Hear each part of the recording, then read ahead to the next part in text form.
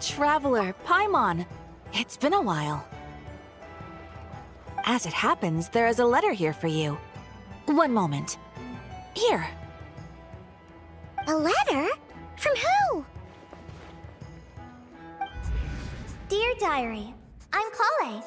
I work as a trainee forest ranger under my master, Tainari.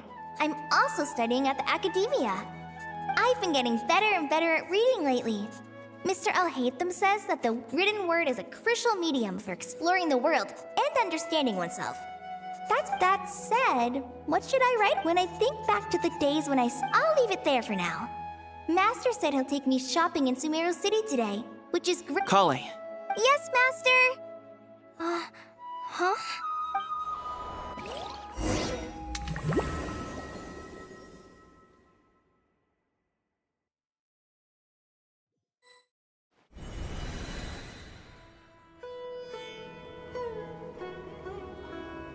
What's wrong, Kale?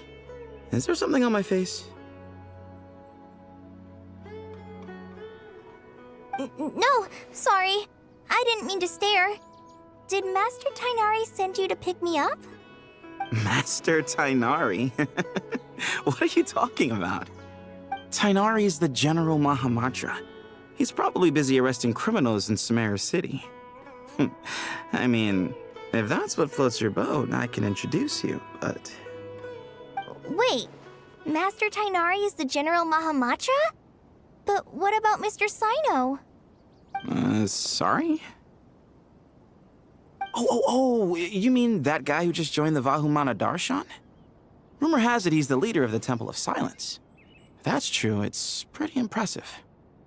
Sounds like you've been getting to know more and more people since you joined the academia. That's great, but don't let your Forest Ranger duties fall by the wayside, okay? What's going on? Sethos is acting like he's my master, and Master Tainari has taken over Mr. Sino's job. Is this some kind of prank? If so, it's a weird choice of prank. But anyway, Sethos doesn't look like he's joking. What is this all about? Hey, you're zoning out again. I'm gonna buy some tools for the Rangers. Why don't you stretch your legs a bit? It's been a while since you last visited the city, right? Wait! He's right. It has been a while since I last visited Sumeru City. Was it always like this? I mean, it feels familiar, yet somehow... something seems different. Is this really Sumeru City?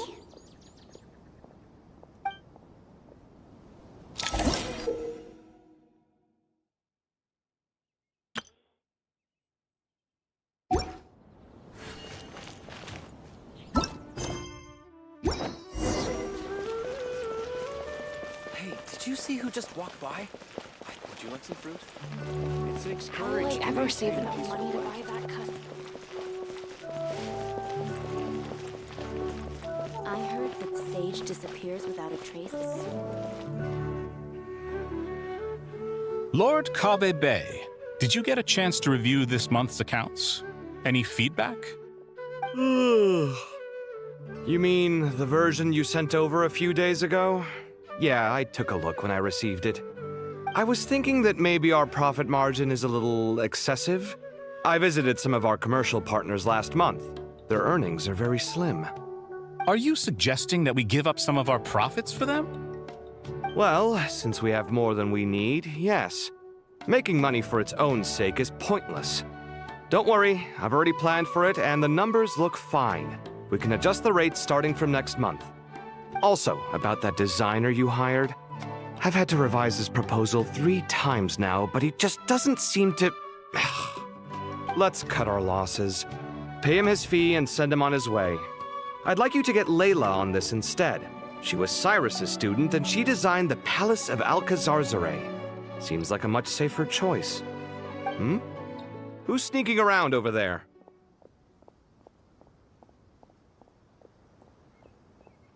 Mr. Kave?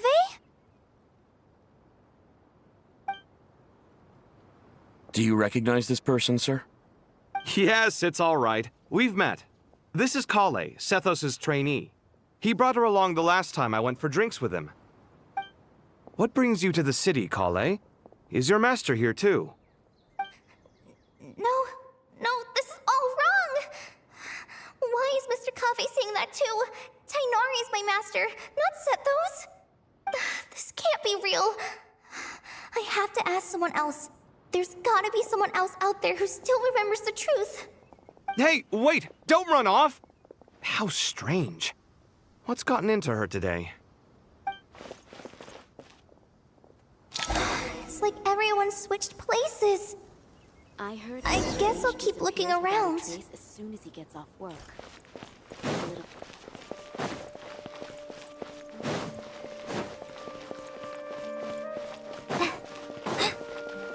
Students are under so much pressure these days. Students are under so much pressure. Lots of visitors today, I see. Welcome all. It's been a while. Hey, Rahman. You know that guy who sells face powder on Treasure Street? I haven't seen him around in a while. Any idea what happened to him? Oh, you mean a Hongar? Yeah, he got into a brawl with Shavirme on Treasure Street. He's been banned from setting up shop there for now. Seriously? Oh, well, that's a shame. I was planning to pick out some makeup for you. Oh, don't worry about it. The legendary Flame Mane discussing makeup with the Zubair Theater star dancer.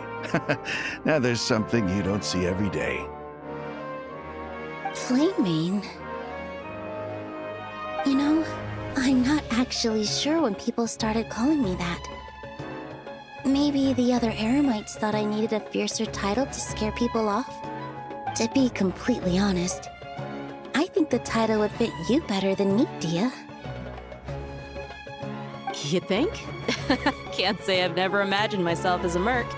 If I ever give up the dancing, maybe I'll head to the desert and give the Eremite life a try. You would? Is that so strange? Oh, not at all. In fact, I've actually had similar thoughts before. If I ever get tired of sleeping out in the wild, I think I might go look for a job at the Zubair Theater.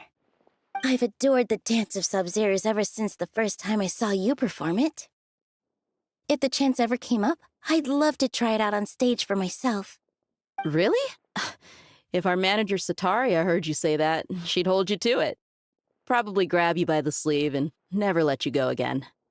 Hey, when that day comes, I'll do your makeup myself. How's that sound? Sure. If the day comes, I'd be honored.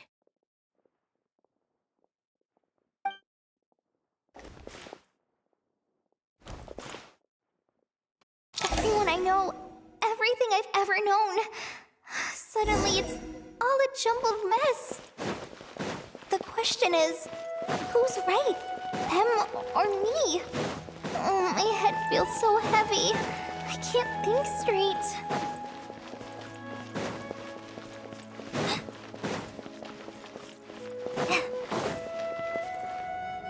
Mahamatra Tainari! We've apprehended the suspect. They say that the fool is prone to blind faith, but the wise man is not immune to it either. Suraj, do you have anything to say in your defense? Tainari, you were the one who turned the sages against me. Just a few words of caution from you was all it took to destroy my research. And now you're trying to stop me again? You should know that mechanical life is the future! We must cast aside our useless flesh and... That's enough. I'm not in the mood to listen to your lunacy. Anyone could tell you how amateur your work is.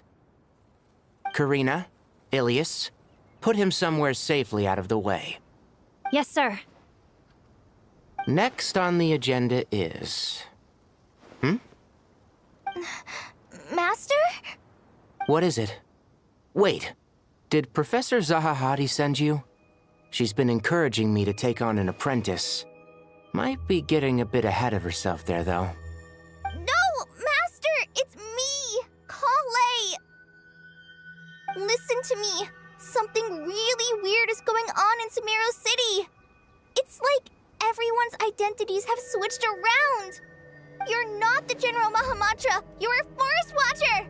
Just yesterday, we agreed All right, there's no rush. Let's back up a little.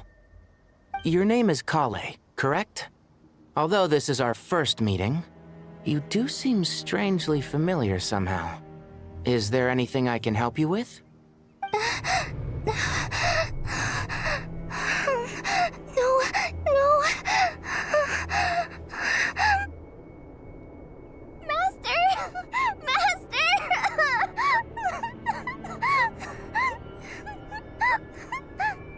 What is it?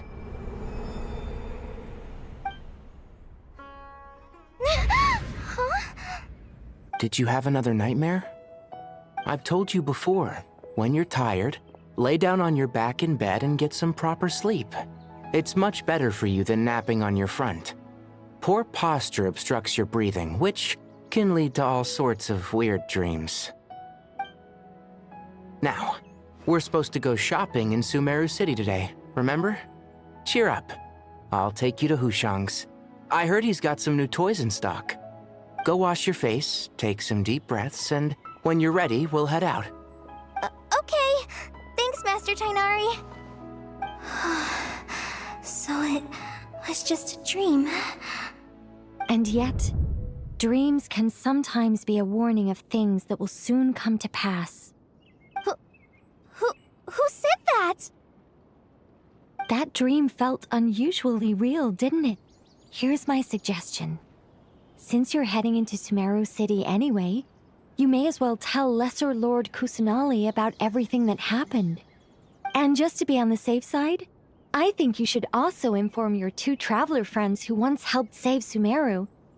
I'd write them a letter if I were you. Time is short. A storm is coming from beyond the bounds of fate.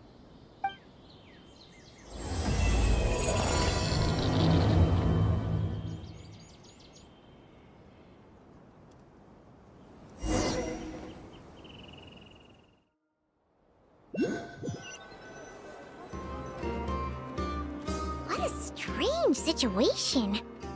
No wonder Kale was in such a rush to write us a letter. Imagine waking up one day to find that everything around you has changed. You might not even recognize Paimon anymore. Oh, that's a scary thought. Let's get to Sumeru and find out what the heck is going on.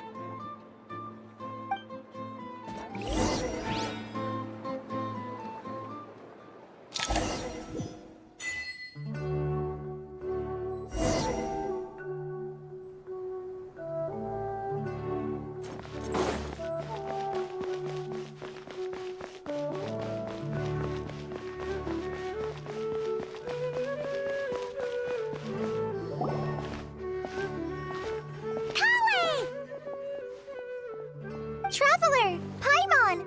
Thank goodness! I'm so glad you made it! Of course! We won't let anything happen to you, Kale. So, what's going on in Sumeru City? Looks like lots of people are moving or something. Yeah, I was just gonna say.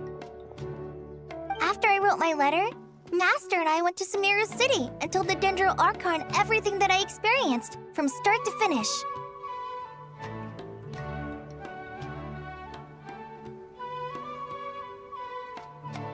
She was silent at first. It seemed like she was deep in thought. Then the next day, we got told that she was ordering everyone to leave Sumeru City immediately and move to Caravan Rebot. The entire population of the city has to move? Not just Sumeru City. The evacuation also includes Lokapala Jungle, Avidia Forest, Ashavan Realm, and Ardravi Valley. Basically, everyone living in the rainforest must temporarily relocate to Caravan Rebot. Holy smokes! That's crazy! Yes, it's quite an operation. Even if people only bring the bare essentials, the scale is simply enormous. They've requisitioned almost all the Sumpter Beasts in Sumeru for the task, including the entirety of Dori's Sumpter Beast Park.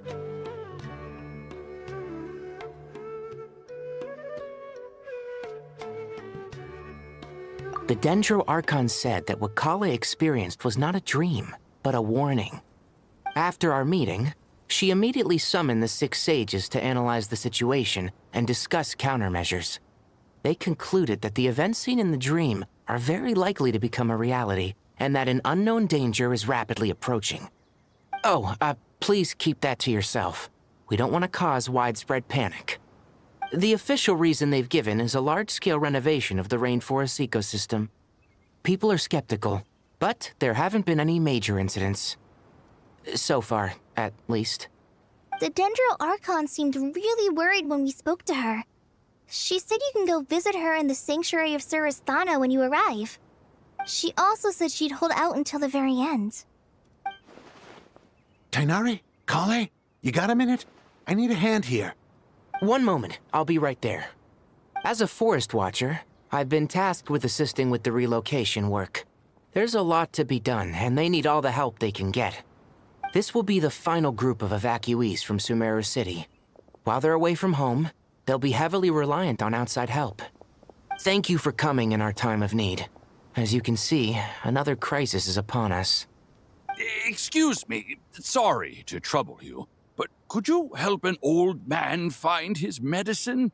It's buried somewhere in my luggage. Where's my mom? Where did she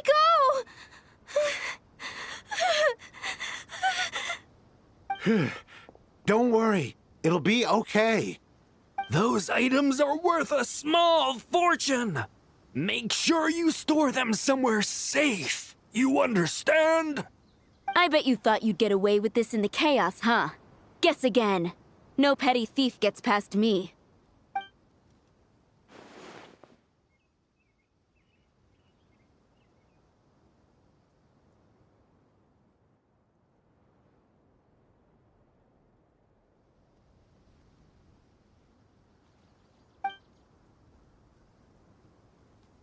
We should go help the evacuees. See you around. I'm so glad that you believed me and came all this way to help. It means a lot. Please stay safe. Don't worry. We may not know exactly what's going on yet, but as long as we stick together, we'll find a way through this.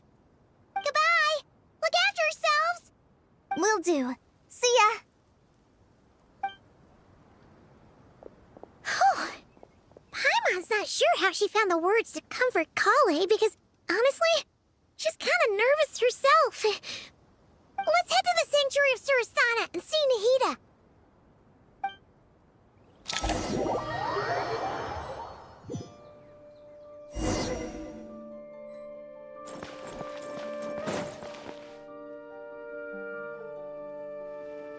Who goes there?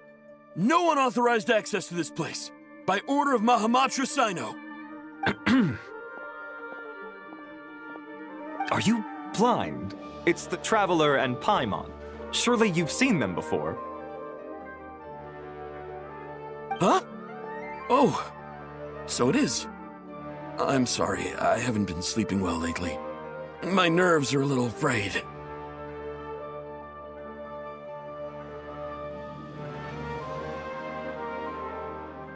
The Dendro Archon is in a very vulnerable state at the moment. Mahamatra Sino is concerned that our enemies might choose this moment to strike, so he's ordered us to strengthen our defenses. Just seeing you two again already puts our minds at ease. Please, enter. I'm sure everyone's expecting you.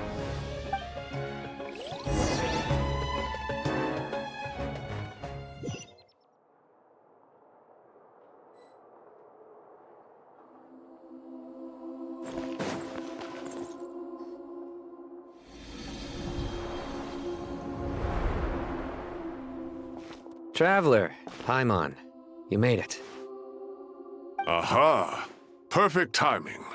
Reliable helpers like you are just what we need right now. Oh, it's good to see everyone again. Kale gave us a rough idea of what's going on, but we still have a lot of questions. What kind of danger is Sumeru City in exactly?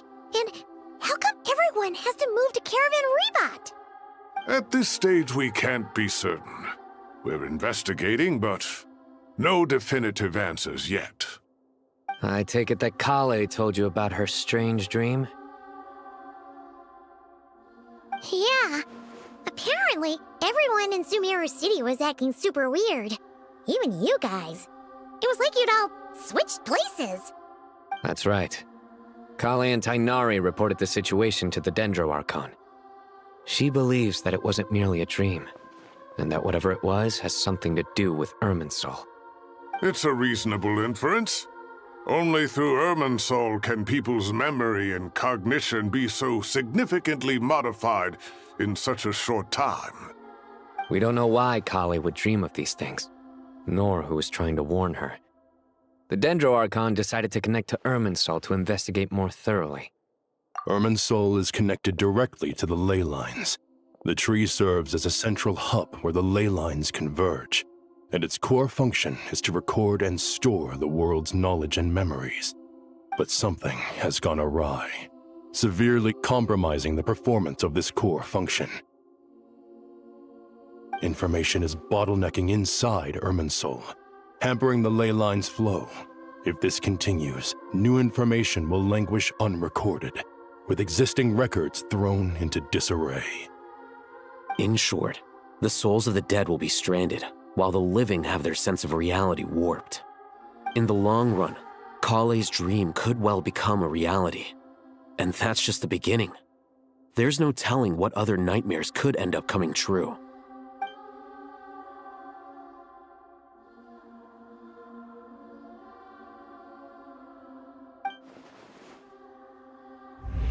I have come this far, to use my death to open the gates of the ley lines to my people.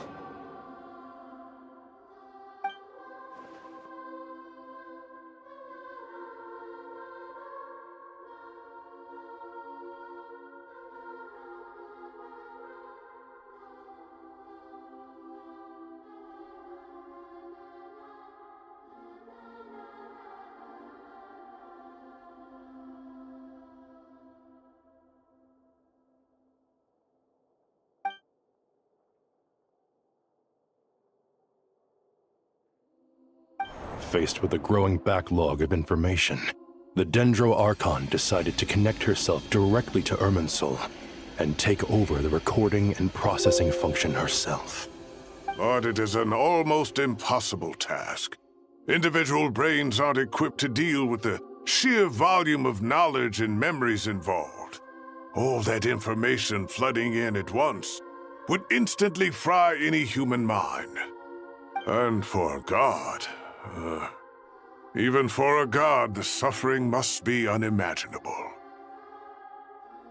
The Dendro Archon's power originates from Irminsul. Any issue with the tree itself takes a toll on her to begin with. On top of that, she's subjecting herself to the grueling task of processing all that data. It must be torture for her. And despite all of this, she is somehow finding the strength to investigate the Irminsul situation from within and send us her findings. I finished analyzing the latest data. Looks like our working theory was wrong. There's no signs of Irminsul having been attacked from the outside. So it's internal then? Some sort of disease, perhaps? No. I've spent half my life studying the ley lines. If Irminsul malfunctioned this easily, the world would have met its end long ago.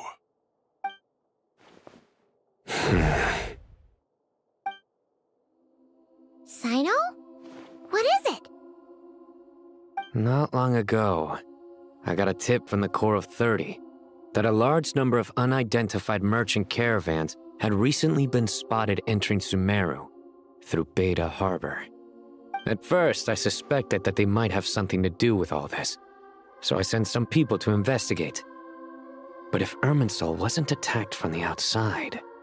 Don't you think there are more important things to worry about right now than guessing who's behind all this? It's been over 12 hours with no new intel. If even the Keeper of Irminsul is this badly affected, you can imagine how bad things are in there.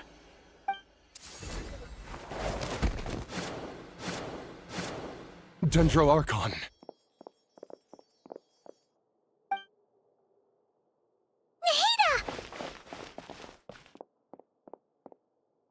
What's wrong?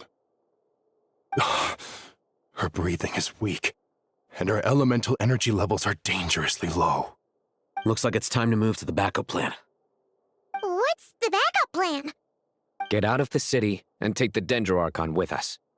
The entrance to Irminsul is directly beneath the sanctuary of Surasthana. That means this is ground zero if anything goes wrong. The Dendro Archon has a very strong connection to Irminsul. But theoretically, this connection should grow weaker with distance. Under normal circumstances, she can unleash her full power here. But with Irminsul out of control, our first priority is to get her away from here. The situation is critical. There's no time to deliberate. Everyone in agreement? I'll deal with it. I'll also let the Matra and the Core of 30 know to start evacuating.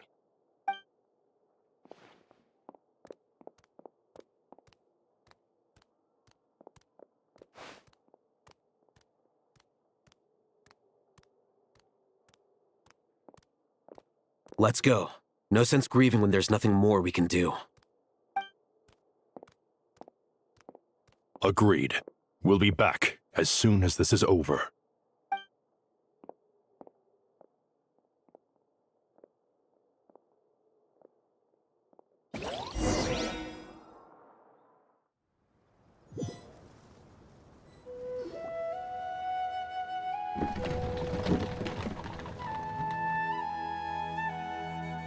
The last group of civilians has been safely evacuated. Dendro Archon's carriage will travel with them. Sino and Hat Guy will protect the convoy.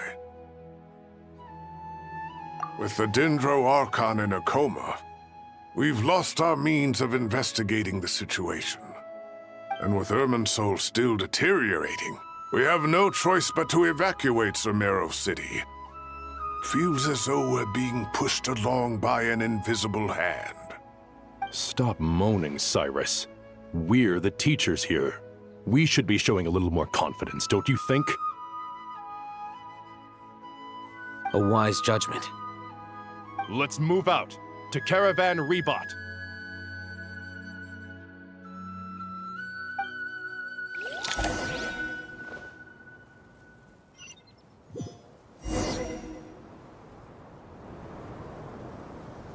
Sir, all units are in position. Good. Everything is going to plan. Interfering with Sumeru City is a necessary step, so do not hesitate. The Irminsul situation will not harm you. We need to speed things up here, too.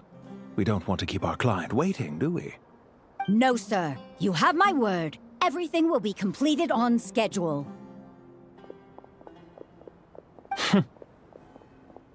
They say that fervent ambition attracts the favor of the gods, and with it, a vision. But we appear to be the exception. So, is our ambition not strong enough? Or does it threaten the very foundations of this world?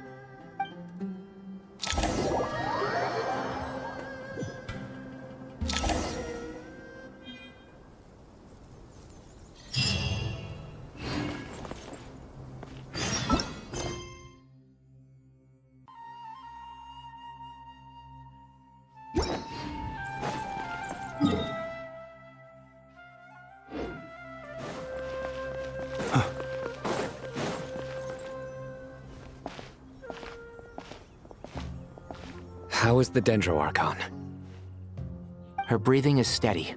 I prepared some therapeutic incense for her, but it hasn't had much effect. Her vitals are still very weak. Based on the information you've provided, I have a working hypothesis. Her condition is partly due to Irminsul's influence, and partly due to a physiological imbalance caused by the rapid depletion of her power. Elemental energy usually flows through the body at a relatively constant rate. The body grows accustomed to this rhythm, so when it's thrown out of balance, physical symptoms will appear. Is this similar to the ley lines? Overloading and withering both directly affect their vitality, potentially causing irreversible damage. Correct. From a biological perspective, if you overexert yourself, you pay the price with your life. The Dendro Archon is not only drained of power, but her life force is at a critically low level. Is there any way to restore her health? I know the ley lines have strong self-healing abilities.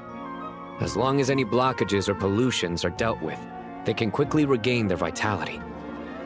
But what about people? Well, gods. What's their capacity for self-healing? Before we think about that, there's a bigger predicament to resolve. Restoring the Dendro Archon's power requires us to heal Irminsul first. But that will be extremely difficult without the Dendro Archon's power. Paimon's already getting lost here.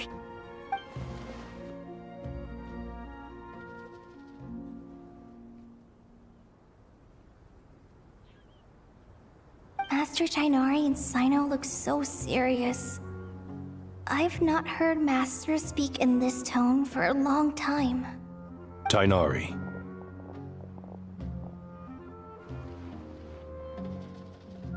Master Nephis, sages. Tainari, haven't seen you in ages. Have you gotten taller? Or did your ears get longer? Hopefully the former, Uncle Baladuri.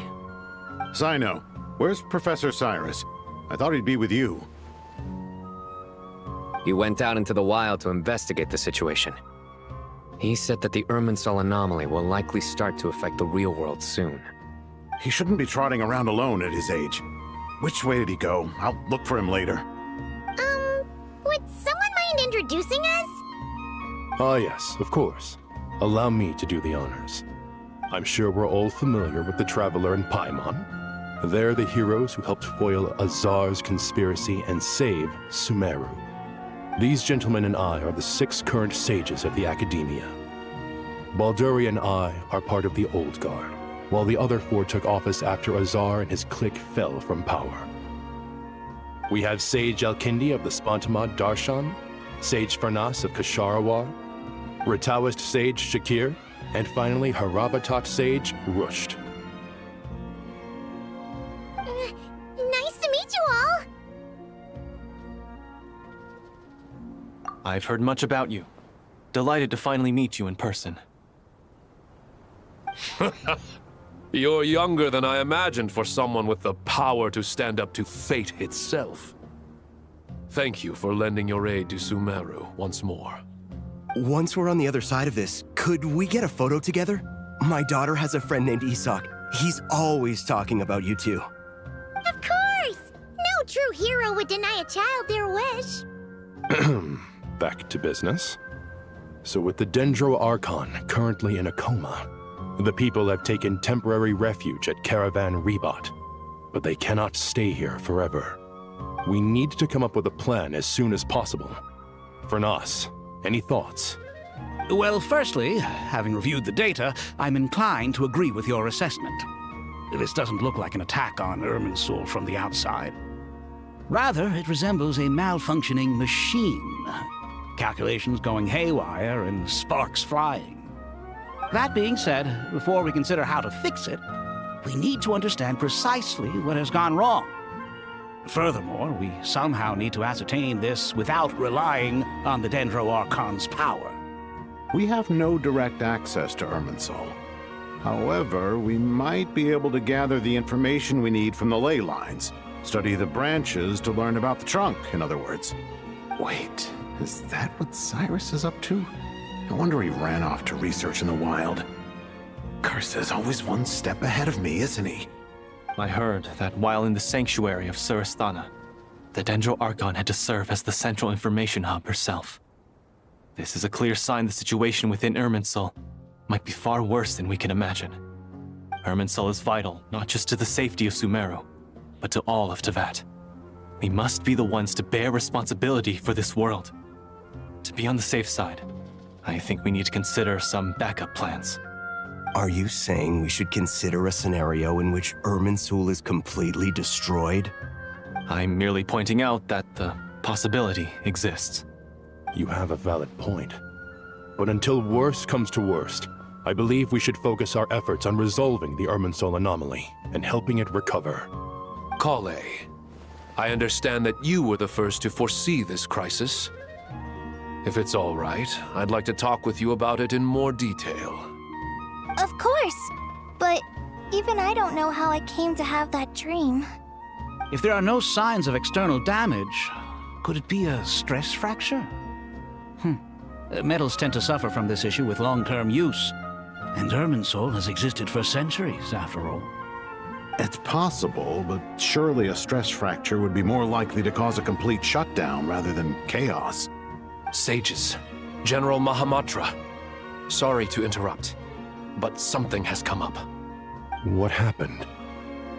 Some citizens didn't believe that Sumeru City was really in any danger. They slipped away and hid during the relocation, intending to return home. How many people are we talking? About a dozen. Sakura found them while on patrol, but they appeared to be suffering from psychosis.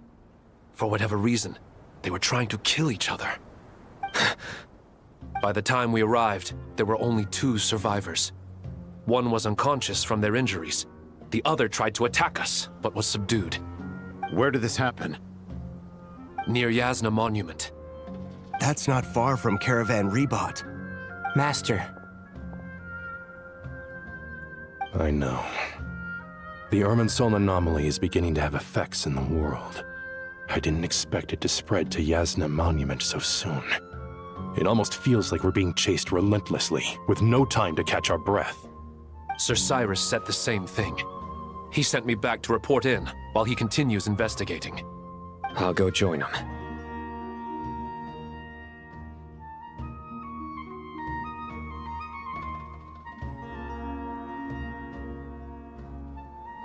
Count me in too. Don't let my age fool you, I can still fend for myself. Very well. Meanwhile, the rest of us will continue discussing our next steps. Get back soon. Take care of yourselves. It's getting dangerous out there.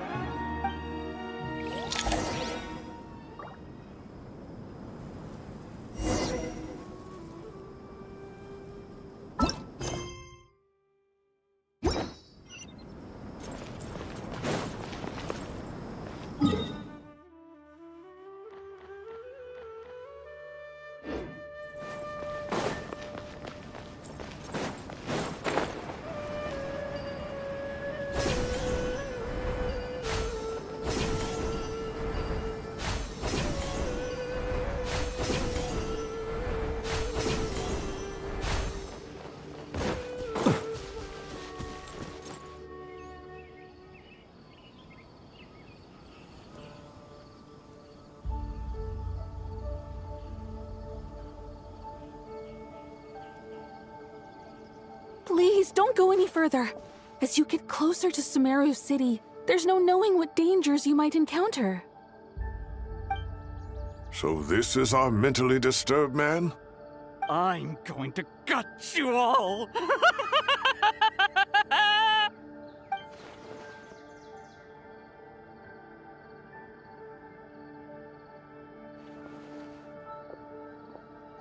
Cyrus, you didn't even bring a single guard? Do you think you're some sort of warrior?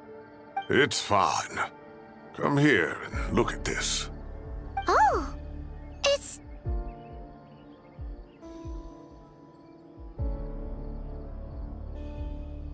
That's right. Flowers that bloom from openings in the ley lines, indicating some sort of anomaly. I don't believe I've ever seen a color like this before. Did you discover it nearby? Not just here.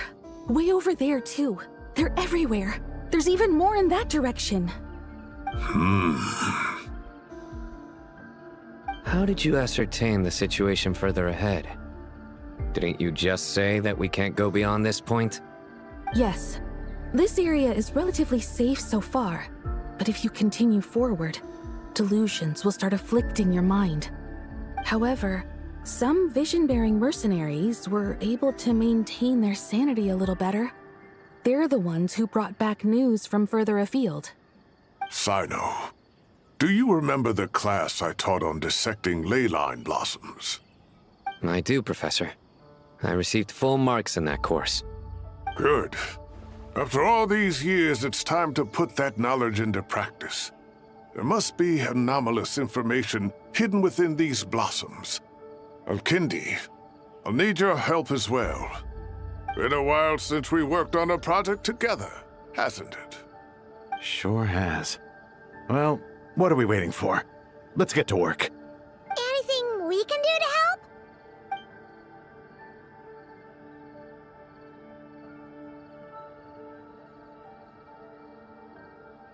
Will you need my help? All right, well, don't go too far. There's too many unknowns at this stage. Let's regroup at Caravan Rebot later. Don't worry if you don't show up. I'll come and find you.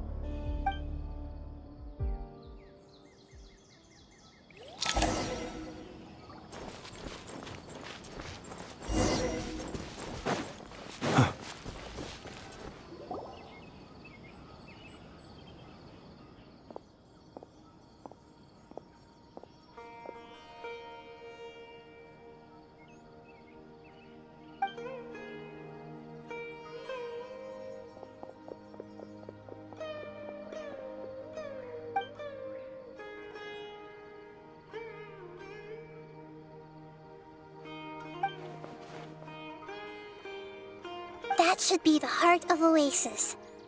All we need to do is light it with the fire seed, and it'll restore a pep with elemental power.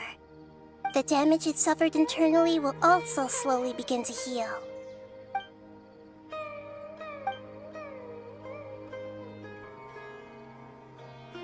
What is it? You thought of something? Really? Then let's get back and tell the others!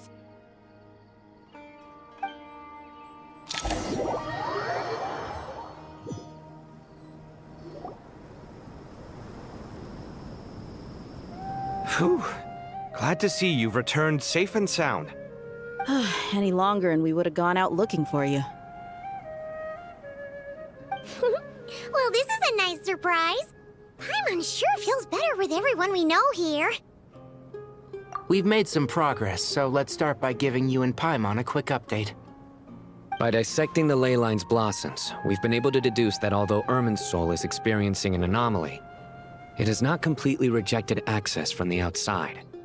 The Dendro Archon has the power to connect to Irminsul, but there's also another way. I assume you recall the devices everyone was wearing when you first arrived in Sumeru? Devices? Oh, wait. You mean... The Akasha terminals?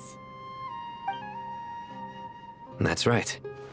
Of course! It's been so long, Paimon almost forgot all about the Akasha. Wasn't it shut down, though?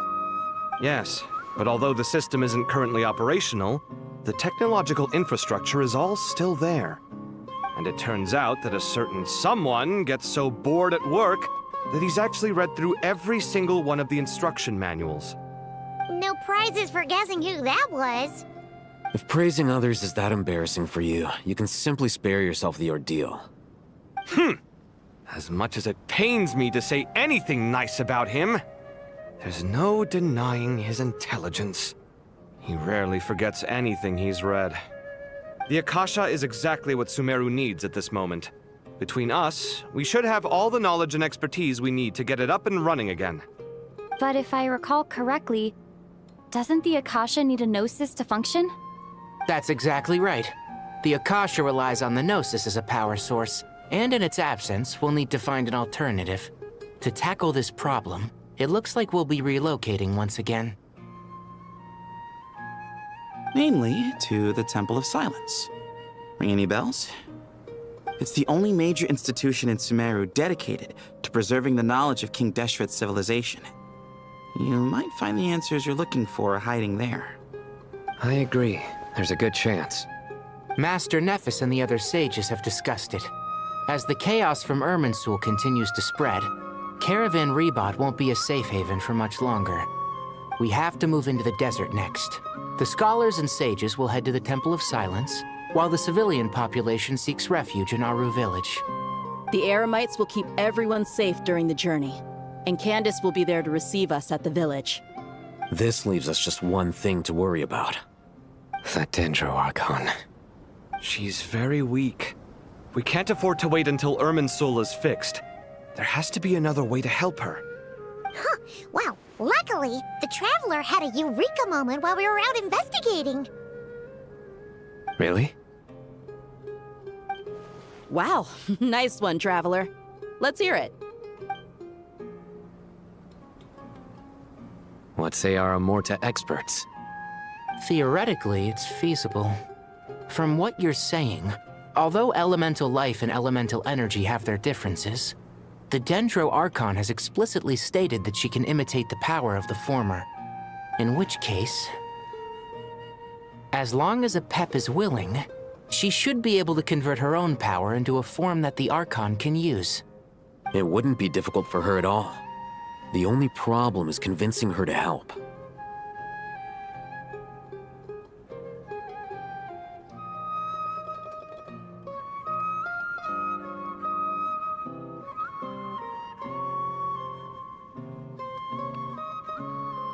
Yeah! Even though she wasn't exactly friendly the last time we met, she didn't refuse to talk with us. When she realizes the danger that Nahida is in, surely she won't turn a blind eye to it. Well, hopefully not. Either way, we're not exactly spoiled for choice here. Hey, it's better than having no options at all. I agree. Without Irminsul's aid, the legendary Dendro Dragon Apep may well be the only living thing in Sumeru who can help our Archon recover her power. There's no time to lose. I'll bring this proposal to Master right away. If he and the other sages agree, we'll split into 3 teams. The academics will go to the Temple of Silence to look for a solution to the Akasha problem. The Eremites will escort the civilians safely to Aru Village, and the Traveler and Paimon will take the Dendro Archon to see Apep. There's still a long road ahead, and no knowing if we'll make it. But at least we have a direction now. I'll take it over floundering around in confusion. If there are no objections, then let's proceed.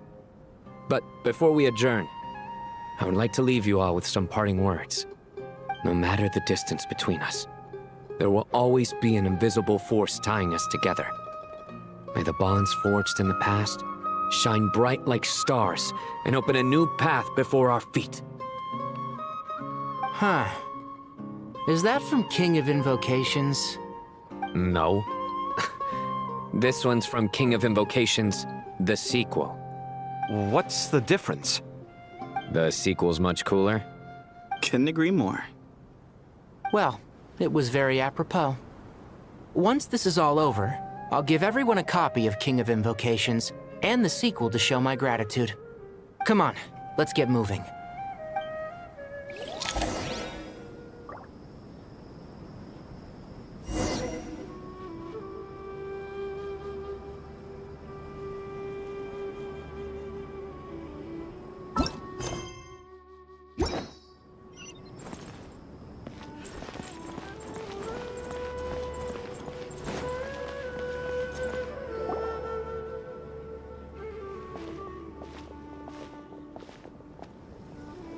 Tainari has brought me up to speed. I approve of your plan of action, but we can't proceed with everything right away. The people need to rest. For many of them, this will be their first time in the desert, so we'll need to find additional personnel to help escort them. You two, please go on ahead with the Dendro Archon. Let's rendezvous at the Temple of Silence later. No problem. We got this. Words can't express my gratitude, so let me just say, I hope everything goes smoothly for all of us. Goodbye for now. All right, let's get going. If Paimon remembers correctly, the last time we saw a Pep was in... Traveler, Paimon. Could I borrow you guys for a moment? It'll only take a second. Kale, what's the matter? Well, the thing is, Master Tainari once told me, after you raise a problem, you should think about how to resolve it. But ever since I had that dream, I feel like I haven't been of any help at all. I tried my best to keep up with the conversation, but there was so much new information, I couldn't take it all in. So, I just wanted to ask, do you have any tips for me there? Paimon knows exactly how you feel. But fear not, everything you need to know is right here in Paimon's notes. Sumeru chapter. It's got tons of info about all the things we've seen and heard on our adventures. Some parts are a little simplified, but hopefully it all makes sense.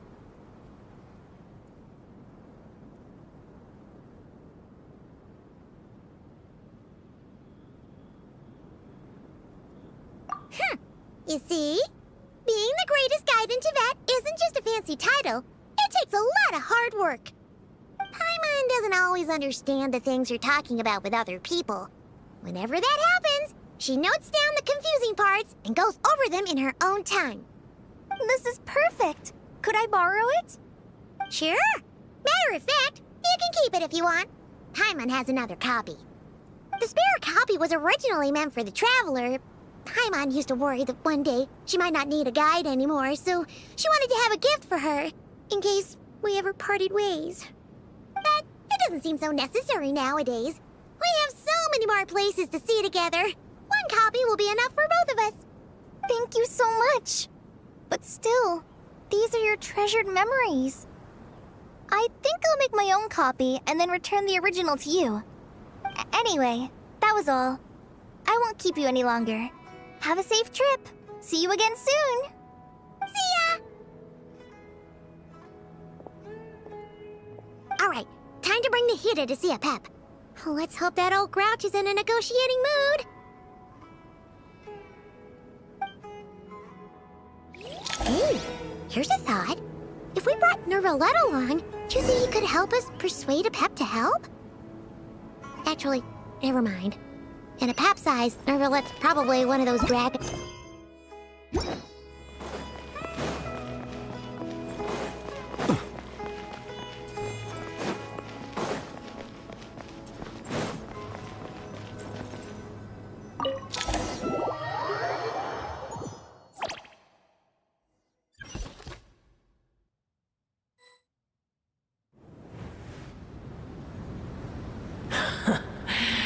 I had a feeling your kind might come calling. The ley lines are in disarray. Something has gone wrong with Irminsul, yes. Even from a great distance away, I can sense that Sumeru is headed for destruction. You who took our home from us, prepare to watch as your own world is plunged into oblivion. Oh, how the cycle of history comes to a poetic conclusion. This isn't a joke, Pep! Nahida's in grave danger! Can you please help her?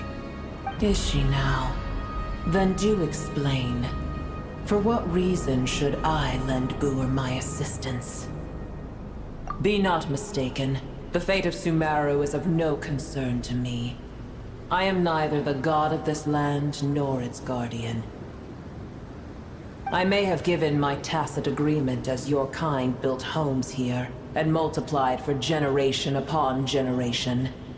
But that does not mean that I bear any responsibility for Sumeru. Tiny Buer, puny humans. In my eyes, all of you are but intruders who followed in the wake of the heavenly principles. The age of the dragons ended long ago, and the world that replaced it is under the dominion of the heavenly principles. In choosing not to side with your enemies when the heavenly principles' rules began to relax, I have been merciful enough. Do not forget that I have no love for this world you hold so dear. Pep, if you truly despise gods and humans so much, well, after the great humiliation of being helped by a god in the past, shouldn't you be jumping at this chance to balance the scales? Now that is a compelling reason. When El Ahmar plotted against me and I was tortured by forbidden knowledge, it was Buer who saved me from agony. And though I regard with shame the pity of my enemies, to receive aid without repaying it would likewise tarnish a dragon's dignity. Oh, tiny Buer, puny humans. Just this once I shall deign to show you the true power of dragonkind. Whoa! It's happening again! We're gonna get sucked in!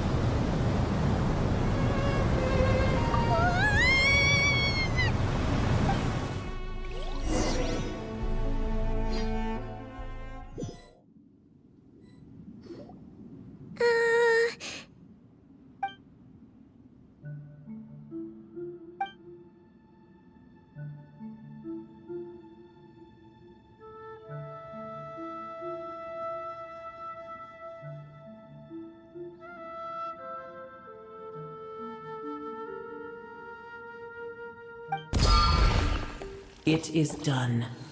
The heart of Oasis is supplying her with life force as we speak. It shall not be long before she recovers. But I should warn you. Booer's existence is closely intertwined with Irminsul. Unless the issues plaguing it are resolved, she will never completely recover her former strength.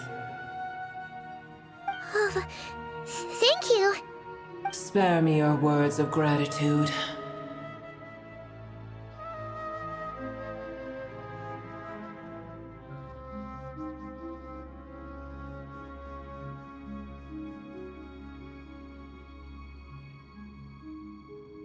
You may also spare me your feigned concern.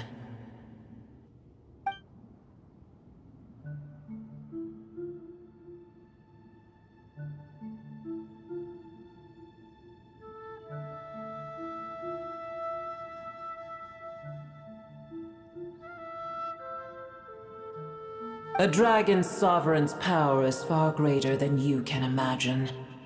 While I was indeed weakened when the heart of Oasis ran dry, providing Tiny Booer with a morsel of my life force shall have little consequence for me. Oh, good to hear.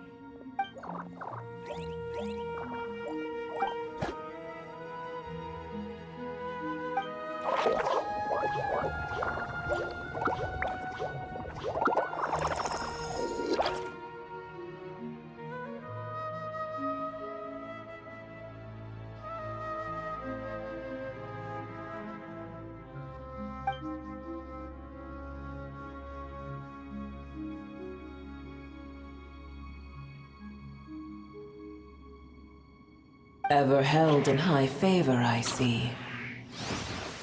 Oh, well, you know. The compliment was sincere. Simply accept it.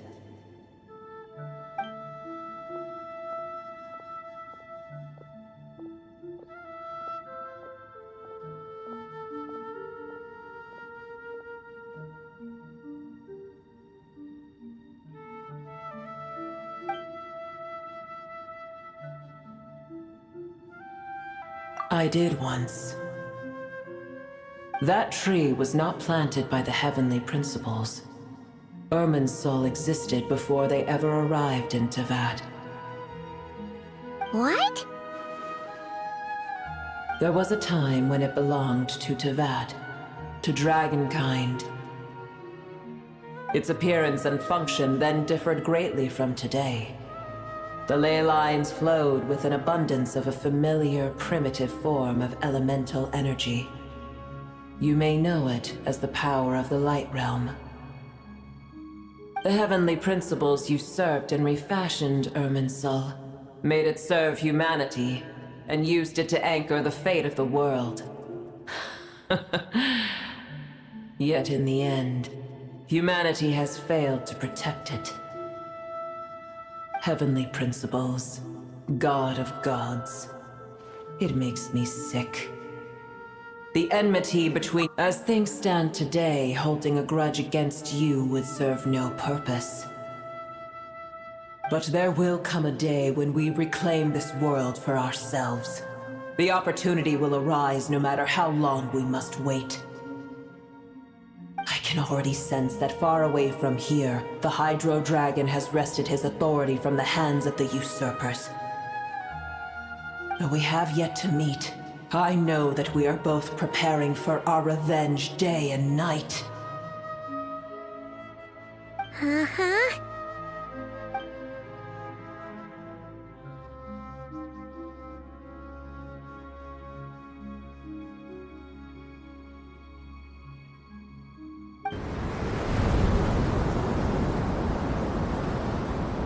I hear a great disturbance out there. Huh? What is it? Sandstorms come. The Jinn. I see. Another calamity approaches. You both seem restless. Let us part ways here. Booer is safe with me. Once she has recovered, I shall return her to your side. thanks again. Take care, alright? I told you already I have no need of your feigned concern.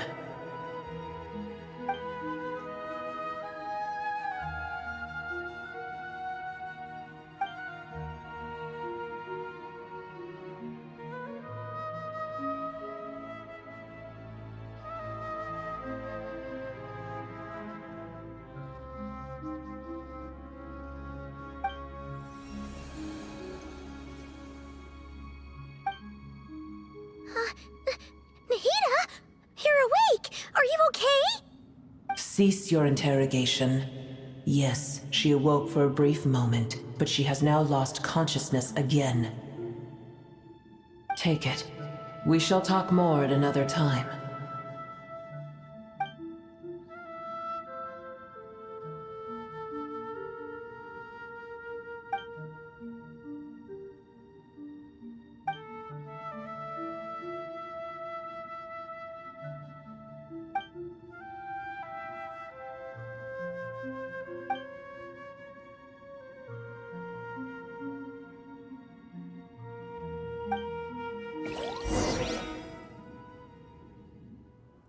Where the heck are we? Did you just dump us in the middle of nowhere? Wait. No, Paimon remembers now.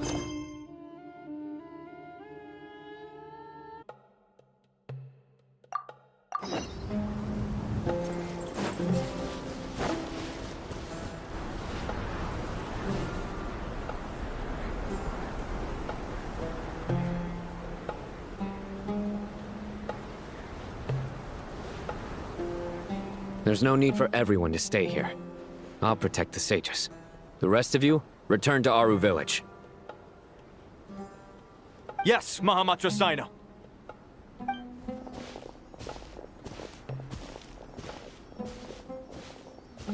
Sino! What's going on? You're back. How is the Dendro Archon? What a relief. It's the Jinn. Countless Jinn have stirred up violent sandstorms across the desert, blocking our path to the Temple of Silence. Tainari and Kale have returned to Aru village to help. The Jinn are being highly aggressive, so both the village and the merchant caravans require protection. It's just one thing after another. Where did all of them come from anyway? In all my trips to the desert, I've never seen anything like this before. As I see it, the only possible candidate is Gurabad. Gurabad? Baladuri could explain in more detail if he were here.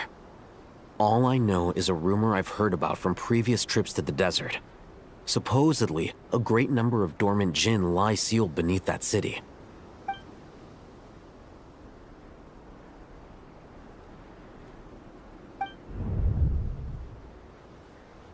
Gurabad is, for me, a fated land.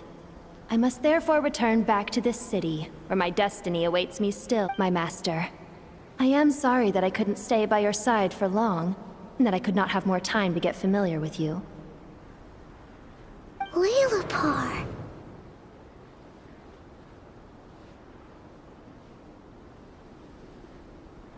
Yeah, we once said goodbye to a friend there.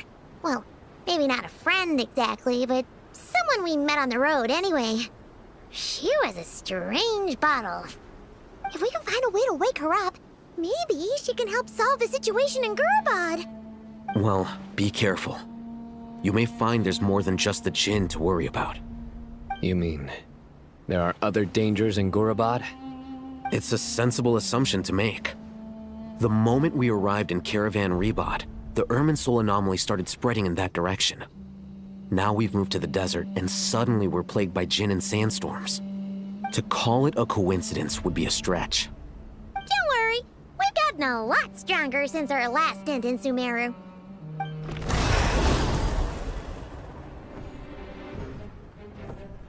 Ah!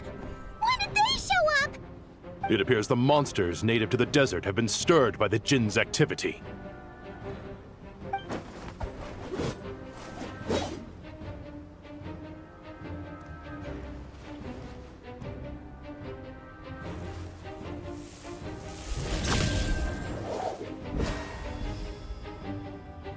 You should get going. We'll take care of things here.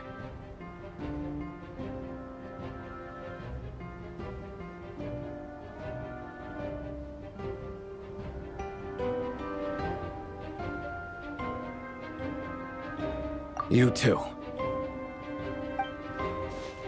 Don't do anything too risky. You got it?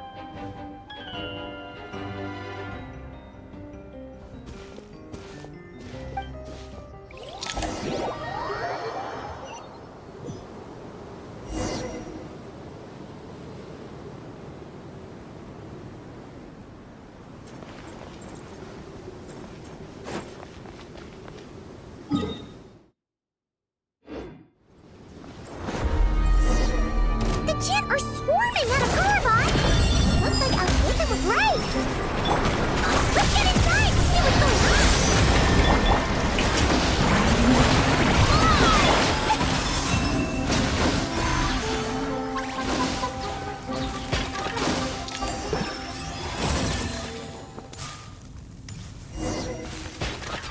They just keep coming!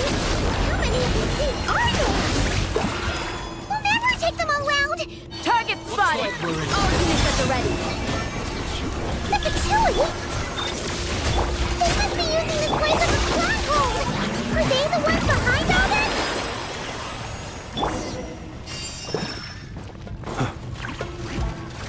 Huh. Fighting Jin with one hand and Patui with the other? This is pure chaos!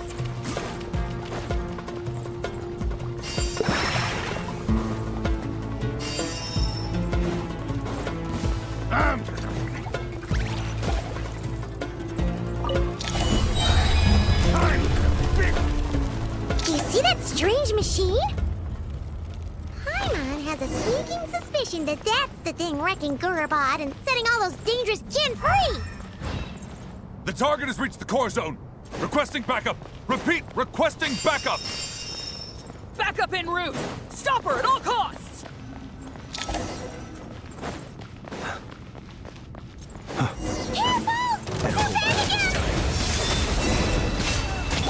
Defensive mode engaged. Annihilation mode. Strike a pose!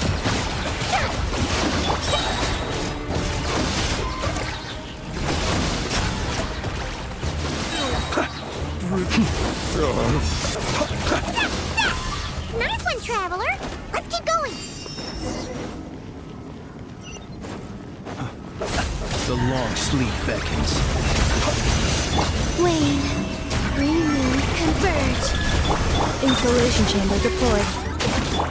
Yoo-hoo! Let my name echo in song! Close your eyes. Observe. Fear the dark.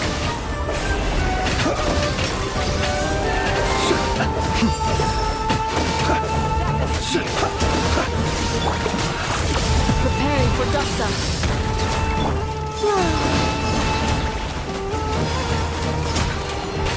A moonlit night for all. Strike a pose! Let the world collide!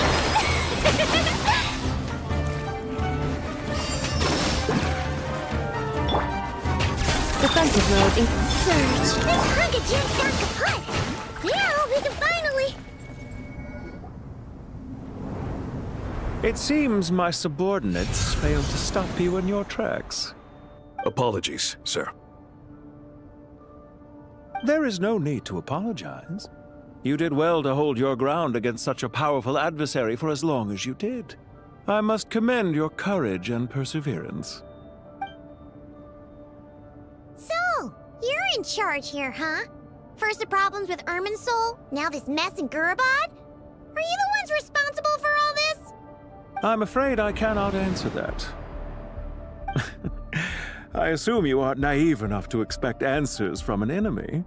Oh, this guy is so snooty! However you want to spin it, you're clearly involved in this somehow. So you can either start talking, or we'll have to make you talk. Let's get him! Traveler, what's wrong?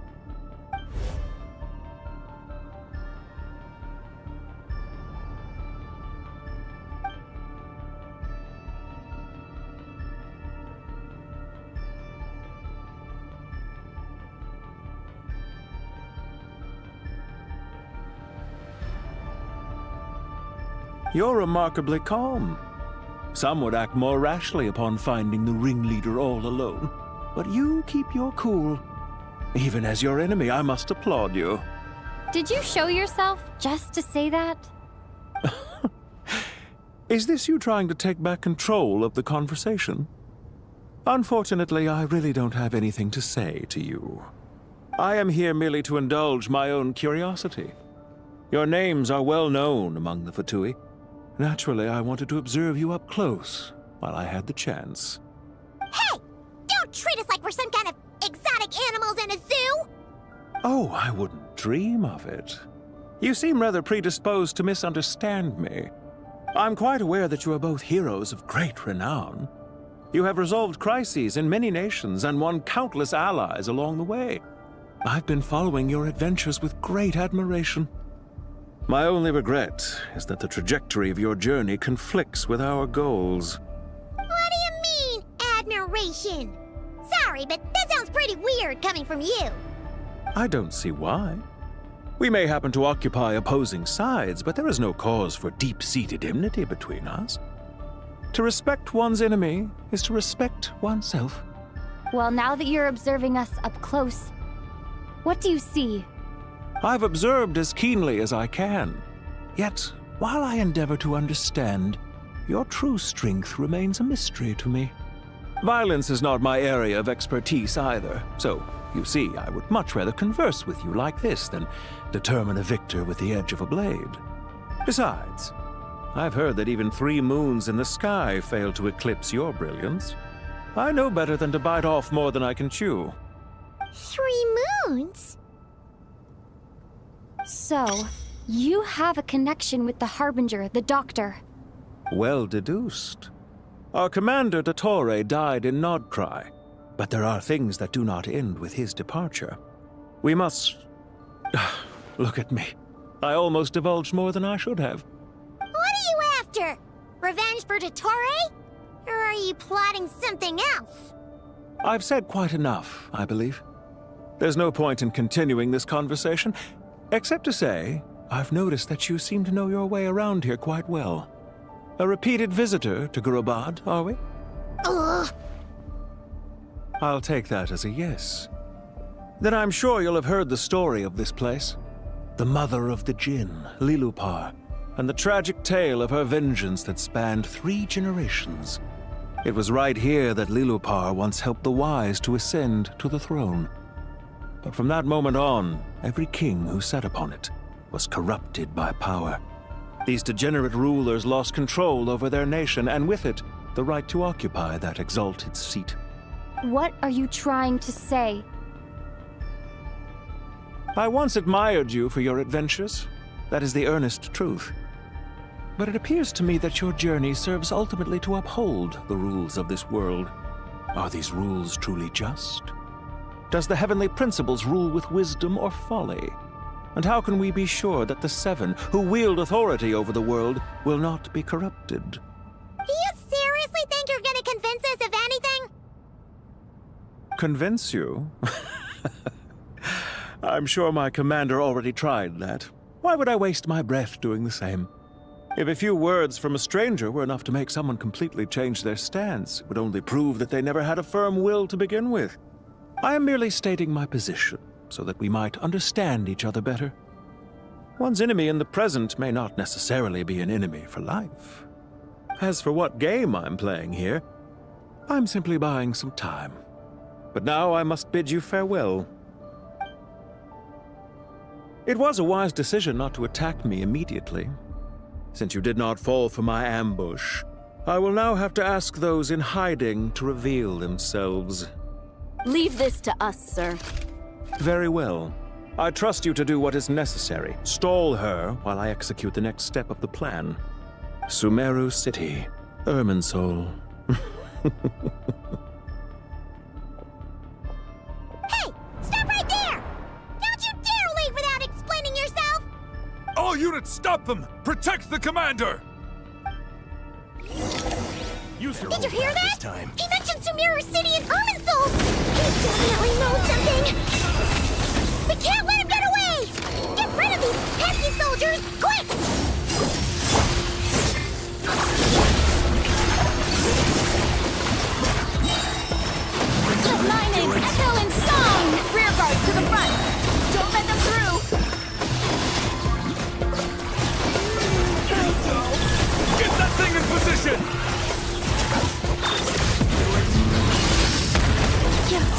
on! Just a little longer!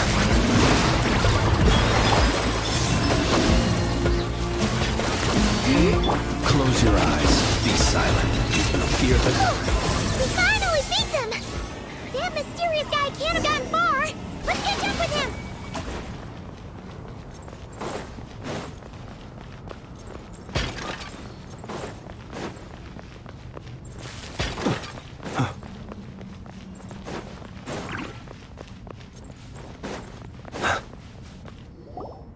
Found him! Over here! You're very persistent. Hey, you! Stop running and explain yourself! What are you trying to...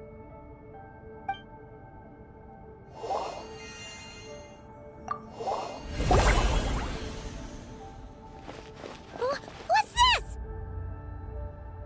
Relax. A small trap like this won't be enough to hold you. The sandstorms from Gurabad will die down soon enough, but this small window of time was all we needed to launch the next phase of our plan.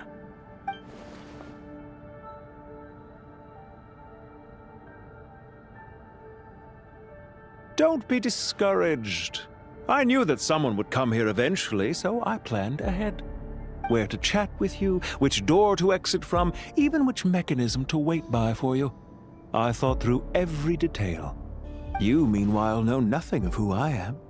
So far, you've only heard my voice, and for all you know, it may not even be real. But not to worry. This is only our first meeting.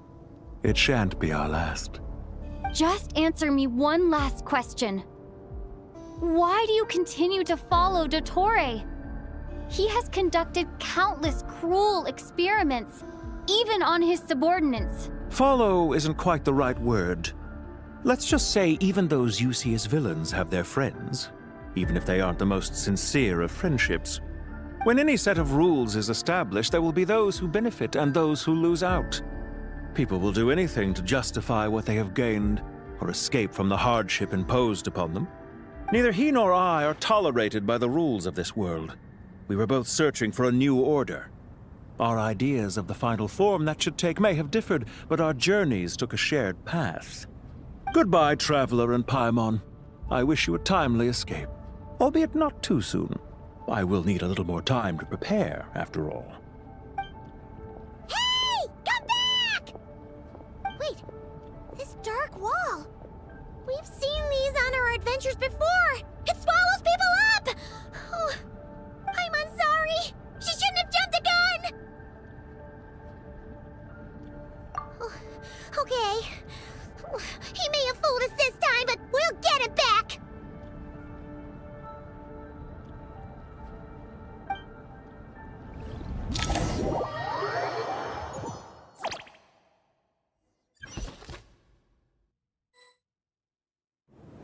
Sino and his team are guarding the north. We'll take this side. There's so many Jin. We can't let them get into Aru Village. Don't fret. I am well prepared for this situation. Huh. So you have a solution? Perhaps you're unaware that I have a trusty genie partner of my own, Plumpy. If I send her to negotiate with the others, this whole thing will be resolved before you can say Mora. Off you go, Plumpy!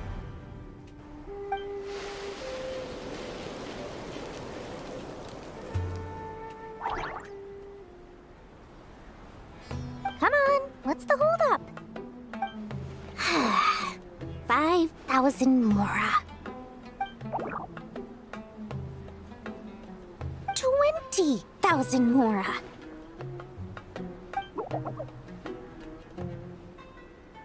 100,000 Mora. Final offer. Ah, so she's a hired partner.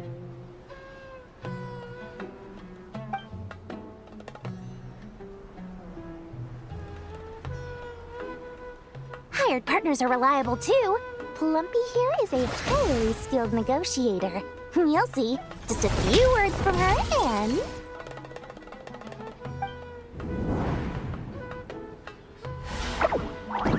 Plumpy! Don't you Jin have any respect for the rules? This was supposed to be a negotiation! How dare you treat my messenger like this? You wanna play rough? Two can play at that game!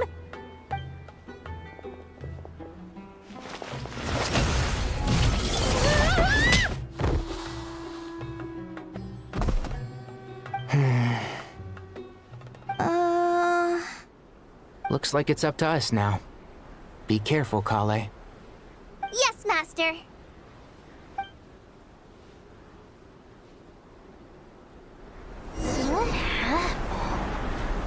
How did I pass out? Never mind. Lumpy, it's time for revenge.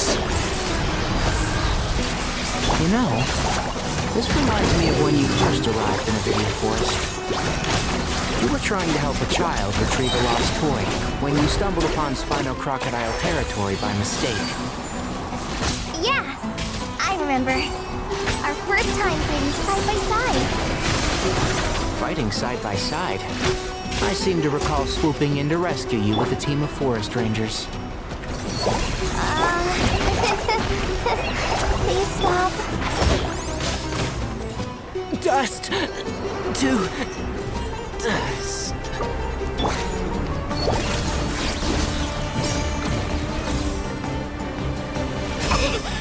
You pig!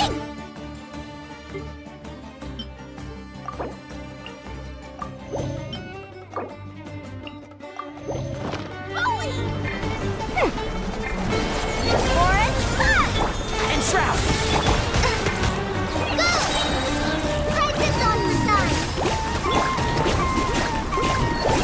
Let's swing the deal! Can't see? Yeah. There's too many of them! I can't believe I used 12 rare items in one battle. Ugh.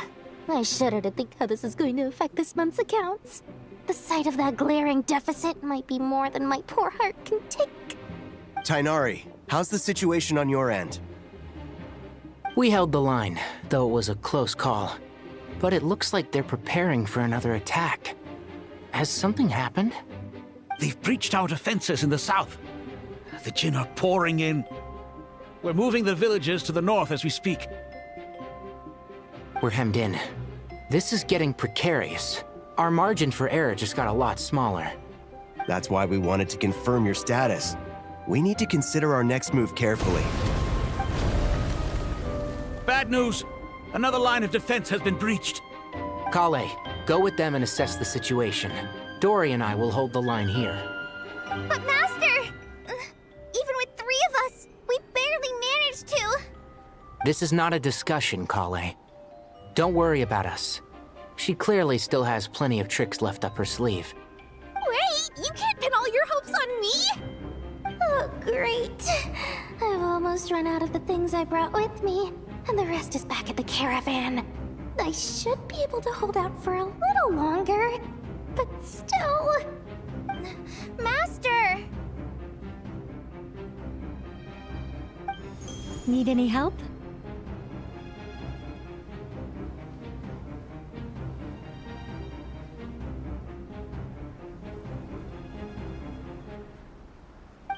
Huh? What is it, Kale? If things continue like this, it won't be long before... I don't care. Whoever you are, please just help us. The only one who can help is you. I am a spirit created at the beginning. I am a flickering illusion. What do you mean?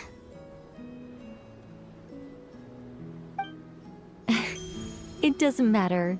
You don't need to understand it. Watch out! Jinn incoming! I am a spirit created at the beginning.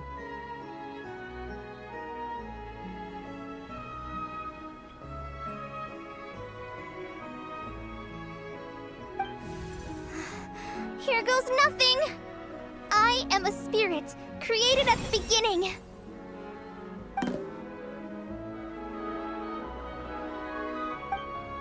I am a flickering illusion. I am a flickering illusion.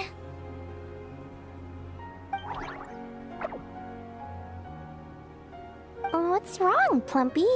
I've never seen you so agitated before. But how do you...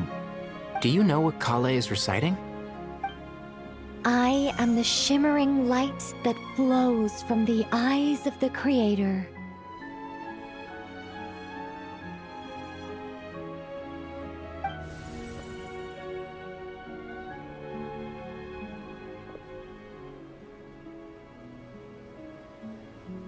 I am the shimmering light that flows from the eyes of the Creator!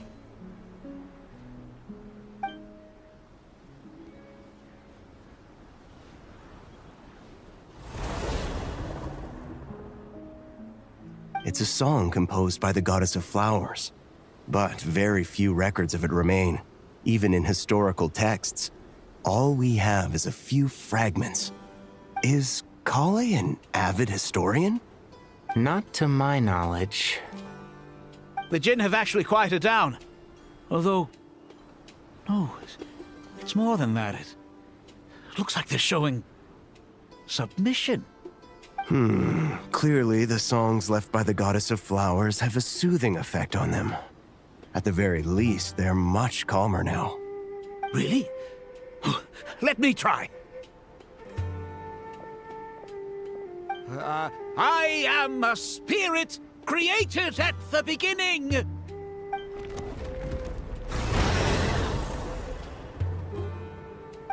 Don't stay away. I'll stop. I'll stop. It seems like the song only works when Kale recites it. But why? Kale.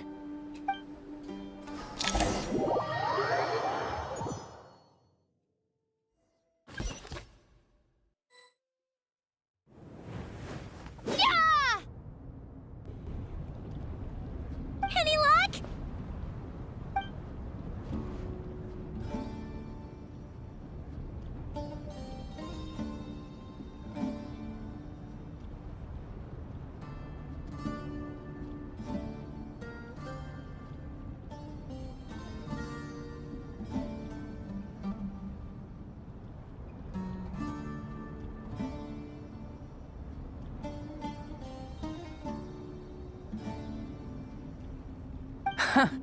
When I heard that loud rumbling in the distance, I thought the shifting sands had bust open the gates to some ancient treasure vault.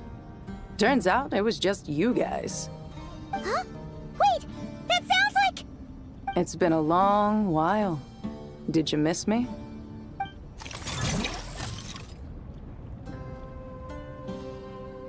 Jet! Ben! Let's save the catching up for later. First, I gotta get you guys out of there. This should be the right mechanism. Ben, can you handle it?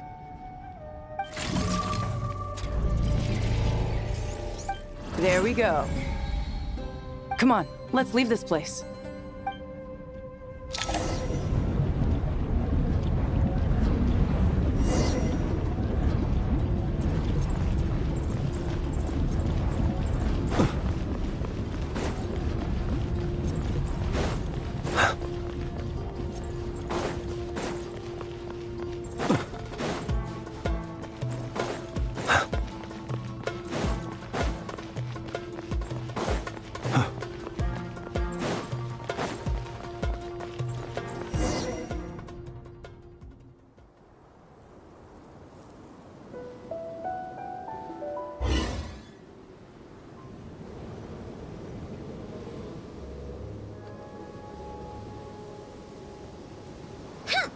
Fatui sure made themselves scarce. It's like they were never here. The Fatui? They came to the desert again? Yep. No idea what they're planning this time. They were being very coy about it. How have you been, Jet? Well, since we last met, I've started my own band of mercs. We've actually made quite a name for ourselves. Oh, yeah. On a slightly different note, I have some good news. I finally took care of Masaira. Not much to write home about. It was just another day. Found his hideout. dragged him out of his cozy little bed. He tried to talk me into seeing his point of view, as usual. But I'm way past that by now. There was nothing. What about you guys? Bet you've forgotten all about me and Ben, huh? Of course not! We're super duper best friends! Wow. Sounds like I should make time to visit some other nations too. Anyway, what brings you to Gurabad? Oh, right. I almost forgot. We're here to look for Lilupar. That bottle? Seriously? Yeah! We need her power to calm the Jinn and stop the sandstorms. Here's hoping we actually manage to find her, after all the trouble we've been through. Surely, with everything's been going on in Gurabad, she must have woken up, right? Only one way to find out.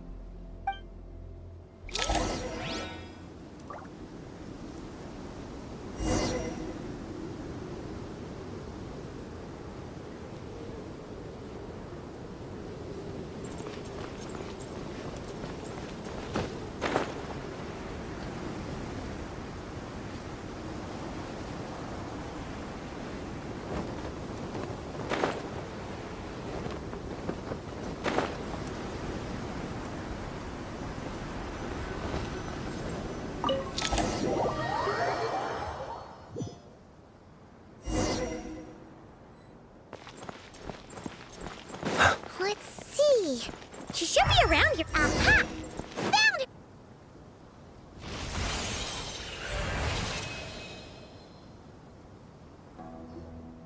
Lilupar! What a long dream that was. It's been a while, my master. Oh, and you're here too, little wildcat. The four of us back together again. Imagine that. After we last parted ways, I merged with the land beneath Gurabad to suppress the dark calamity stirring in the depths. It rekindled the flame of vengeance within the Jinn, depriving Gurabad of any hope of peace. I fought against it for a long, long time. Until one day, I sensed a change in a foreign land to the west. Suddenly, the pitch-black abyss fell silent.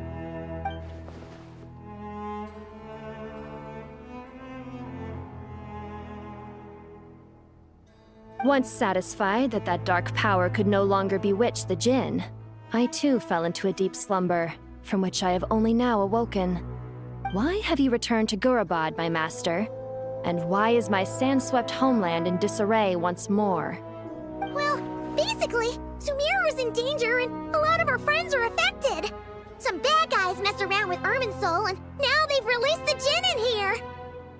We managed to chase off the culprits, but we have no idea how to seal this place back up and stop the sandstorms. Child's play. I shall quell the Jinn and scatter the storms. Thank you, Lilupar. No need to thank me, my master. I have granted many wishes in my time, and this was the most trivial of them all.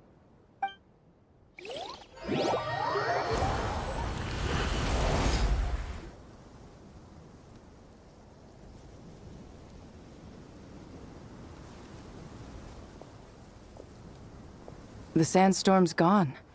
The sun shines bright again. When I said that we'd meet again under a lovelier sun, this was exactly how I imagined it. Yay!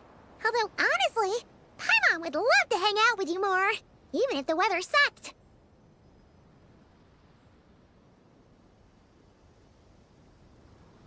Well, there shouldn't be any more Jinn breaking out, right? Are we okay to head back?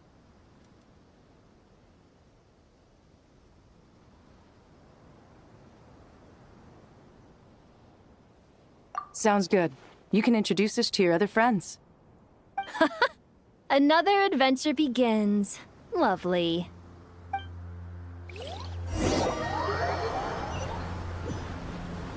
The storms have stopped! We should be able to get to the Temple of Silence without any problems now. Time to regroup!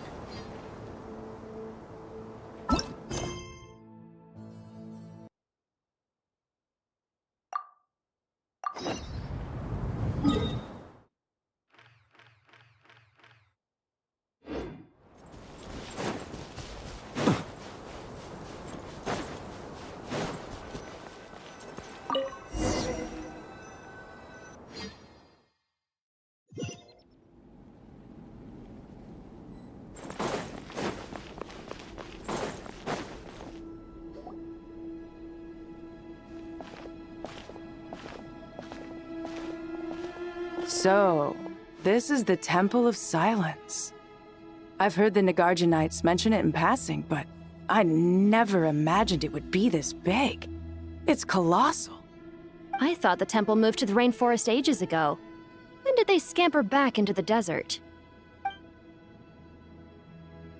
I don't know. This plan sounds a little too risky for my liking. Even in King Deshret's day, this was experimental technology. We have no idea what could happen if we activate it. Well, unless you know of another viable alternative for the Akasha terminal, I'm afraid this is our only option. The plan is sound, and the risks are manageable. However, if we are to proceed, we must act quickly. The scale of this project is enormous. Even with Kaveh, Faruzan, and every other scholar of mechanics working on it full-time, the proposed modifications won't happen overnight.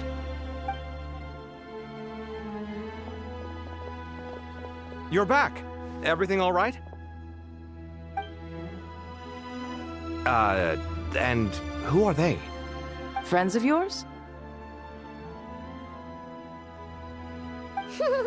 Pretty much everyone in the Temple of Silence is. This guy's Kaveh, and the one next to him is Alhaitham. Hello, I'm Jet, and this is Lilupar. Oh, a famous name from the history books. Pleased to meet you. A friend of a friend is a friend of mine, as they say. Who's they? Huh? Do people not say that? Not in the desert. Friends you can trust, but friends of friends? Gotta keep an eye on them. Still, I do trust the Traveler's judgment. I'm sure you're good people. The sandstorms have calmed down. I take it the Gurabad problem is resolved? What did you find?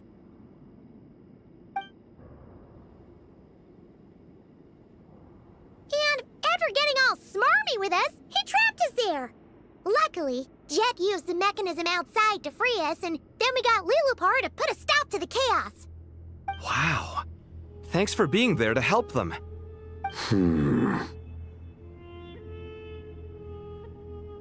So, this mystery man openly admitted that he was merely a Harbinger subordinate. Yeah? Is there something weird about that?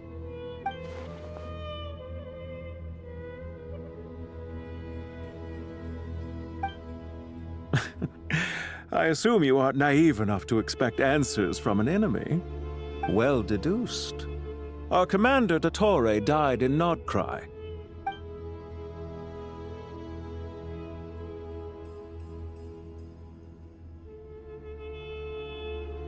Are you wondering about his true identity? Or do you think there's a big conspiracy behind all this? I wouldn't go as far as to call it a conspiracy. Just the simple fact that having someone to shift the blame on tends to prove useful should trouble come knocking later. The most important thing for now is to solve the immediate problem. Perhaps that man knew you wouldn't have the resources to investigate his background and so didn't put much effort into disguising himself. This is all getting a little cryptic for me. I'll let you guys talk while I take a walk with Lilupar. Jet? Aren't you with the Blazing Beasts? What a coincidence. Didn't expect to run into you here. We're mercs. You can run into us anywhere. Who's this with you? So, did you find the solution you were looking for in the Temple of Silence? You bet we did. This place is incredible. It has everything. So far, we've discussed a plan and verified its feasibility. Building a new system from scratch is out of the question. So our only option is to modify the Akasha. According to certain sources in the Temple of Silence, there is a core device in King Deshret's mausoleum known as Aru. Little is known about this device in academic circles, which suggests it was hidden quite effectively. If these sources prove correct, the energy contained within Aru may be sufficient to power our Akasha renovation plan. However, this raises difficult questions regarding technological integration. The sages are still debating it. Yeah, but I'm sure they'll reach a compromise once they've argued it out. The people of the rainforest are always cautious when it comes to desert technology. But times of crisis like this leave us with little choice. question. Is this the same Aru we've heard of before? It's sealed off, right? Some sort of prison where the Goat King, Ibis King, and Crocodile King are locked up. Well remembered. Yes, that's exactly right. According to our records, Aru was the most brilliant creation King Deshret ever conceived of. Built by divine and mortal artisans working together. It was a miraculous accomplishment, and it lies hidden deep within the king's mausoleum to this day. That being said, what Aru actually does and why it was built, those are deep secrets we are not privy to. Until recently, I wouldn't have been optimistic that the place even exists. The only reason I'm inclined to believe it now is because we heard it from the Ibis King Thoth himself at his temple. The tale of how the 3 retainers of Al-Akhmar were imprisoned in Aru. Paimon totally gets that. When Paimon first heard about it, she thought it sounded pretty unbelievable too. Do you guys still remember that? The Ibis King told us they were trapped in Aru and that they had to answer 3 questions to get out. I think I remember. What causes our rise and fall? What obliterates love and hate? And what determines truth and falsehood? Those were the 3 questions, right? Yeah. If only Nefer were here. She's dealt with the Ibis King before, so she might know more. Oh, Nefer's a friend we met in Nagcry. Nagcry? Funny. She showed up here earlier. Huh? Yeah. Had another lady with her, too. Both said they knew you. They contacted the sages, claiming they might be able to offer some assistance. Really? They came here to help out? Yes, really. It was just before you got back. One of them said she's made Nagcry her home. If she's the person you were talking about, then... Looks like betting on Aru was the right choice. See? They're right over there. Nicole! Nefer! Why, hello! We're here to help.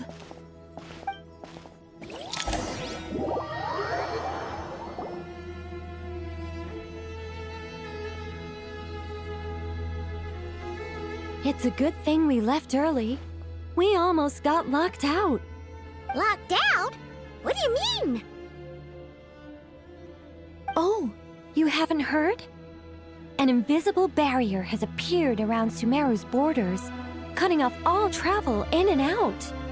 No one can leave and no one can enter. Sumeru has become a lonely island. Are the Fatui behind this too? Actually, no. This has nothing to do with them. I suspect it's a defense mechanism within Irminsul itself. Irminsul is the source of Tevat's ley lines, after all, and Sumeru is the nation closest to it. I imagine this function was put in place to seal the entire region off in the event of serious damage, preventing the disaster from spreading to the rest of Tevat. It may have been implemented long ago. But doesn't that mean that the people here won't be able to escape to other nations if the anomaly keeps spreading? Currently, that does appear to be the case, which is precisely why I am here. This is a critical moment for the world, and Sumeru is the eye of the storm.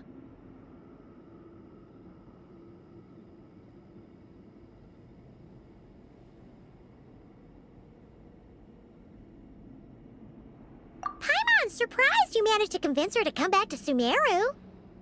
Indeed. Even for someone of my wisdom and eloquence, this tested my skills to the limit. And why should it concern me that Sumeru's in trouble? Surely you don't think I still have feelings for that place? Judging by your tone, I suppose you don't. Sounds like you don't know much about my past. And here I thought you knew everything. All I know is that the Ibis King is the source of your power. He was quite a prominent moon envoy once upon a time. so I do know a thing or two about him. As for your past, I have ways to learn the full story if I wish to. But everyone has secrets they'd rather keep to themselves, wouldn't you say? I'm glad you see it that way, Miss Nicole. I've chosen to call Nodcry home, which is why I did my part in its hour of need. That doesn't mean world savings become a habit with me. I have no particular desire to play hero in Sumeru, thank you. I understand. Human emotions do not appear and disappear without cause. There is always a reason to be found behind both salvation and destruction. Still, if time has taught me anything, it's that human emotions are often complex and in conflict. That's why people change their minds about things all the time. But that's where we angels come in. Our duty, ultimately, is to guide people towards their deepest, truest desires and help bring them to fruition. So I wish to hear about your past, because I do not believe you are motivated by hatred alone. And if we still arrive at different conclusions in the end, that's okay.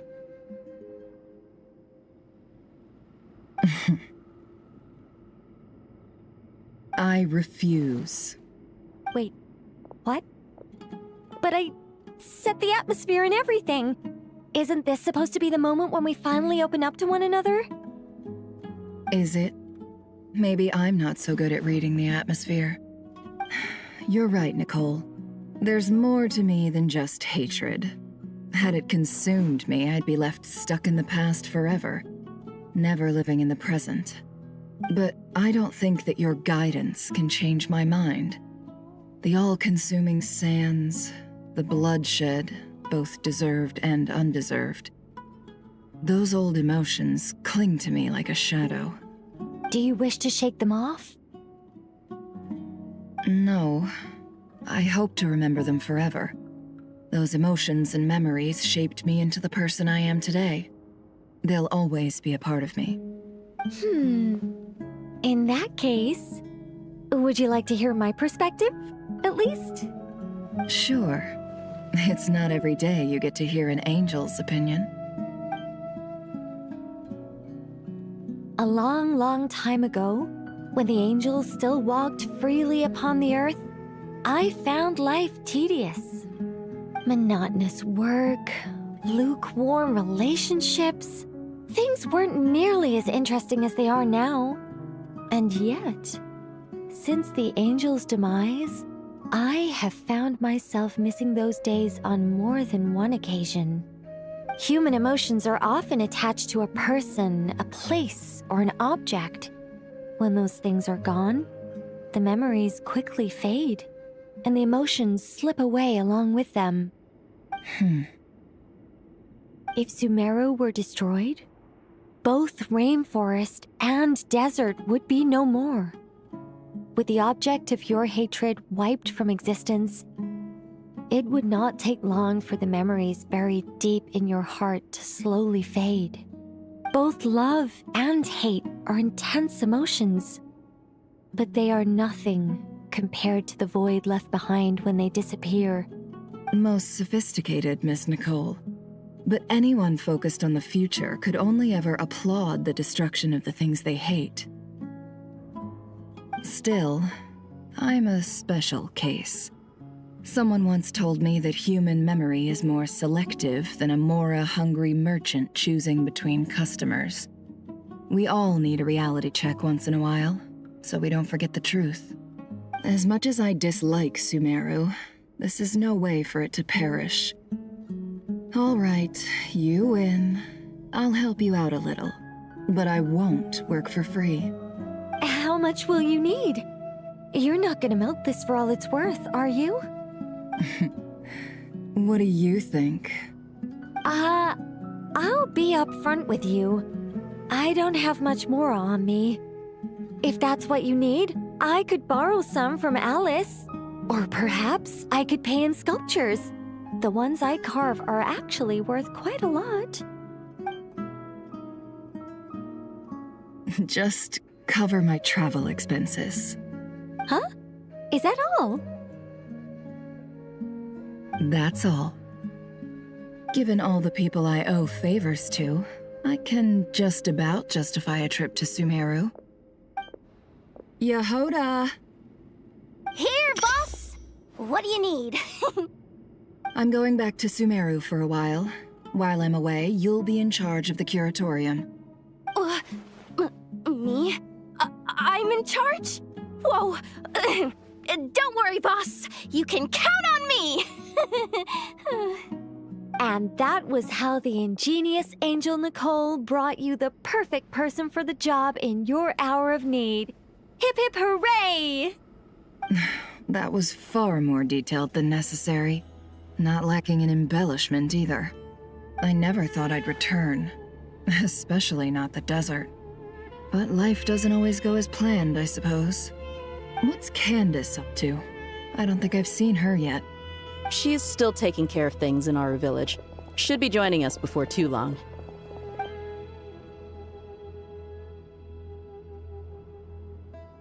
Oh, and sorry. Hope we're not interrupting anything. We have some good news, though. We're planning to go to the mausoleum of King Deshret to look for the legendary Aru, then use it to try and restore the Akasha system. According to records in the Temple of Silence, the mausoleum houses something called Aru's Chute, which can be used to establish connection with Aru. We still have some time before we leave, so there's no rush. By the way, who are these two new faces? Just call me Nefer. I'm based in Nodcry. Did I hear you mention Aru? Correct. Well, I happen to have a connection with one of the 3 retainers imprisoned inside, the Ibis King. I'm here to get things done, so if you don't mind, I think I should come with you. That sounds perfect. Miss Nefer, are you from the desert by any chance? Why do you ask? I don't know. There's a familiar air about you. Plus, you mentioned Candace. Sorry, I don't mean to pry. It was just a random thought. I'm Dia, an eremite mercenary. My work usually keeps me out in the desert. I'm on good terms with Dory, and she's mentioned you all before. It's nice to finally put faces to the names. However, my associate here is probably less well acquainted with you. Why don't you all introduce yourselves? Actually, I'm a little better acquainted than you might think. Huh? Huh. Are my eyes playing tricks on me? It looked like you spoke without moving your mouth. Ventriloquism. I have heard tell of it before. What is it, Kale? It's you! You're the voice who's been speaking in my head, aren't you? You encouraged me to report my dreams to the Dendro Archon, and got me to recite that magic prayer. Mm-hmm. I have many titles, but let's go with the most pertinent one. I am Nicole Rain, an angel who has lived since ancient times. An angel? Sounds like a big deal, but, what exactly is an angel? Oh, Well, we're a rather long-living race of beings. Not gods, technically, but we can still tell you a lot of stories from ancient history. Yep! And she's also an amazing sculptor! You could say she's a real creative type. Well, ma'am, if both the Traveler and Paimon give you rave reviews, you must be pretty impressive. Oh, please don't call me ma'am. I find it so awkward when people get too formal with me. Just relax and be yourselves. No need to be nervous. Miss Nicole, if it's okay, could I ask you a few questions? Yes, you may. I can see your heart is filled with confusion, and you are desperate for answers. I also know which questions you want to ask me. Why did you dream of Sumeru City in disarray? Why did those verses soothe the Jinn only when recited by you? I can guide you to the truth, but it involves a personal secret of yours. I'd prefer to speak with you alone, if possible.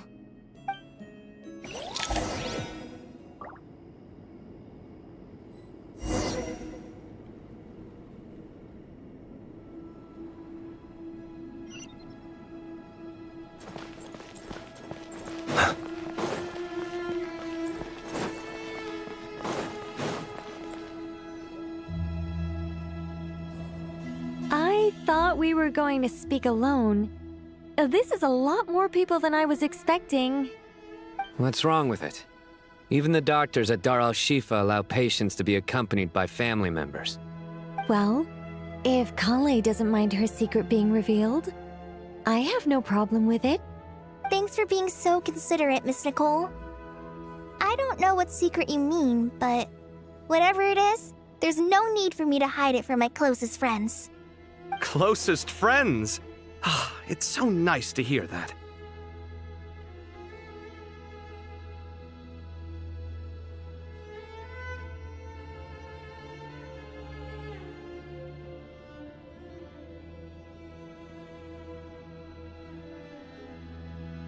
All right.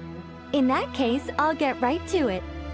Kale, are you aware that there are god remains inside your body?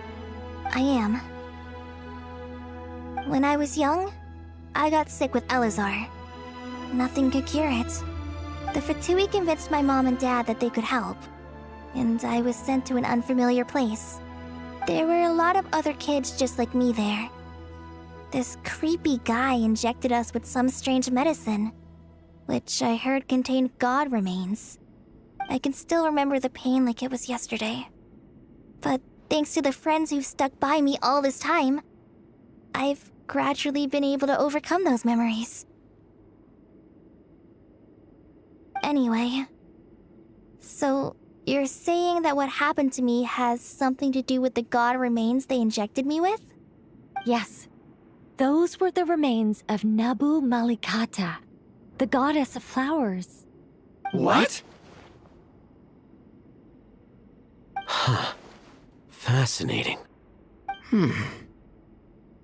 You don't seem surprised like the rest of us. Why? The possibility crossed my mind when Kale recited the Goddess of Flowers song and calmed the Jinn. You made Paimon jump! What are you doing here, Lilupar?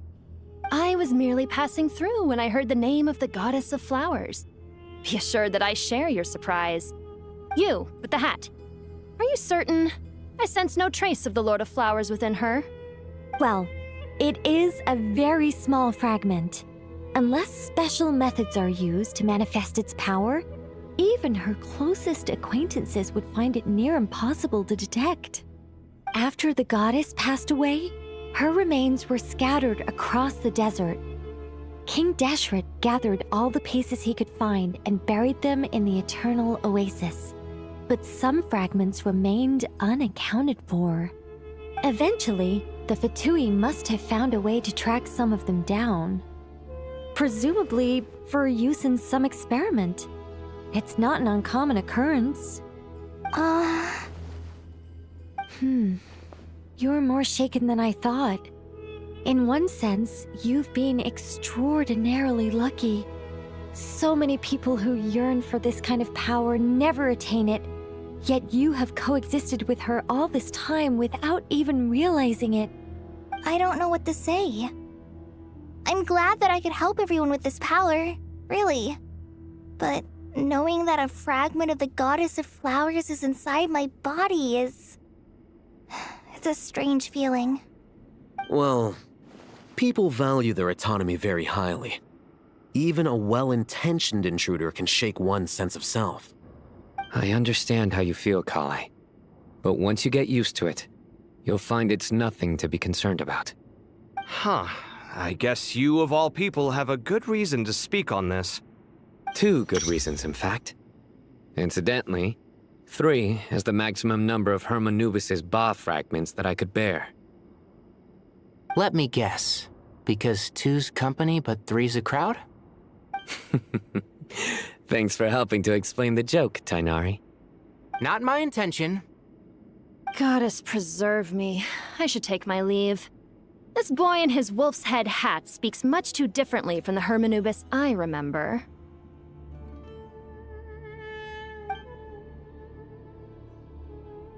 Kale, all I'm trying to say is, no matter how many Hermanubis fragments there are within me, you wouldn't think of me as Hermanubis. In the same way, you are simply you. Yeah, I know what you mean. So about that dream I had, was it a warning from the goddess of flowers? Yes. Just like me, she was an angel created by the primordial humans, born with the instinct to guide living beings. Though her body and soul have perished, her essence retains its natural instincts. Even her smallest remaining fragments would do their utmost to send you that warning. The Mother of Dreams? Lord of Flowers and Oases? She must have had a premonition. That is why she gave that dream to you. We won't let our efforts go to waste. But I still don't understand. Why me? Yes. Why indeed? You weren't the only one injected with god remains, but only in you have her fragments persisted. I suspect it may be because of the firm will you showed in the face of suffering. She was likely assimilated by that will. Of course, this doesn't mean you have to shoulder any extra responsibility. As this young man said, you are who you are, and that will not change. All right, any further questions from the family members of the patient? If not, we should head to the mausoleum of King Deshret. Let's move out. Time to put our plan into action. We all hope it'll work. But will we really be able to open Aru? And even if all 7 pillars of King Deshret agree to let us proceed, the scale of the work to follow is daunting, to say the least. Haven't you handled other big projects before? I mean, the biggest project I've worked on to date is probably the Palace of Alcazarzaray, I guess? But this is orders of magnitude beyond that. It's a total nightmare. Look on the bright side. At least this time you're actually here when Sumeru needs you most. You won't have to come asking me for details after the fact. Mock me all you want. But now that I'm here, things will be resolved far more quickly and smoothly than last time. Kave's self-doubt disappeared in an instant. Like magic. Well, this confidence is most gladdening. Now, go and pack your things. We'll head to the mausoleum as soon as you're ready.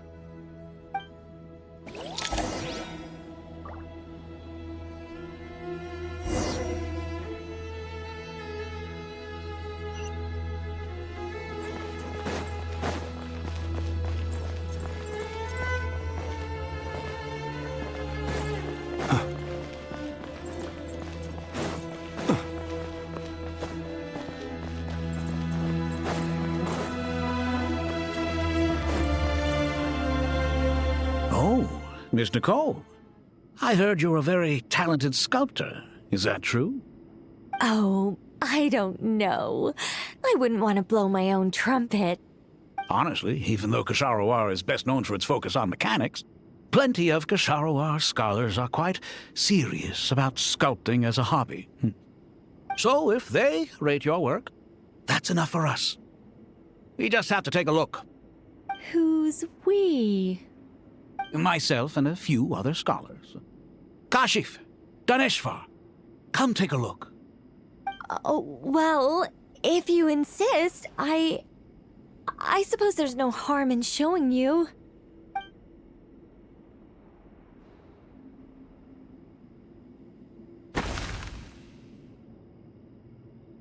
Whoa!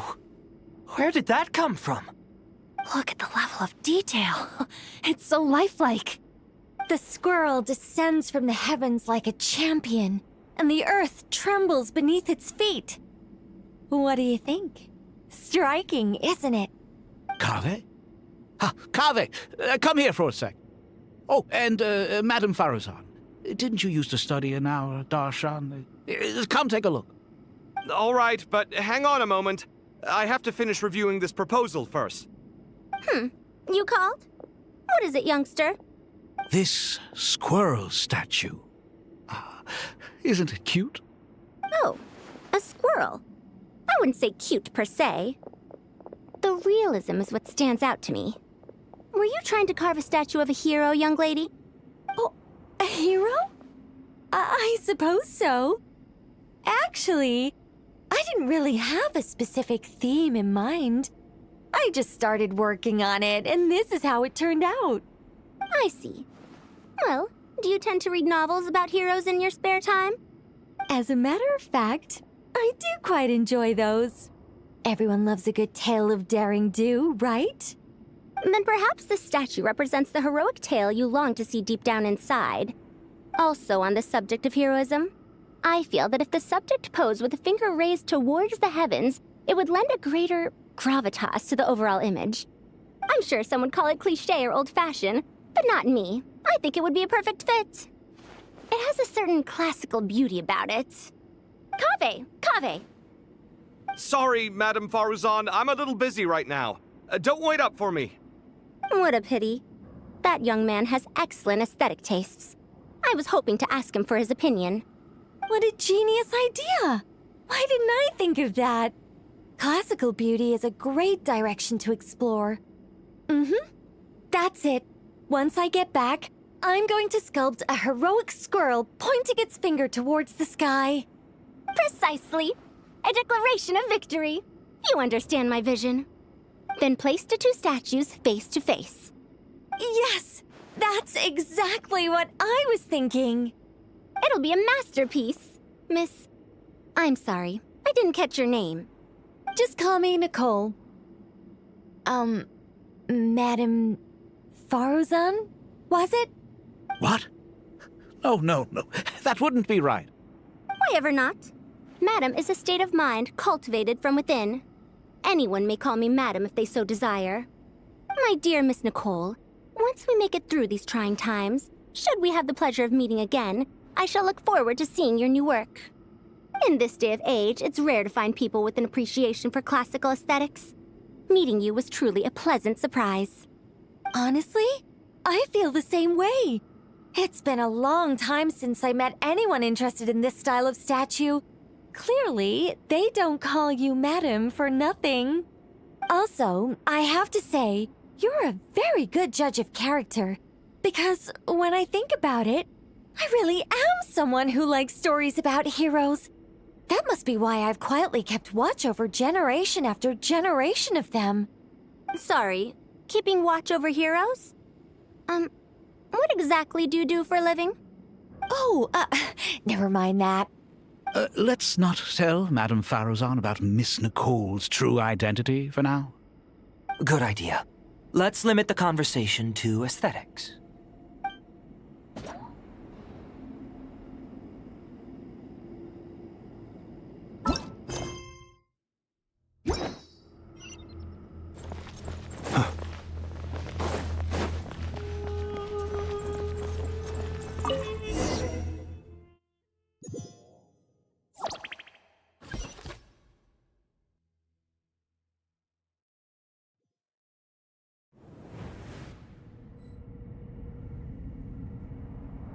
I hope everyone's ready.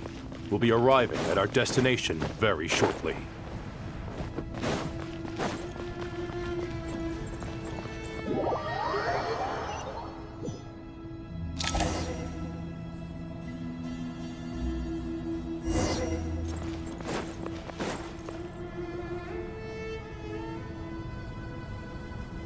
Why, we've not seen so many visitors ever, really. What is this place now, a tourist attraction? Closer inspection reveals many familiar faces. To what do we dusty old fellows owe the honor? Surely you're not just here to chat. You surmise correctly. We are here to carry out a rather enormous project. Ho, enormous, you say? How large, then? Larger than the gaping void in our lives? Why, you've even put a smile on Goatee and Crocco's faces. All this activity is making for quite the special day.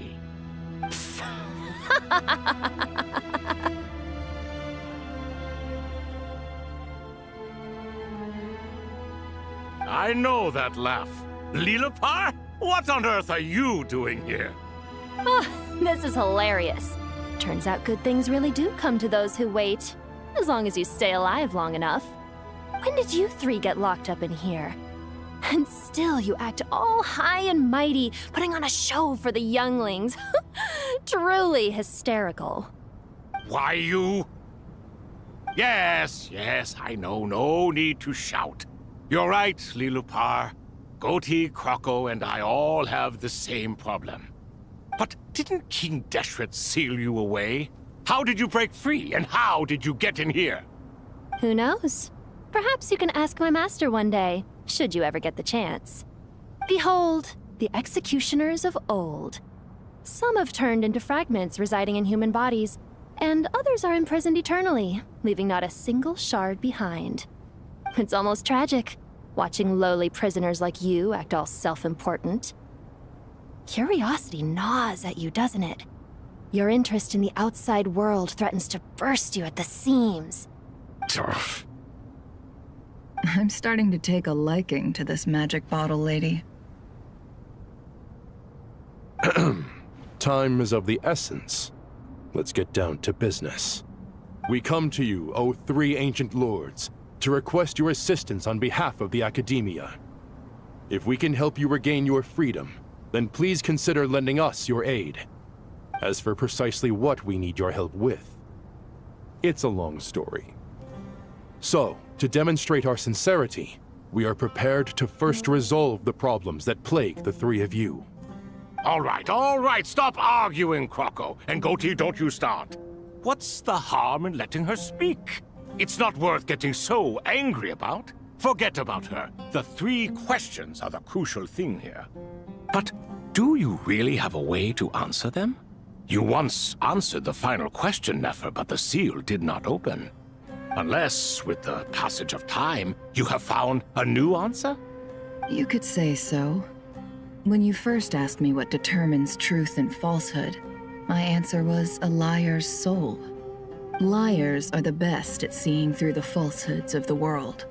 But if you want them to tell you the truth, you have to reach their soul. I think that makes sense. I found it quite compelling myself, and I told Nefer so. Unfortunately, it brought us no closer to liberation. Well, that's simply because it was my answer, not the one King Deshret was looking for. Can you guess which answer Al-Ahmar wanted then? Time.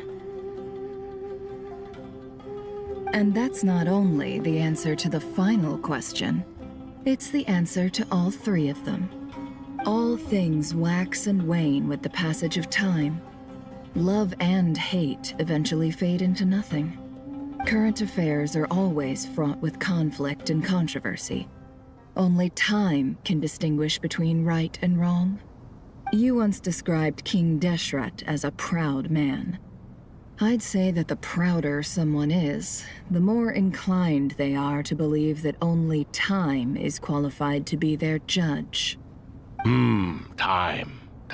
Well. Indeed.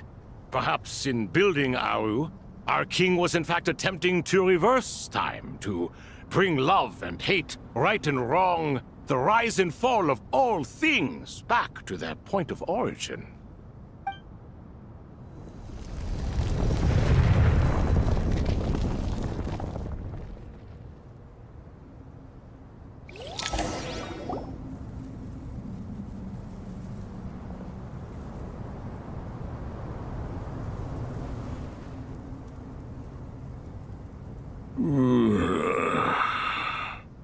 This is the most eventful day I have experienced in a long time. You have my sincere gratitude. Are those 3 of the 7 pillars? Turns out the statues were quite faithful to the source. You three seem to be in good spirits. Prison can help a person grow and learn to cherish what they have. Nevertheless, after everything you've done for me, I sincerely hope you never have to experience it for yourself. Hello, Nefer. It's good to see you, Thoth, the Ibis King. Nice. Definitely puts my mind at ease, seeing you two getting along so well. Should we maybe introduce ourselves, or... Sure. I'm Sethos, the current leader of the Temple of Silence. This is General Mahamatra Sino, and this is the former Spantamat sage, Cyrus. But I'm guessing none of that means a whole lot to you. Everything is equally new to us, in truth. We've been gone from this mortal world for longer than you can imagine. Let's hold off on the introductions for now. We can always ask Nefer about you later. It'll give me something to talk about with my chosen disciple. You're like a helpless parent. Gods and people of yore are not necessarily welcome in today's world. Self-awareness is one of my finest qualities. I thought I ought to share its fruits with you two. Is that so? Well, I think we'll take it in stride, just as we did with the 3 questions. Let's not forget, it was my persistence that won you both your freedom. Fair point. I have to applaud your persistence. And I must praise you for your wisdom. Now, state your wishes, young ones. I'm sorry? Why, your tremendous accomplishments deserve a reward, do they not? You must let us do something for you in return. General Mahamatra, what do you think? I won't beat around the bush. Sumeru is facing a crisis the likes of which have never been seen before. And we need your help. Every calamity throughout the ages has been connected to us in one way or another, whether we were its cause or consequence. Whatever is wrong with Irminsul, it severely affected the Dendro Archon. She fell into a coma, and is currently receiving treatment from the Dendro Dragon. The Dendro Dragon? I'm sorry, the Dendro Dragon is helping to heal the Dendro Archon? Not a pep, surely. Not vicious, cruel a pep who possesses no virtues aside from her basic instincts. Ah, good heavens. Oh, I shudder to think what could have caused Lesser Lord Kusanali to suffer such a plight. Still, why would the Dendro Dragon lend you her aid? She has always held nothing but contempt for the Archons. I suppose she and Kusanali must have some history. You can help us make history, too. A smooth talker. Well said, lad. Currently, no one can connect to Irminsul. We hope that by opening up Aru and making some modifications to it, we can use its technology to our advantage. Unfortunately, Aru is an imperfect creation. King Deshret never managed to realize his full vision before his death. Much remains to be done if it is to be pitted against Irminsul itself. Besides, I hear your reasons, but to give Aru up over such would be... The archaeological records clearly indicate that although Aru's construction took a long time, it was not beyond human means to achieve. Modern technology should solve the efficiency issues. We have no choice but to go all in on this. This is by no means a threat. But the only reason we helped you escape from Aru was to gain the necessary leverage to negotiate with you. You asked us to state our wishes, and we have. Each one of us here needs your help, as do all the thousands of people living in Sumeru. They need you, and they need Aru. What do we think, my fellow old fogies? Shall we lend our support or not? Since you ask so nicely, naturally. Naturally what? Are you for or against? I simply mean we shall do what comes naturally. You claim that you wish to open Aru. Know you then that the golden slumber created by King Deshret is preserved within? We do. We understand the risks involved. In all likelihood, the mortal world will never again be able to replicate King Deshret's work. Never will there be another chance to come so close to creating a utopia. Knowing this, are you sure of your decision? We Our shore. Before people can dream, they must first live. If your minds are made up, very well. We shall summon our erstwhile colleagues to discuss this further. Saint Shezepank, Saint Bennu, once you surrendered to silence and were buried with King Deshret. But now, we invoke the right to awaken you with our voices.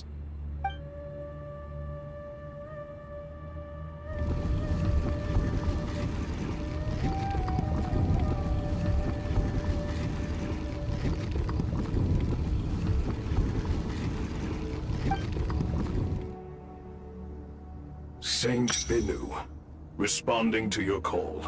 3 kings detected. Initiating autonomous will. Saint Shezbank, responding to your call. 3 kings detected. Initiating autonomous will. Ah, Lord Herreshoff. What a long time it has been. I trust you are keeping well. Then your trust in my well-being has long outlived your physical body.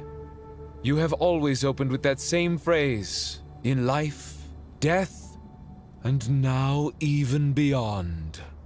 Al-Akmar is long gone. What is the reason for this meeting? You're awake? Good. We are voting on whether to give the people of present-day Sumeru access to Aru and permit them to perform technological renovations. You have the right to support or oppose the motion. Aru is the pride of Al-Ahmar. Opening Aru requires the unanimous consent of the 7 pillars. I hope you have a convincing reason to present to us. Sumeru is currently in the midst of a major calamity. Let us not forget that while Al-Ahmar was a stern ruler, he was also a teacher of wisdom. A god without his people shall cease to exist, and King Deshret's greatest wish was to provide protection for his people. Let us then honor our God King's wishes as we consider our decision. I do not mean to mock these proceedings, but what is the point of a unanimous vote when we know that the last of the 7 pillars, the Dendro Dragon Apep, will never communicate with us? This will no doubt surprise your mechanical mind, and I have no intention of trying to persuade you it is true. But Apep is, in fact, healing the Dendro Archon as we speak. Huh? Can someone attest to this? Do we have any proof? I ask the 3 kings. Can any of you vouch for the truth of this claim? Naturally, the Ibis King, Thoth. What? It was Thoth's disciples who revealed the truth to us. We need not debate its veracity. Simply let Thoth bear accountability. That way the rest of us may have a clear conscience. Herreshoff, you diabolical fiend. I awakened our former colleagues for you, supported your opinion, and backed your decision. What sort of fiend would do that? I miss the days when Hermanubis was still around. At times like this, he would offer to take accountability. What are you trying to say? Is my word worth less to you than Hermanubis's? Hypocrite though you are, Lord Thoth, you are humorous in equal measure. How could we bear not to associate with a character such as you? I, Saint Shezpank, approve the Goat King's proposal. Since King Deshret is no more, we shall receive no reprimand for acting beyond our remit. Nevertheless, I sincerely hope that those before us understand the significance of what they intend to do. Remember, the moment that Aru is liberated, the myriad souls residing within the Golden Slumber will return to the ley lines. And once the ley lines flow again, these souls shall in turn be received by Irminsul. To take this step is to bring the perfect afterlife created by our king to a permanent end. We understand that well, and we have decided to proceed regardless. Furthermore, the contemporary human perspective would contend that confining souls in this way is no act of benevolence. The deceased have a right to rest in peace. King Deshret's creation is clearly a place of rest and peace. It is just that many do not see it this way. But no matter. Saint Binu approves. Hermanubis' representative and the Dendro Dragon Apep made their choice ahead of time, while the Goat King, Ibis King, and Crocodile King have also granted permission to liberate Aru.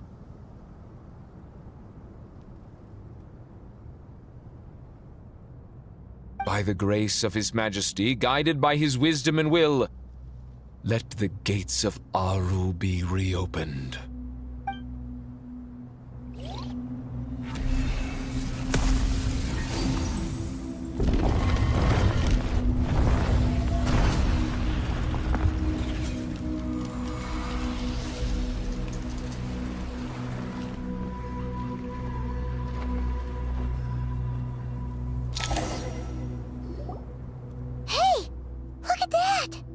What's this? Are we under attack? No. Wait, it's...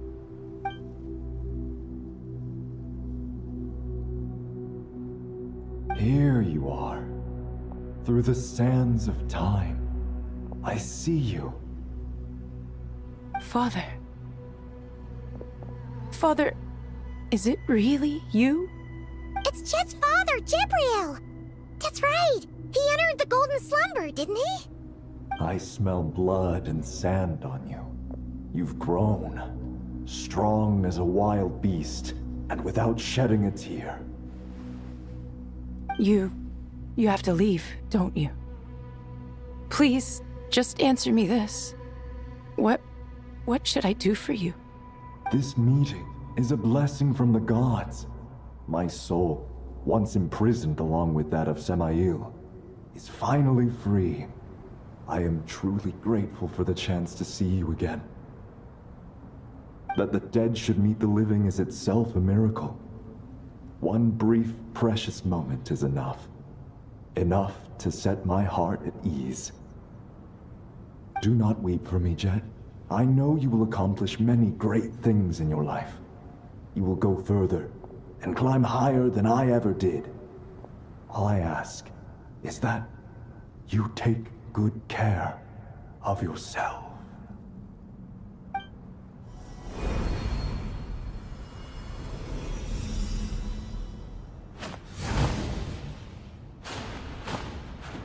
Father! Father! Father. Hey, Jet. Do you want something to eat? Maybe it'll help you feel better. I'm fine. Thanks, Paimon. It was just a little sudden. The chance to see my father again meant the world to me. He was trapped in the Golden Slumber for our sake. And now, after all this time, he can finally rest in peace. I'm glad. It's a huge relief. You've grown strong, Jet. More than enough to fend for yourself. Yeah. I'll leave the past in my memory where it belongs. My family, the good times and the bad. Goodbye, Father.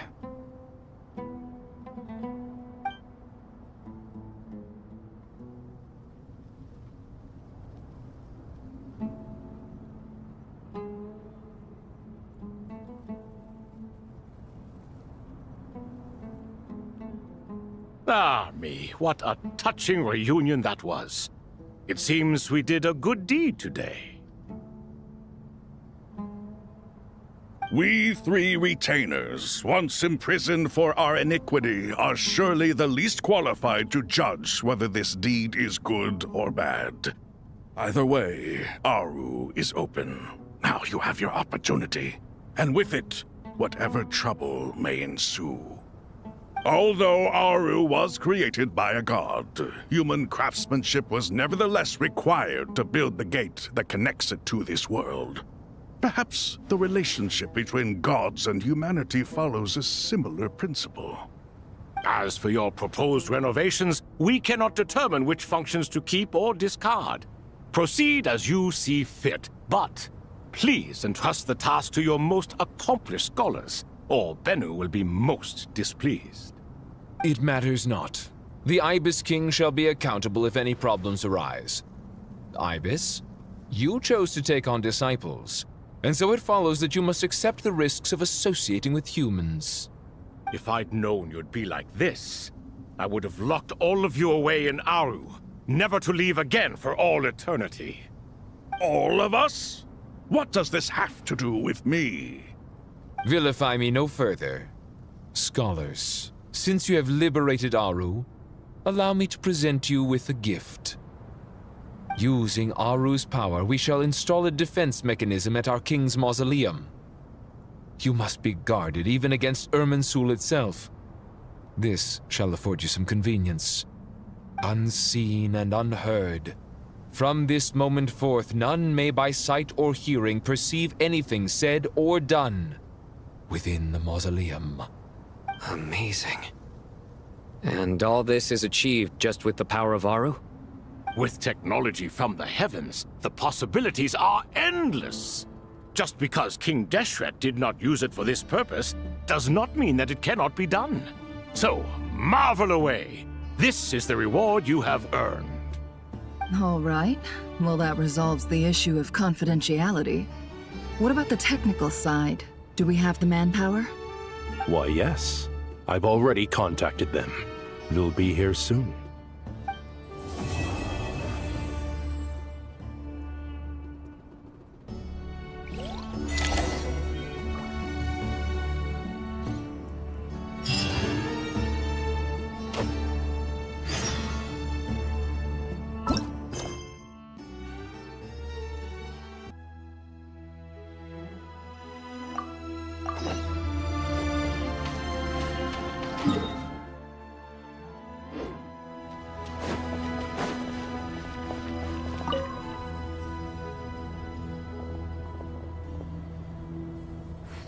You must be the ones tasked by the Academia with renovating Aru? That's right. Good afternoon. I'm Kaveh, and these two are Termezi and Naisaburi. Hey, I'll hate them! Come and introduce yourself! We've met before. This is Thoth, the Ibis King, and everyone knows these two. Afternoon, gentlemen. I've only ever seen these two in murals! Ah, the paintings in the temple. They show us chatting, playing cards, playing chess. Precisely the activities we most enjoy, funnily enough. No, only you enjoy playing chess. We were just humoring you. I wouldn't go that far.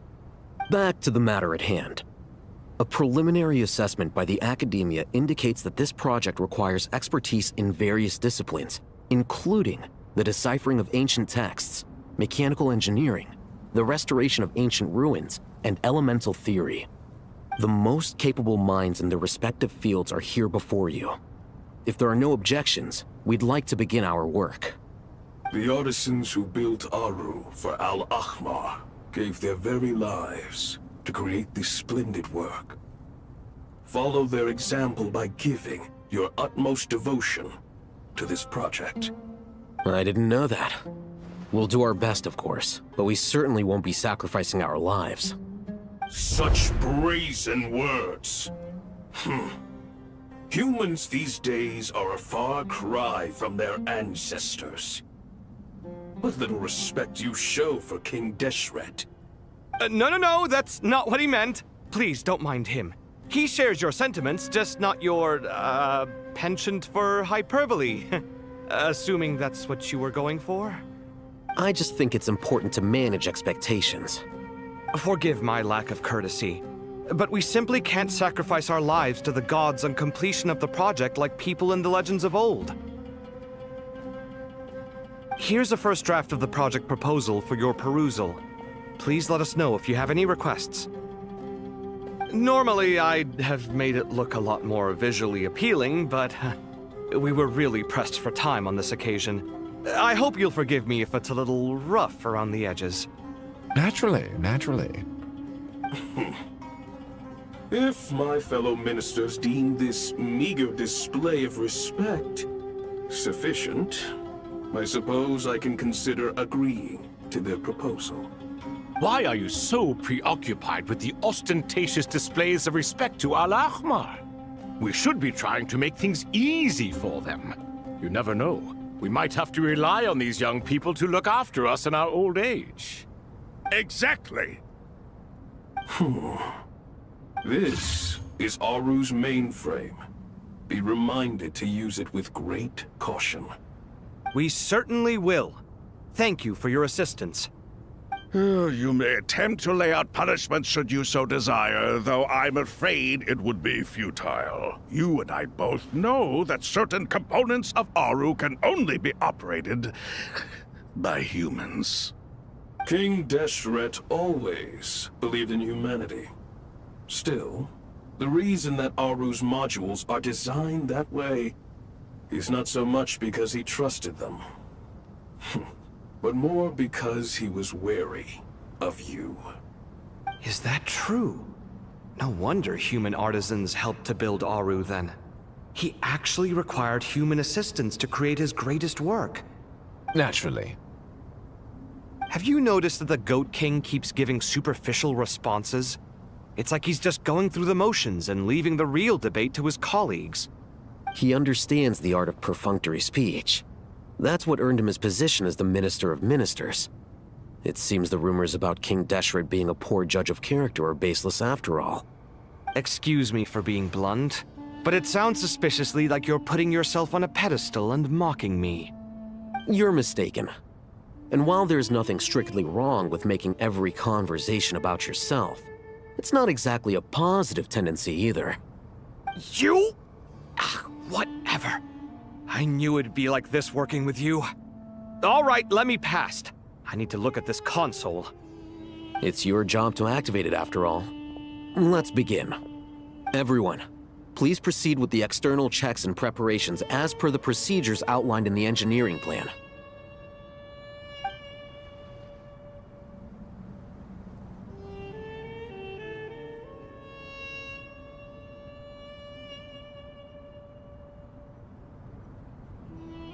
Hello there, youngsters. Whoa, the Ibis King came to life. What do you mean, came to life? I've been alive the whole time. You did say we could start our research, right? Are you having second thoughts now? I've reviewed the proposal. The work you're planning to carry out on this grand device is ambitious in its scope. You have ample confidence in your abilities, I take it? I wouldn't say I'm feeling hugely confident, but given how bad things are, I'd rather at least try something than sit around waiting to die. You are the top scholars of your day. I trust you are aware that there are countless links between Aru and the Akasha? Aru and the Akasha? But I thought the Akasha was the Academia's greatest technological accomplishment, created years ago by the Dendro Archon to help her people access knowledge. And you too? Do you not know either? You've read the instruction manual, right? You tell them. An instruction manual? The Akasha has an instruction manual? The Dendro Archon is a kind and thoughtful god indeed. It used to sit on a shelf in the corner at the House of Dana. Not the most popular read. If the manual is to be believed, Aru was in fact the original inspiration for the Akasha system. What? But there are so few records about Aru anywhere. And practically none of the scientific expeditions into the desert had anything to do with it. Ah, but this is something you could not possibly have known. You may have heard many stories about the desert, but what is the most important aspect of history?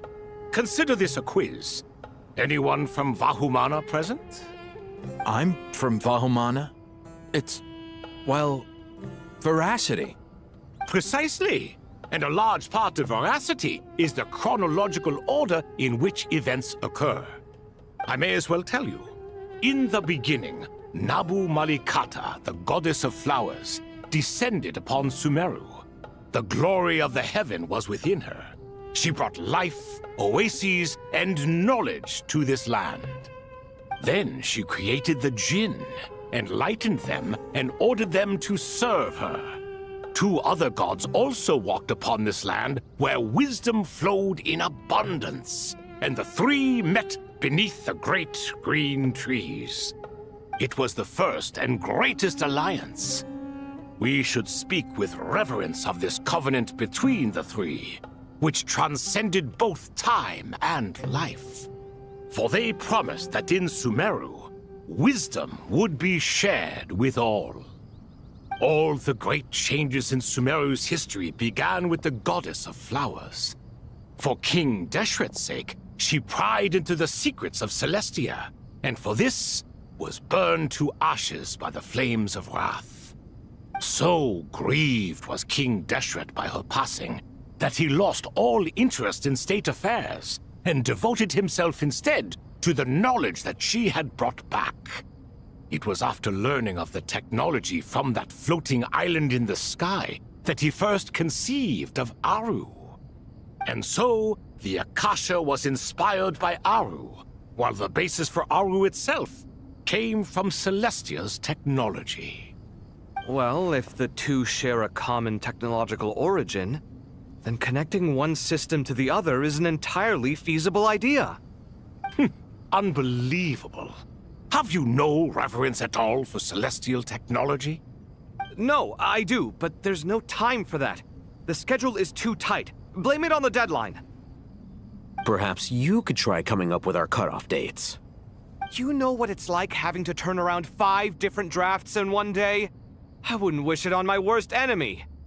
Yeah, also, Sir Ibis, King, you don't plan on getting directly involved at all, do you? Yes, well, you strike us more as having come to give a popular science lecture. Or, wait, does this count as more of a first-hand witness statement? Neither. Anyway, this sounds like far too much work for me. Still, if Aru is so powerful, why didn't King Deshret use it for more ambitious ends? Because it was never fully completed. King Deshret had grand plans, but he perished before they could come to fruition. In the beginning, his wish was to create something that could rival the very world itself. The Lord of Flowers sacrificed everything for that ambition. What he desired, she bestowed, and thus was knowledge brought into the world. Her courage and sacrifice had to be honored with the most splendid of monuments, or King Deshret would surely have deemed it a grave injustice. And that monument, built from knowledge and technology, etched with a sacrificial and courageous love, even in its unfinished form, it deserves to be treasured.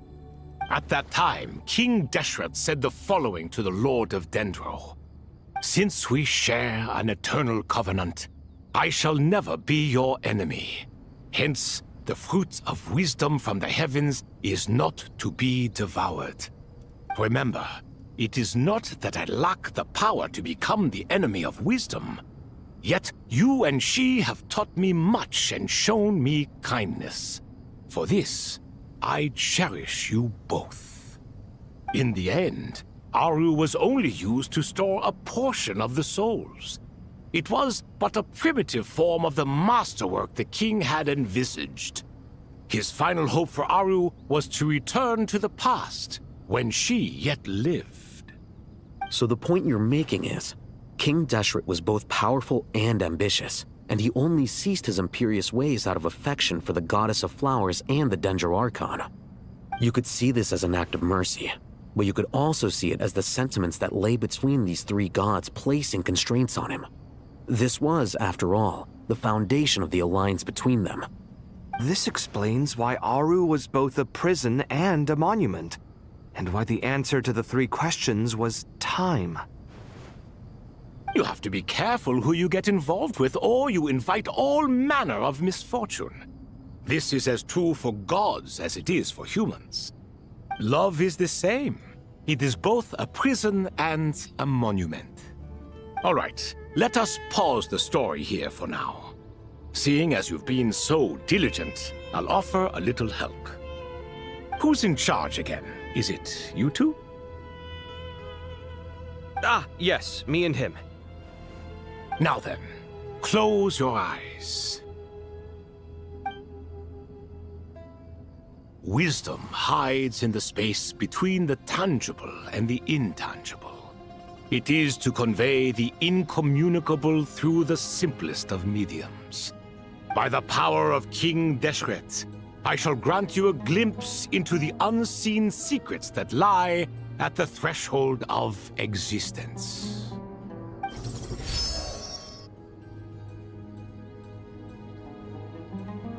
Where did this come from? Is it a new mechanism? It looks more like some form of externalized information. You've rendered it visible? Just as the Akasha allows you to access a greater range of knowledge, the power of our king permits one to perceive ingenuities that do not belong to this world. This is no ordinary mechanism. It reflects the internal structure of Aru. Whether you choose to increase or decrease, keep or discard. Come, use these to achieve the outcome you desire. Looks mechanical to me. Better let me handle it, just in case. But wait, how do I get up there? Turn around. So that's where the elevator is.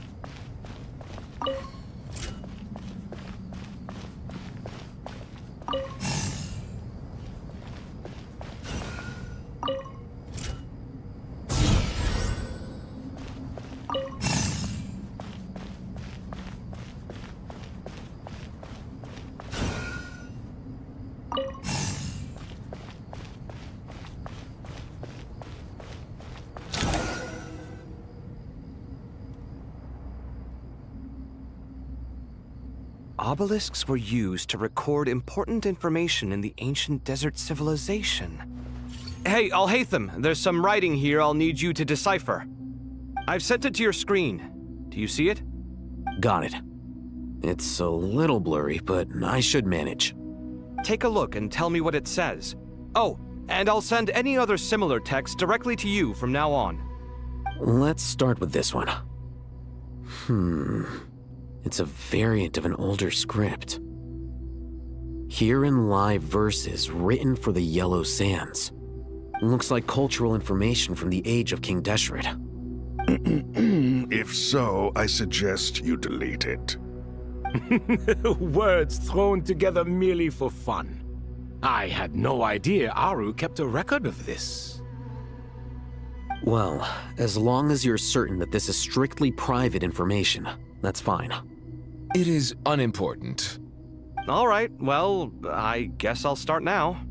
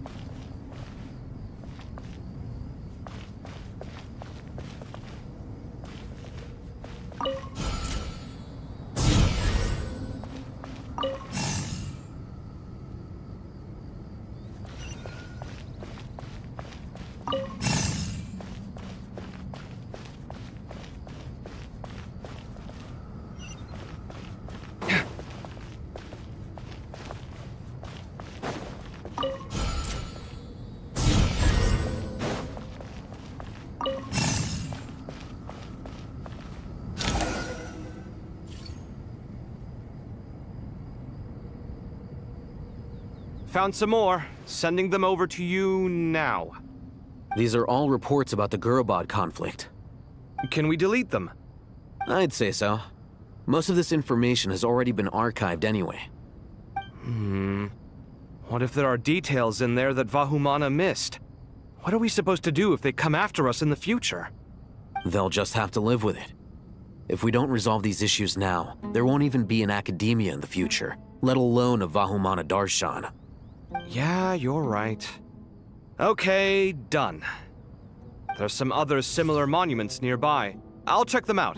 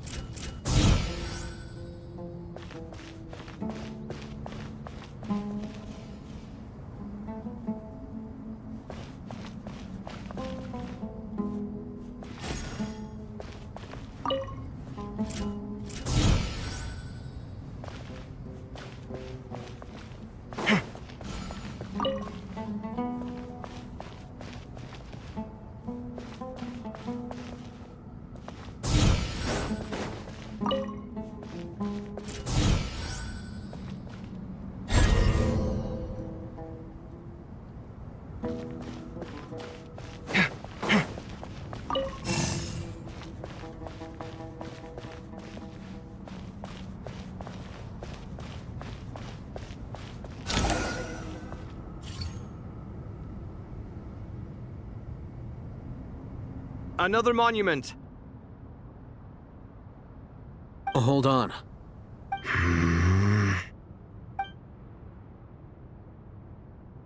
You're still reading it?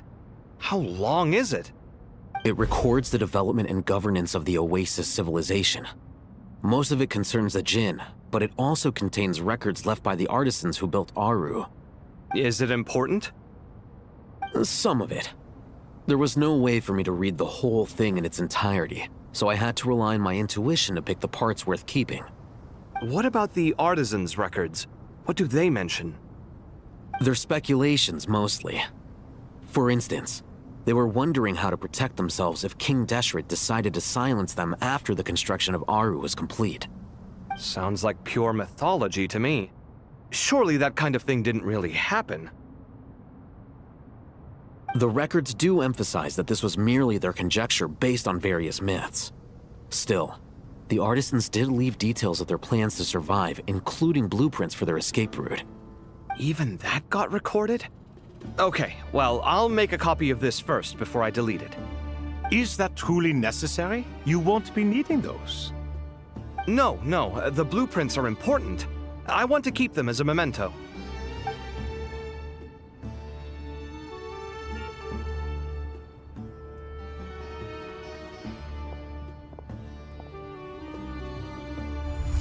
I think that should just about do it. It meets the requirements of the contingency plans, so we should be good. I gotta say, it's the strangest feeling, this cross between reality and the intangible. It's like drifting between life and death, or in and out of a dream, using my own hands to manipulate illusions that are forever out of reach. Chasing dreams in the most literal sense. Definitely a novel experience. What happens if my spirit just floats away? That won't happen. Anyway, I wouldn't celebrate just yet if I were you. There's likely to be a phase 2 of this project. All right. I'd better keep my wits about me then.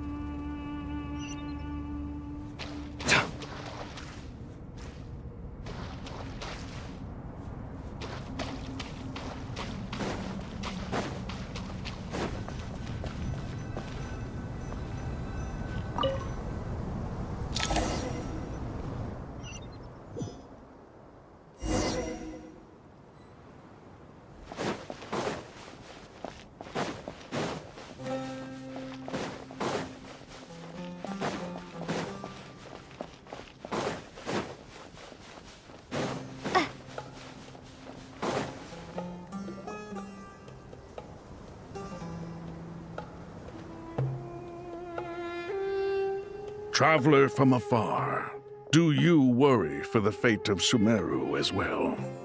Whoa! It's Sobek the Crocodile King! Greetings, Crocodile King.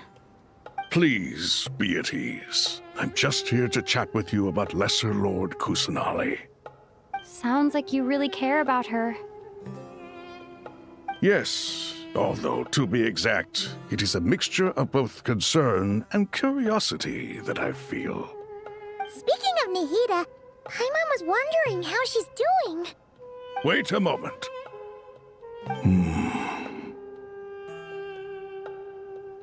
What is it? I tried calling out to Apep, but there was no response.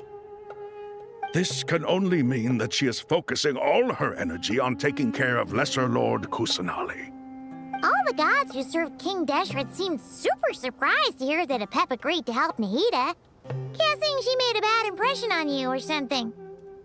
Are you aware of the history between her and our king? The story begins a long time ago. Al-Ahmar was always a wishful thinker where the Dendro dragon was concerned. Without consulting her, he decided to list her among the 7 pillars and declared his own power to be far superior to hers. That was when our king was at the height of his power. Ibis Goti and I were no match for him, and so we chose to submit and serve as his ministers. But not Apep. No, she never thought much of him. To Apep, Al-Ahmar's pride and sense of superiority were nothing but ignorance and hubris. In fact, they fought numerous times, but usually the battle ended in a draw. In the end, King Deshret coveted the power of Celestia, only to end up corrupted by knowledge. His final act was to trick the dragon into swallowing him whole, leaving her to bear the torment of his sins. The Dendro dragon stands for the glory of a bygone era. She hated Al-Ahmar and what he represented. All the gods, all the power they wielded. And so, her willingness to help the Dendro Archon through this crisis comes as a great surprise indeed. It makes one wonder whether, perhaps, the Dendro Archon assisted her in the past. Yep, Nahida did her a huge favor.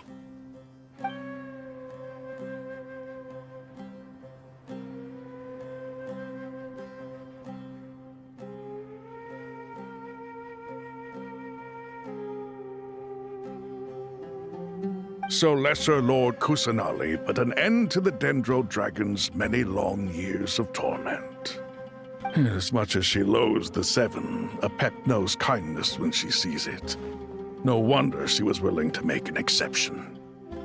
Yeah, that's the sense we got from dealing with her too. She is not incapable of coexisting with other living things. Rather, she actively chooses to avoid coexistence. And this despite the fact that she symbolizes life itself. How ironic.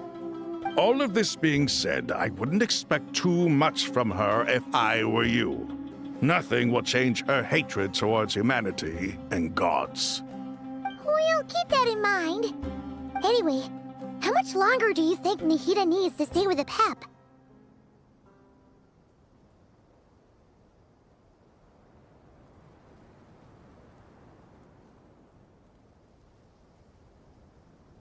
For all we know, the Fatui might still be in the desert. Just to be on the safe side, why don't we grab anyone who isn't busy right now and go look for her? I'm alright, Paimon. Huh? Was that Nahida's voice? It seems the treatment was effective. Since when do my deeds require your evaluation?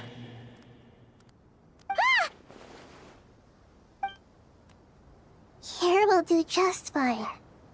I had no intention of taking you any further.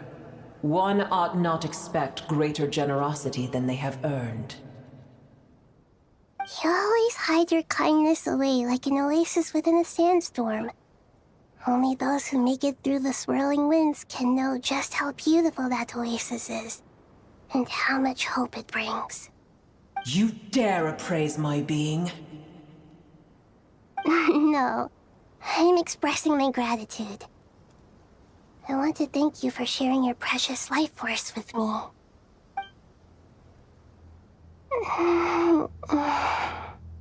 Awake already. You are more resilient than I thought. Pep. I feel much better. Thank you. Gods and their gratitude mean little to me.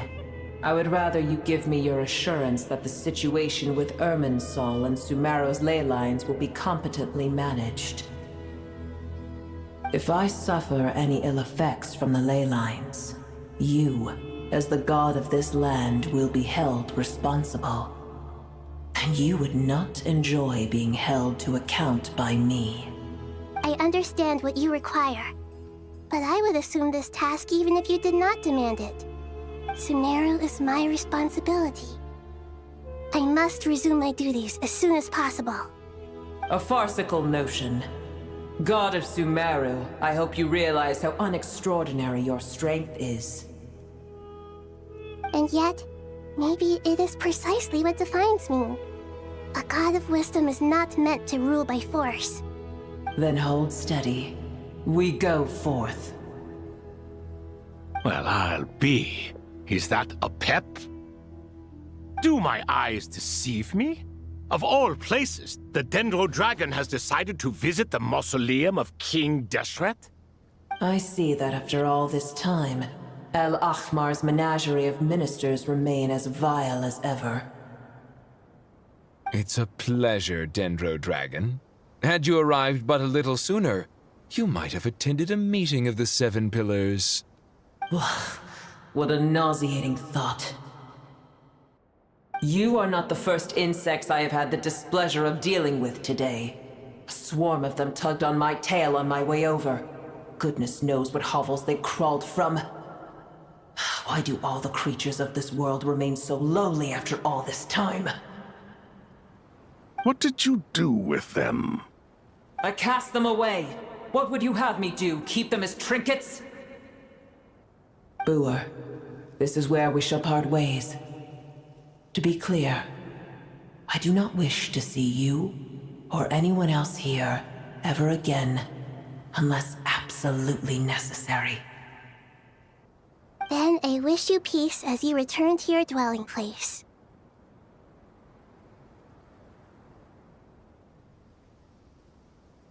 It matters not to me. Simply refrain from bothering me again.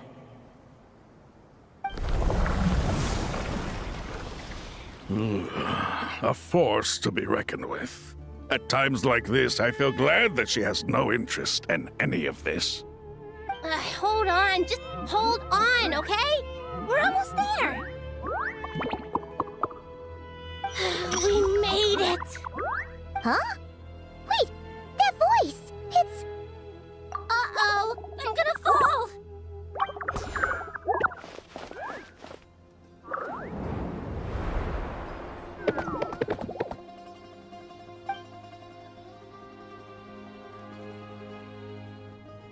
Well, that's a relief.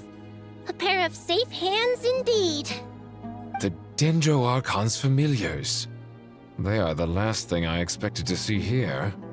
Huh? Wait, what are the R&R doing here? Don't you guys hate the desert? Obviously I was worried about the Dendro Archon. I've been supporting them with my Pari powers the whole way here. Oh, you seem pretty nervous. Is it because there are too many people around? Not just people. It's all these non-human beings, too. It's hard on them. I can't believe you made such a long and dangerous journey just for my sake. I appreciate your support so much. Thank you all. I'll have to ask everyone to wait while I help our new arrival settle in. Once I'm done, I'll gather everyone to discuss our next steps. Traveler, Paimon, shall we find a place for our friends to stay?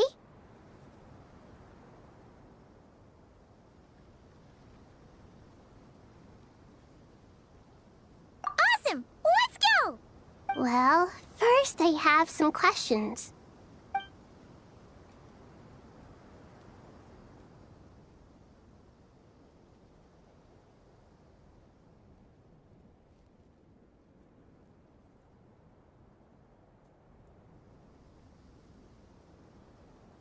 Okay, I think that covers everything. Thank you. We can get going now.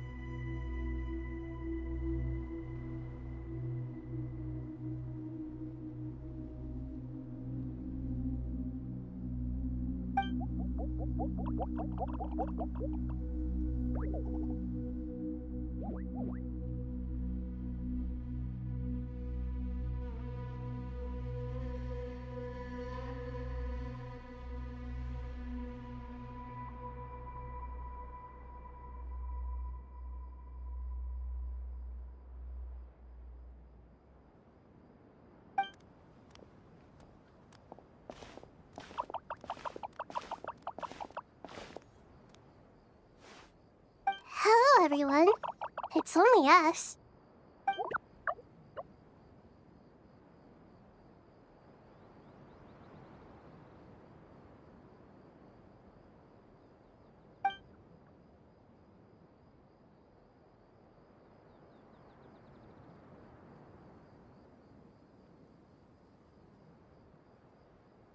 It must be very tough for you coming all the way out here, especially since you don't like the Veluca. Is everyone back in Vanarana doing well?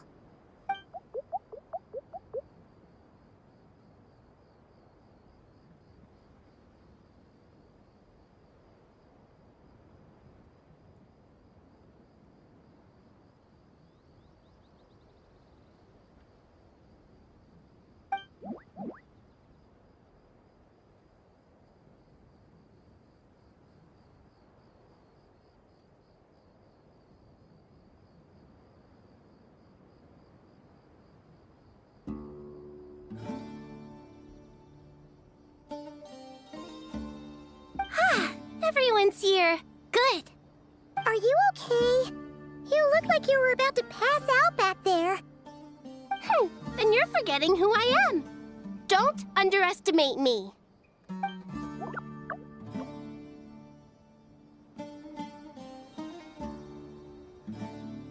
Red flag. Oh, excuse me. Are you comparing me to Paimon?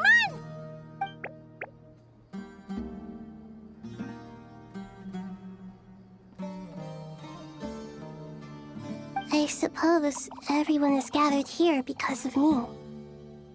As we can see, the situation is critical, and everyone is very busy with their various tasks, so...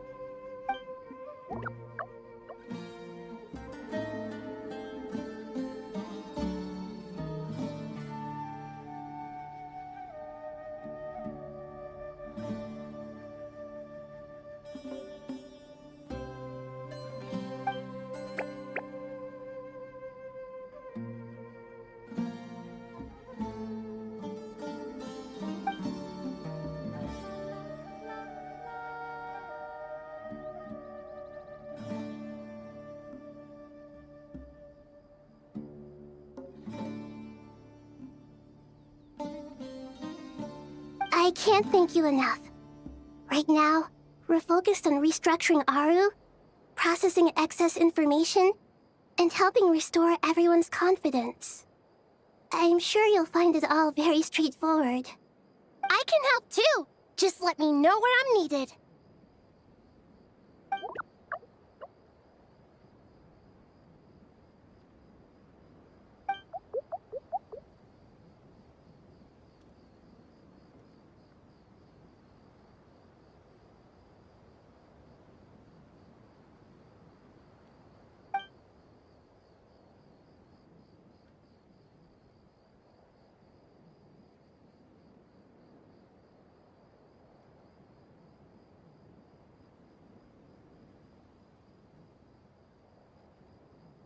Up to no good?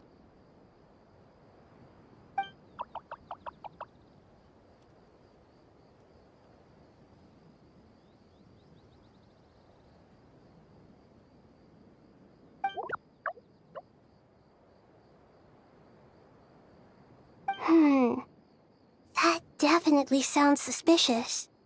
Traveler, Paimon, I have other work to attend to here that needs to take priority. Could I trouble you to investigate the situation Arabalika spoke of? No problem. Leave it to us! Thank you. I'm counting on you.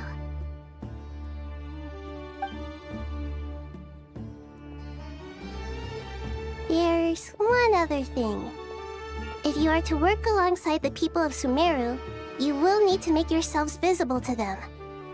Is that acceptable to everyone?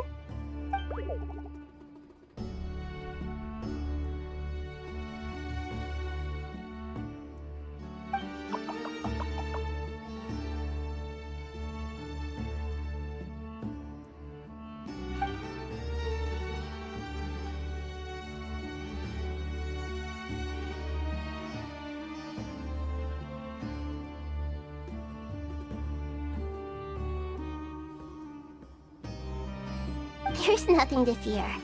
No one here will hurt you. But if you do feel afraid, don't worry. Just call my name and I'll be there. Very well. Now, I shall bestow a small blessing upon you all. Whenever people see you and interact with you, from the moment their gaze meets yours, they will experience the most beautiful of dreams.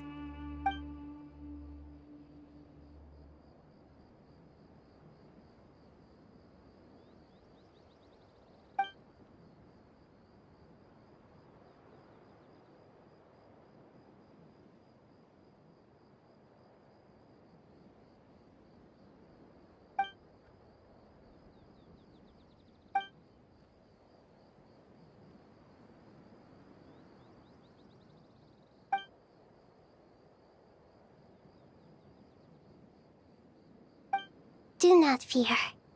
We will face it together. This too shall pass.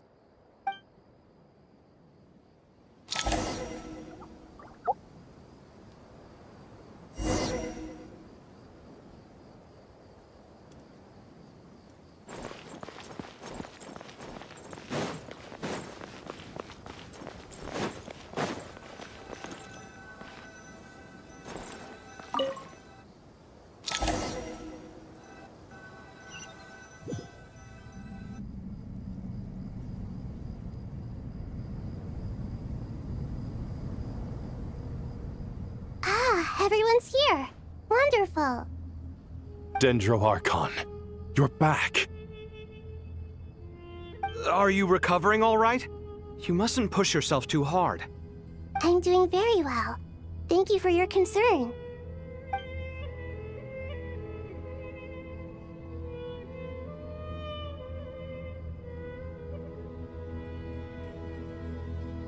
I see.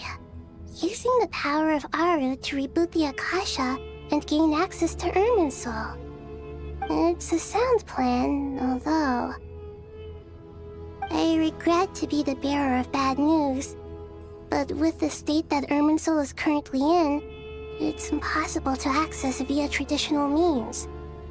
Even the Akasha won't change that. Alas, we had feared this may be the case.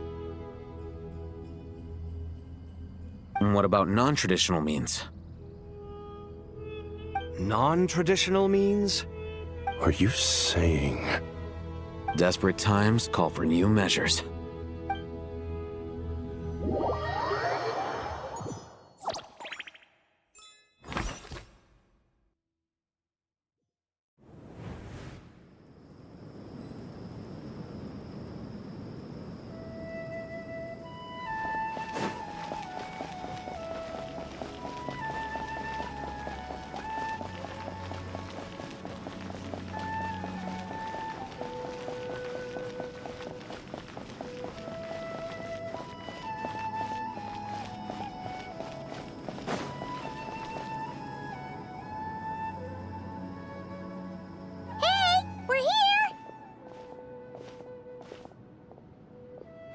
Ah, it's you. Is there a situation?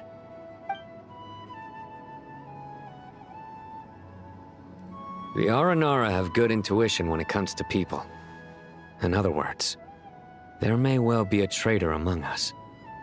Given everything that's going on, I'd be more surprised if there wasn't. Miss Nefer, as a professional intelligence broker, I trust you have a solution?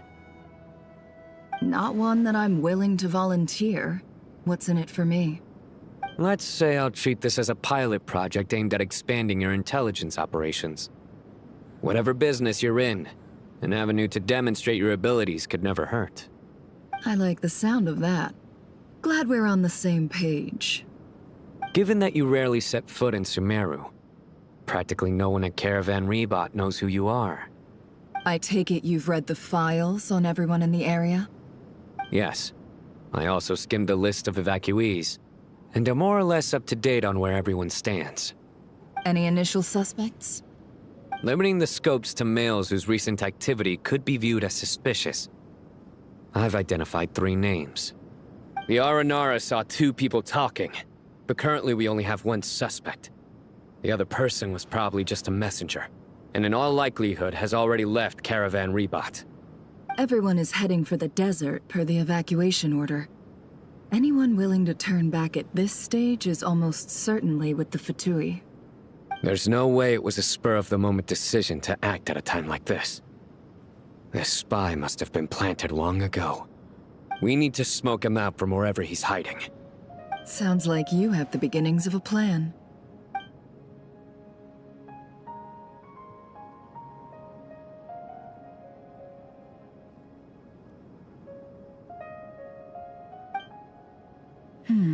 I see. Your suspicions are well-founded. I'd be watching him too if I were you. So far, we still lack solid evidence that he's been bribed. He hasn't made any recent purchases that would indicate he came into some cash. Then let's get closer to him to confirm before we make our move. I can handle it. I'm not based in Sumeru, so barely anyone at Caravan Rebot knows who I am. And you're certain you've never encountered this person in Nodcry? I'm certain. Besides, it's extremely rare for me to have had any direct contact with Sumeru mercenaries besides Jet. There's no way he could have seen my face before. Sino, stay out of sight and wait for my signal. If he raises any red flags, I'll bring him toward the main road. Understood. I'll take it from there. Excellent. Well, it's a pleasure working with you.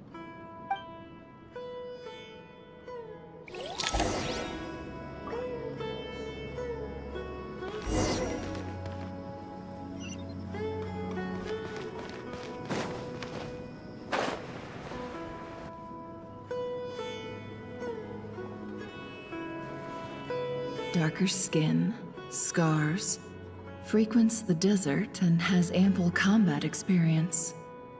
Nothing unusual about how he dresses or acts. A coin. Interesting. Could that be how his contact paid? Sorry to bother you. Has everyone here already left? Ma'am? What are you doing in Caravan Rebot all by yourself? The main group evacuated some time ago. Didn't you pass them on the road? My friend and I lost some of our cargo along the way. I didn't want to miss out on potential business, So I told her to go on ahead and meet the client while I retraced our steps. I didn't think it would be so late by the time I found it. And then there was a terrible sandstorm. I guess I must have taken a wrong turn, because I didn't see any large groups on my way here. Forgive me for asking, but just to be on the safe side, could you describe this friend of yours? Sure. She has blonde hair, and she was wearing a hat and a white dress. You'd definitely know if you'd seen her. Yes, I think that does ring a bell. Ah, my apologies. During this exceptional time, the Corps of 30 are under orders to be extra cautious when dealing with unknown people, whoever they might be. I understand. Well, sir, is there anything else you need to know? If not, I'd better try and catch up with them. Hey, wait! They left a good while ago now. You'll never catch up with them on your own. Why don't I give you a ride? I'm here to collect the last few people anyway. We have plenty of carts, so one more won't be a problem. That would be amazing. Traveling with a group will be much safer. I'll have to pay you for your trouble. Hey, let's not worry about the money for now. Wait here a moment. Once I'm done packing up, I'll take you to join the rest of the group. All right, thanks. Let me know if you need a hand carrying anything. No need for that. I'm strong enough for both of us. Okay. Well, I wish there was some way I could repay you. Guess it's my lucky day, running into someone who knows what they're doing here. You might have just saved my life, you know? You're not wrong there. I mean, what kind of cargo is so important that it's worth risking your life to get back? I hope for your sake that it's priceless. Actually, I suppose I can tell you, since you've been such a big help. But be sure to keep it to yourself, or we could both be in big trouble. Oh, really? Sounds mysterious. We're in the antiques business. You understand? Some of our goods aren't acquired through the most legitimate means. We have to be very discreet when we're selling them. That's why I had to go looking for the missing cargo alone. Ah, no wonder. Well, ma'am, in that case, it turns out that maybe there is something you could do for me. I'm all ears. But to be clear, our commission isn't cheap. Think carefully before you ask. We don't want to ruin our relationship before we even hit the road. I'm sure that won't be a problem. My issue is, I have something that's a little difficult to sell on as well. Take a look at this.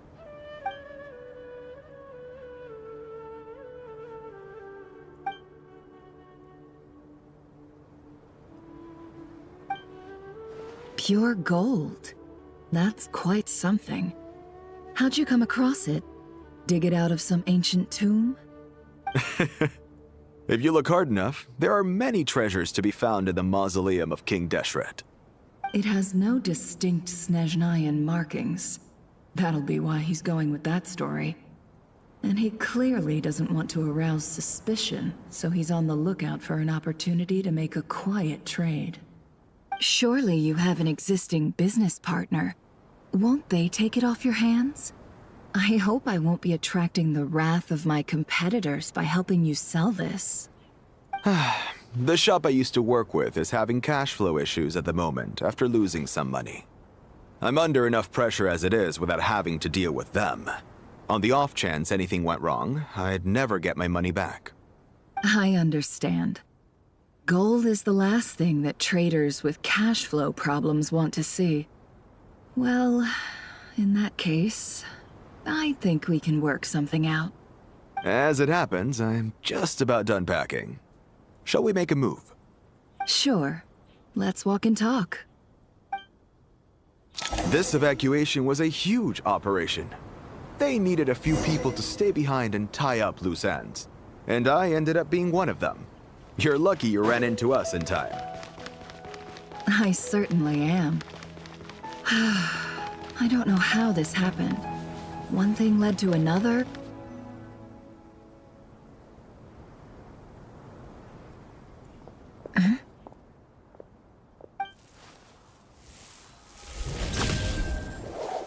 Hands where I can see them. General Mahamatra! No, wait! What are you doing?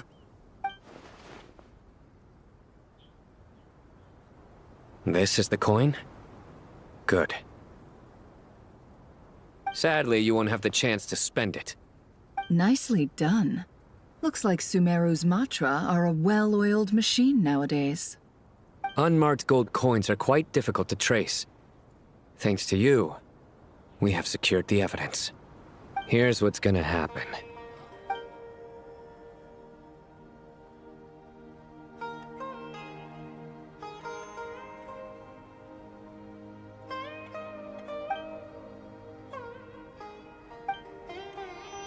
Southeast from here, leeward side of the hill. That's where he's meeting his contact. Great work. Candace tells me your interrogation skills are highly effective. Hers are quickly catching up. She's improved a lot in recent years. Looks like it's over to you for the next step. Because I'm quickest on my feet? Because you know how to trail a target. Plus, it'll be easier to monitor their activity from the air. Fine. I'll be quick. One more thing. The Traveler just brought a message from the Dendro Archon. Once you're done with this, we're to meet up at the mausoleum of King Deshret. Got it. Will do. Are you sure you'll be okay on your own? Gee, I don't know. Maybe you should come with me. Okay. Then Paimon's coming with you. Really? You do know this is a stealth operation, right? Meaning, you have to be quiet? Paimon? Are you sure about this? Well, Paimon at least wants to give it a shot. Like everyone says, if you never try, you'll never know. Besides, being the best guide in Tibet has to count for something. This should be a piece of cake. Fine. Join me if you want. But be warned, if anything goes wrong, I'll have to gag you and shove you into a bush. No need! Paimon will be super careful. Promise! Good. Then what are we waiting for? Let's go. Ah! Coming! Coming!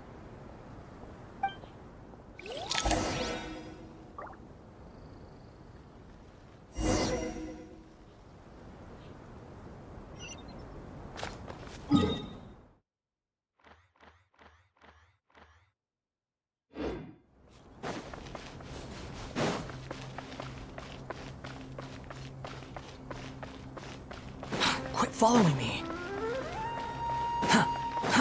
Too slow.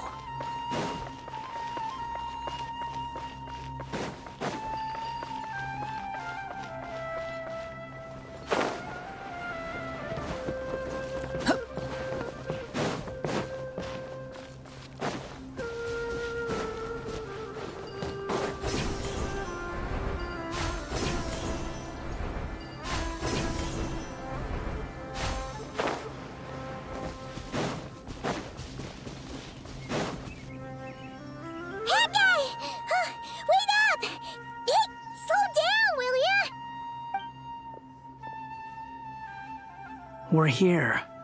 Now, we wait. Okay, yeah, cool. Cool. What's on your mind, Paimon? Huh? Oh, nothing? I thought all you cared about besides being a guide was food and sleep. Why the sudden urge to go on a dangerous mission? What's that supposed to mean? Paimon's been on plenty of dangerous missions before. But never on your own.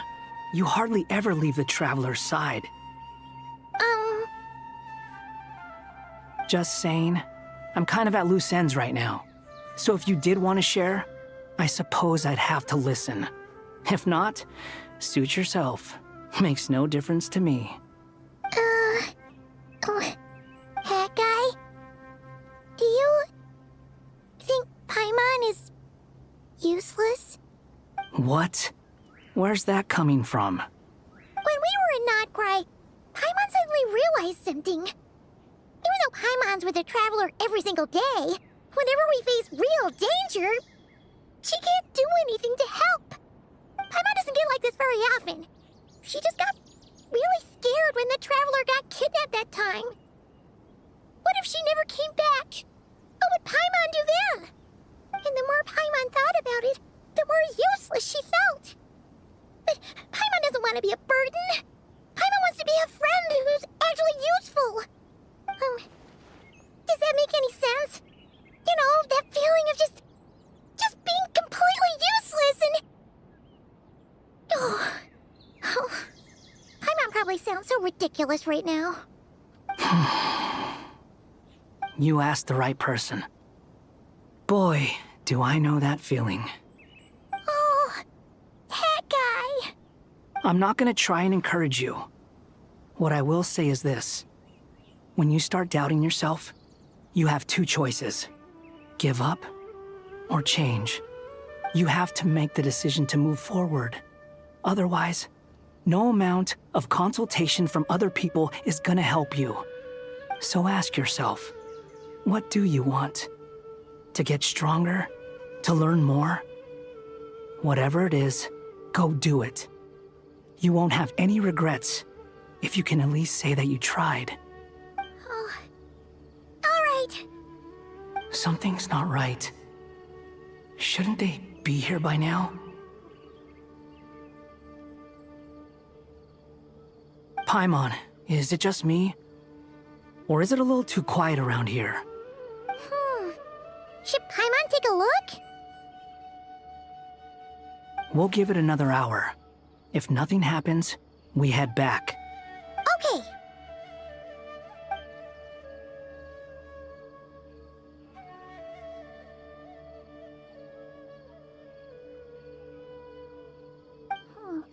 How strange. We've been here for ages. Where the heck are they? Have we been stood up? What is it? Did you think of something? Something feels off about this whole situation, but I can't quite explain why. We know for sure that the guy Sinocot had something set up, yet somehow his contact is a no-show. So, either the handler got caught, or, more likely, they decided to cut our guy loose. But how would they know to do that? Wouldn't they at least send someone here to check things out? That's the problem. They couldn't possibly know what's happening here. Unless... This feels all too familiar. Come on, let's head back.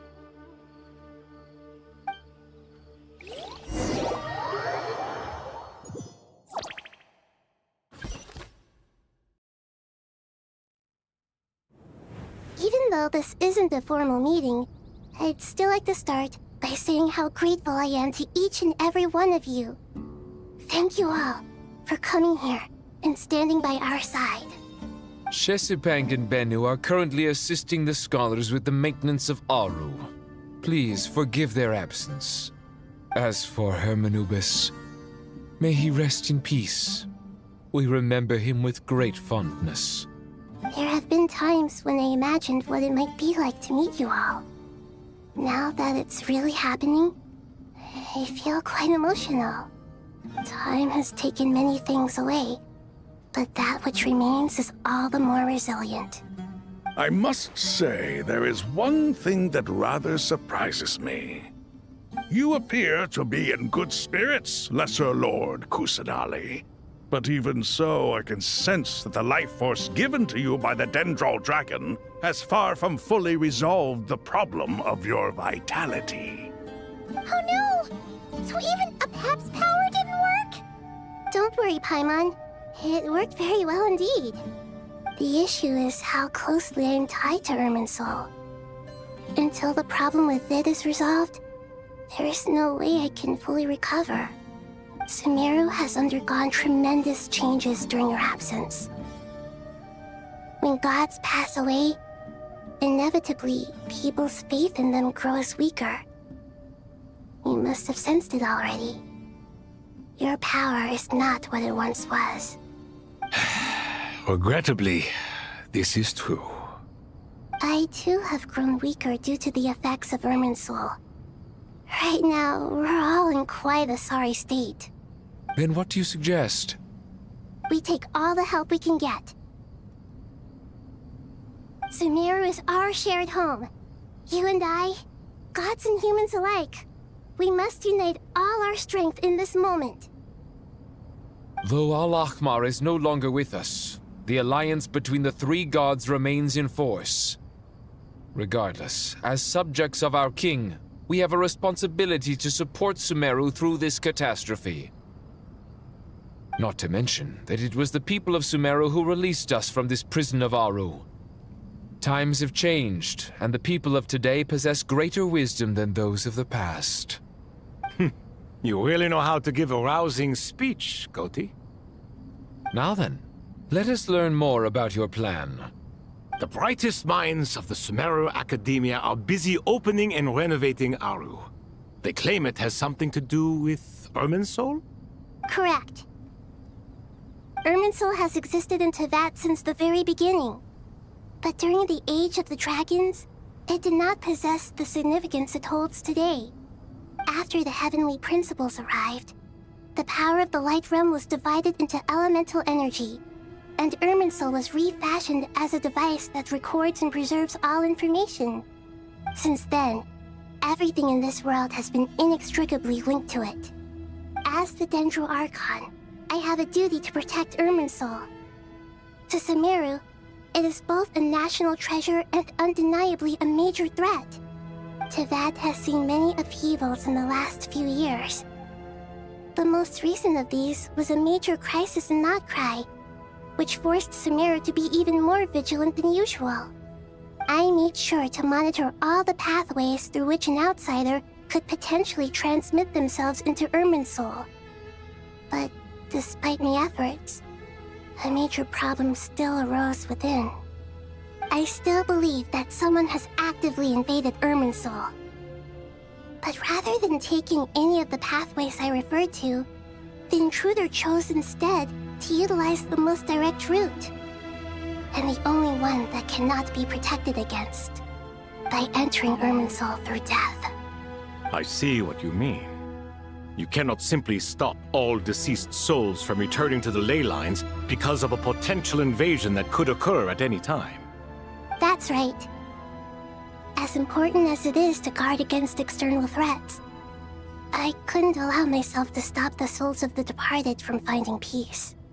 Please, understand how difficult this predicament was for the Dendro Archon. Defense has never been an easy task. After Irminsul was invaded, my authority was quickly restricted. Soon after that, the tree began denying access to any connections. I'm sure you feel responsible, but you are not to blame. No one can predict every possible disaster. There will always be trials and tribulations for the world to endure. But the people of Sumeru should not have to endure this. We must find a way to break through the lockdown and connect to Irminsul. And this is why you need Aru. Yes. The only thing in Sumeru capable of rivaling Irminsul in terms of overall function and performance is Al-Ahmar's legacy, Aru. All I managed to do before falling into a coma was make some minor adjustments to Irminsul. Using Aru is a last resort, and a move that comes with enormous risks.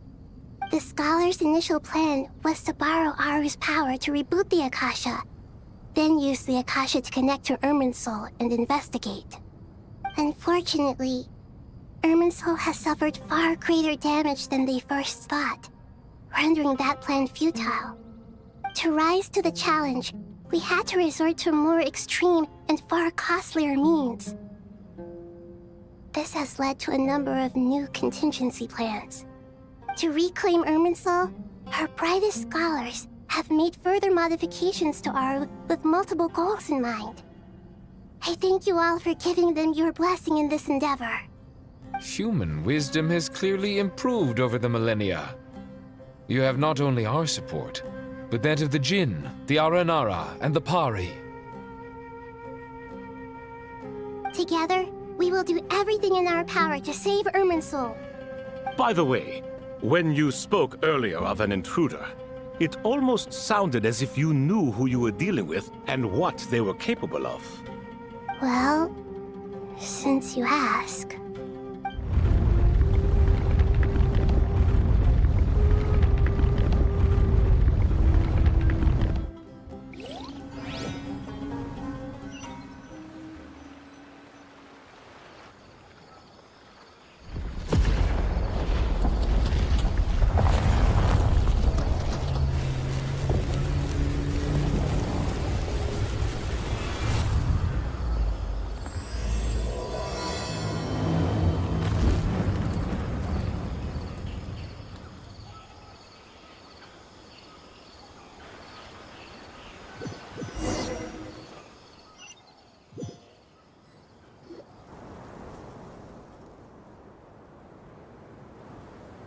Master Tainari! What is that? Is this Irminsul? How did this happen? What's going on inside? Luckily, we managed to evacuate everyone.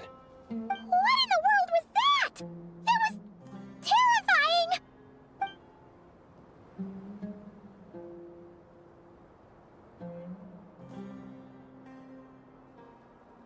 Oh my. I understand now, Dendroarchon. You make yourself quite clear indeed. Not once over the millennia has Irminsul been so terribly afflicted as this. Please continue, Dendroarchon. Irminsul's root system is what comprises the ley lines. In the past, it has always been hidden away, going unseen by the general populace. But now, an evil intruder is making it reveal itself. It has become a tree of unbridled greed. A clear sign that a deranged experiment has advanced to a new stage. Blasphemy. From where I stand, an experiment in the name of blasphemy sounds rather improper. But if we are to honor Dottore will, this is what we must do. The birth of this tree proves to me beyond doubt that this incident is connected to him. But to explain the situation in full, there is someone I need to tell you about.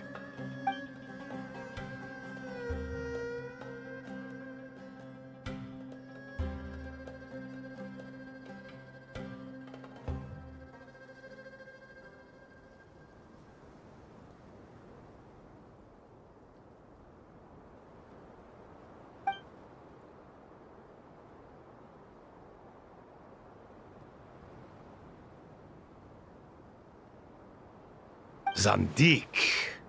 So it was him. I saw him in the desert once. A man of supreme arrogance. So this is where it has taken him. But didn't Dottore die and not cry? How is he still able to do all this? He must still have loyal followers amongst the Fatui. Even so, I'm still unclear as to how he has been able to wield such a profound influence over Irminsul. I can confirm that Fatui forces have arrived in Sumeru City. Furthermore, Irminsul seems to be undergoing some kind of mutation. Evil branches are beginning to grow. Things that do not belong to this world are slowly but surely materializing. Sorry, I couldn't think of any other word to describe it. They don't seem to be fully formed physical entities yet, after all. But they are gradually becoming real. A baleful tree, climbing up into the heavens. Speaking of Dottore, I have some information on that front as well.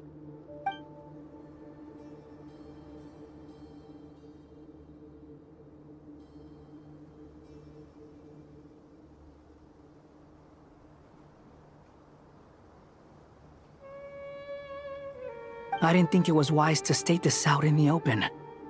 But my theory is, the mole wasn't cut off after he was caught. They wrote him off from the beginning.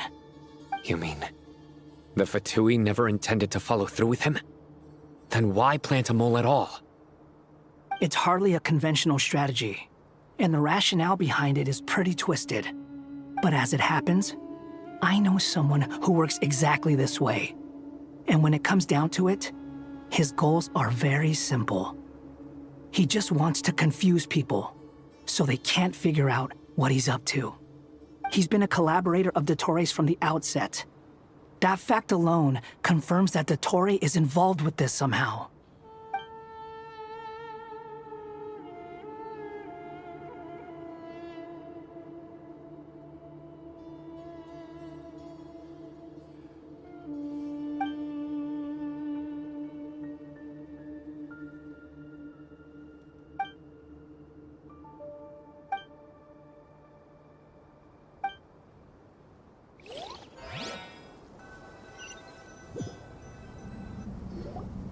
There is still much to be done. Everyone, please remember our core strategy. As per the discussions, the following groups must act immediately. Mr. Alhaitham and Mr. Kave, the next phase of the Aru renovation project must begin right away. Godspeed to you both. We'll give it everything we've got. The plan looks feasible, but the implementation will require certain resources. General Mahamatra Sino and his team will help to procure the materials required for modifying the terminal. No problem. I've already spoken with Sethos and Hat Guy, and they've agreed to assist me. This kind of thing is best left to the fleet-footed, right? Hat Guy? If it's efficiency you're after, we're the right people for the job. Following up on the elemental energy amplifier we discussed, Ms. Dory, I assume you're the one most familiar with the status of this project. Aside from the Dendro Archon, of course. Yep, that's right. Leave it to Lord Sangama Bay. Got it. Well, I'd like Madame Farazan, Kale, and Nicole to support Dory on the technical side. You can count on us. Will do. Rest assured, I'll take good care of Kale. Dia, Candace, and Nefer, you'll be in charge of negotiating between the various parties. I trust you remember our goal. You bet. We can handle it. Good. I believe that covers everything. Tainari will provide ad hoc support as needed, if that's okay. Poor Tainari. Must be tough being Nephis' student. Getting bossed around all day, every day. Hey, don't try and drive a wedge between us, you old rascal. All it says to me is that Master Nephis has faith in everyone's abilities. While I'm nominally here as backup, I doubt there will be many situations where my help is needed. Exactly. Finally, Traveler, you and I will head to the border between Sumeru and Natlan. Once that task is complete, I'll be asking some of you to accompany me to the Eternal Oasis.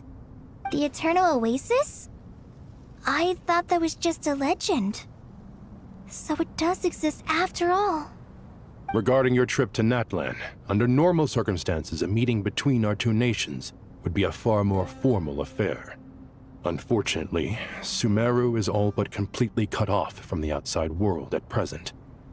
So regretfully, we won't be able to give the Pyro Archon Mawika the grand reception that she deserves. My apologies for the inconvenience.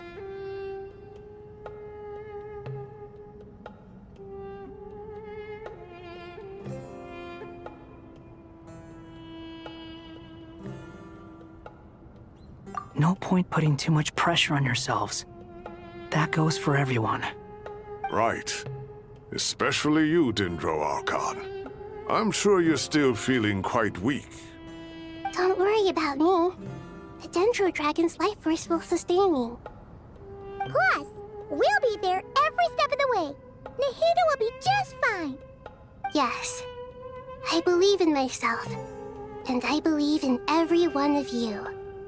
Well, time to get going.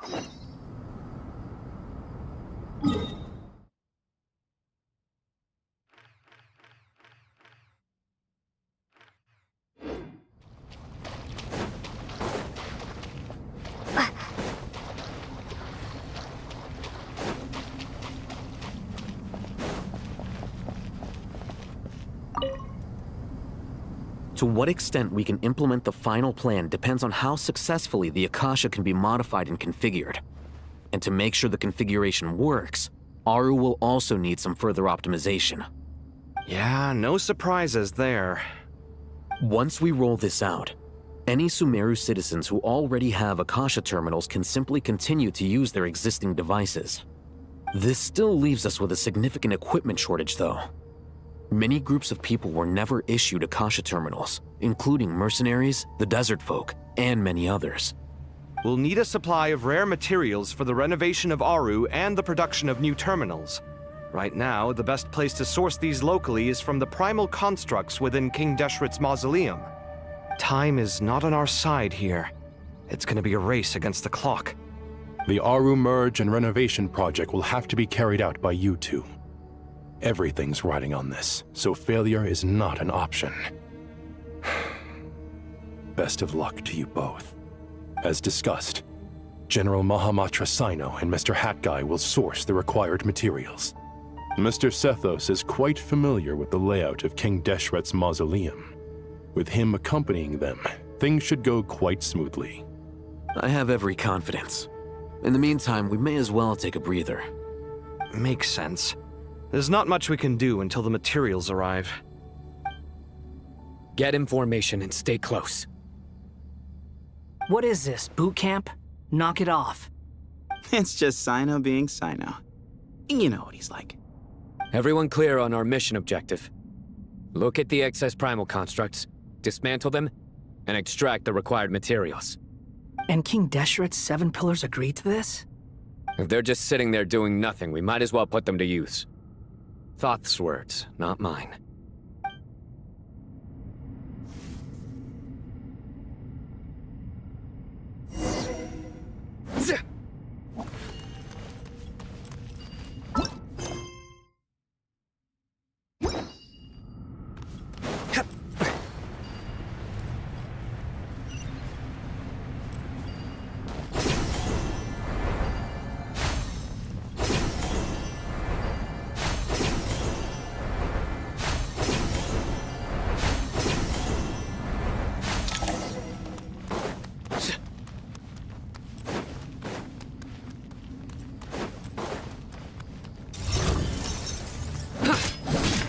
Nowhere to run!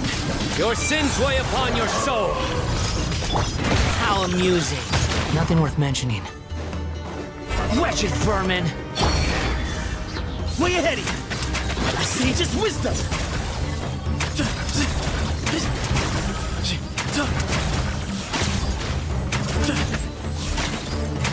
Excuse me? Surrender!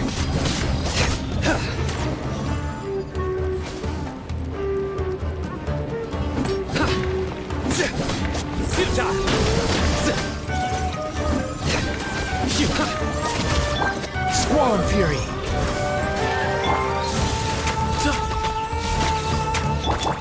Surrender!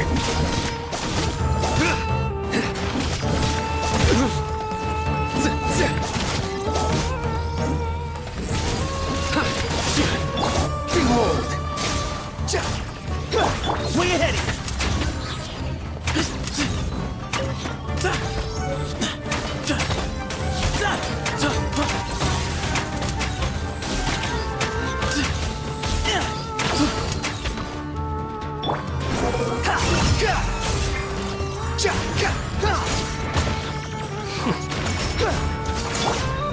Excuse me? Move or be moved!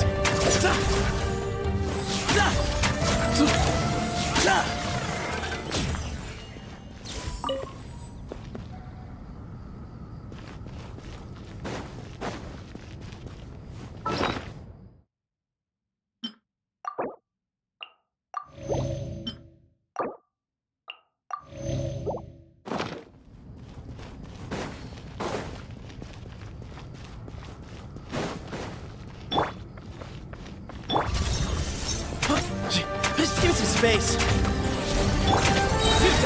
Judgment is upon you. Your penance is due! Way ahead of you!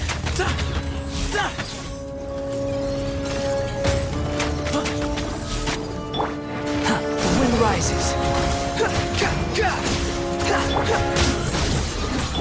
Give some space.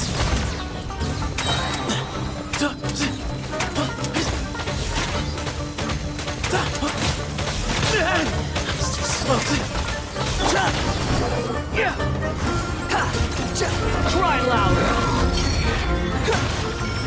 That's far enough. Behold. Excuse me. Al Akbar! Come at me again. Give me some space.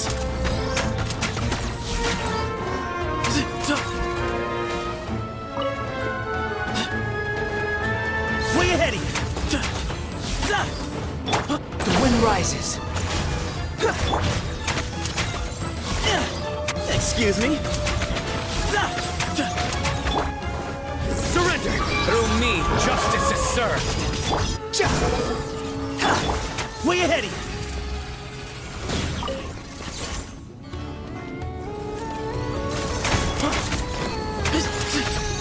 Squall and fury!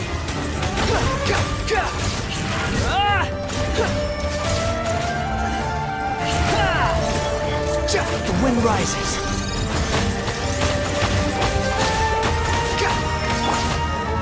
Give me some space.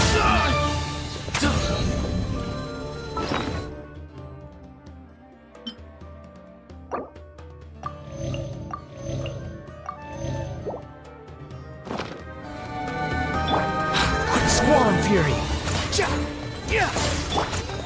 Excuse me. Move or be moved. Nowhere to run. Behold.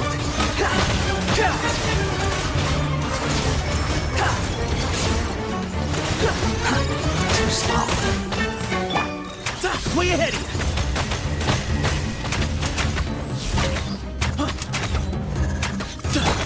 Futile.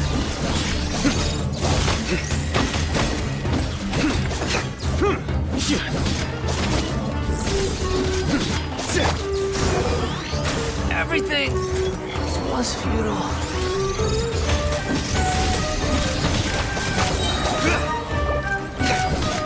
Judgment is upon you.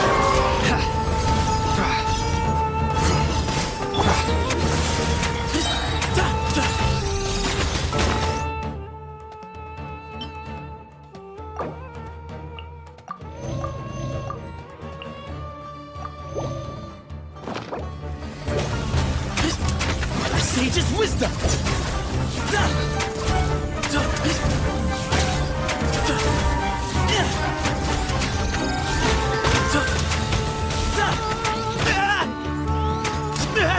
I'm so slow.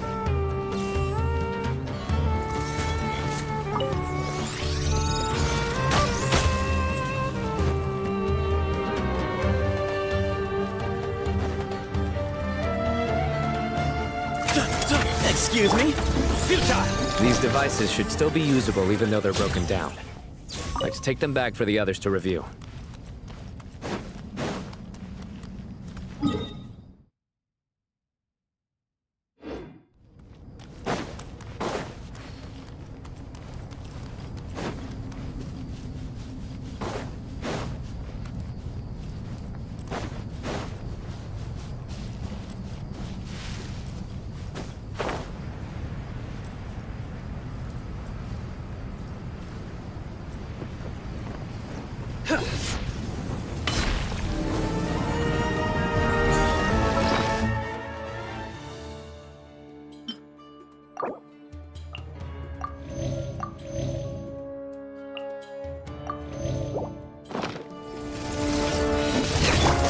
Rises.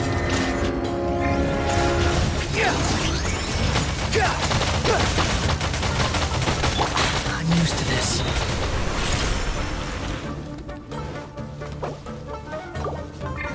Nowhere to run! Give me some space.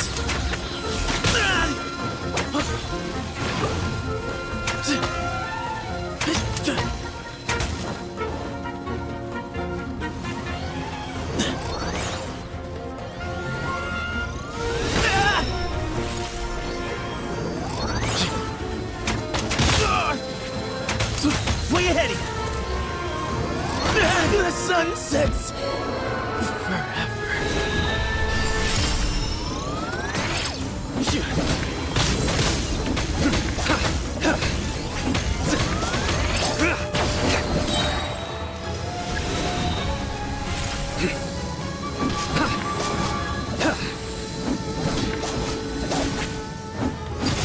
Surrender! Through me, justice is served!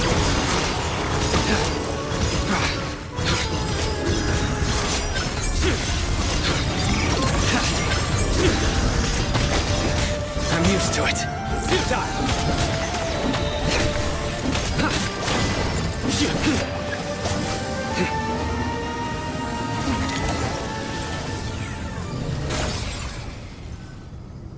How many do we need again? Enough to make an Akasha terminal for everyone who doesn't own one. I remember you telling me how revolutionary these Akasha terminals were. You've used one before, right? The Academia declared the Akasha to be the most powerful and comprehensive wisdom dissemination system in history. That should give you an idea of how powerful it is. Certainly sounds impressive. Neither Hat Guy nor I have ever had an Akasha terminal. Well, if it all goes to plan, that's about to change.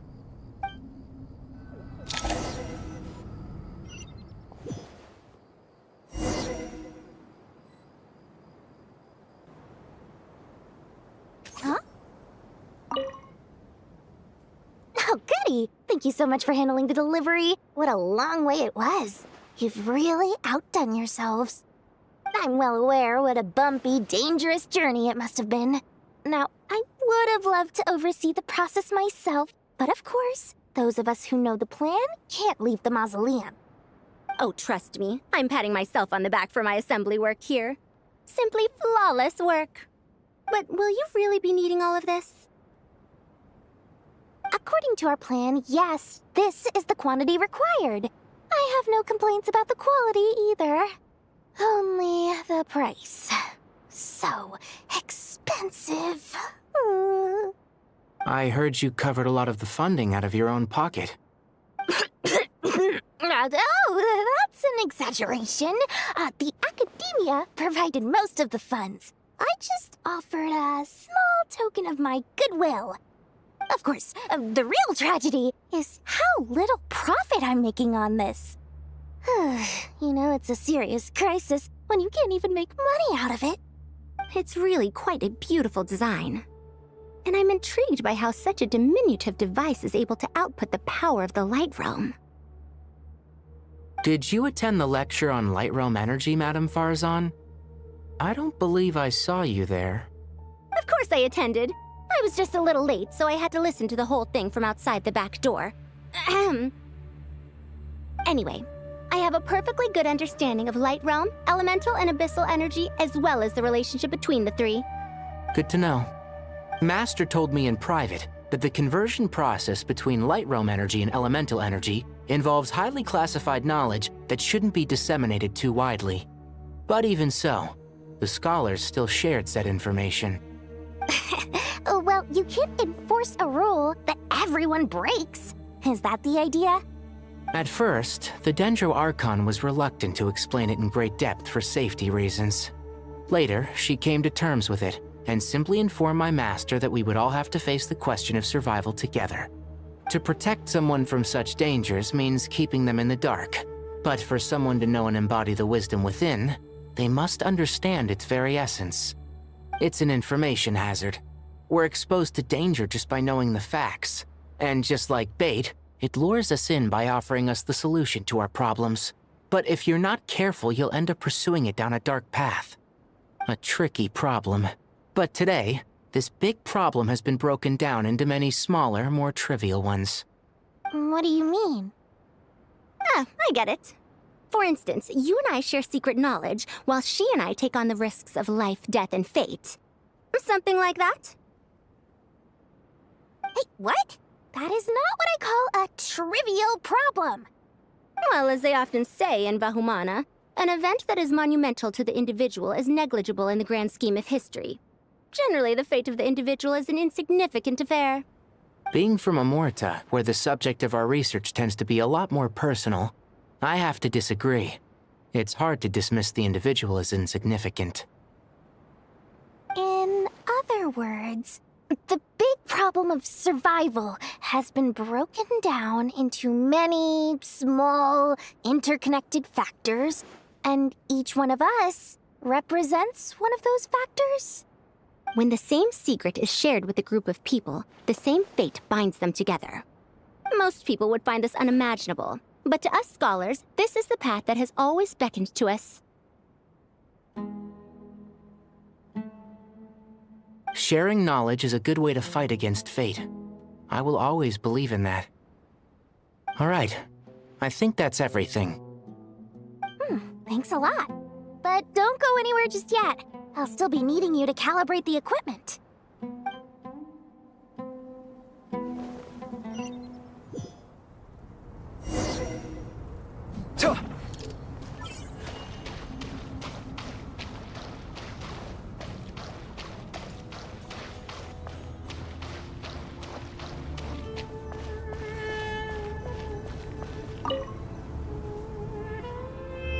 Okay, the materials are ready.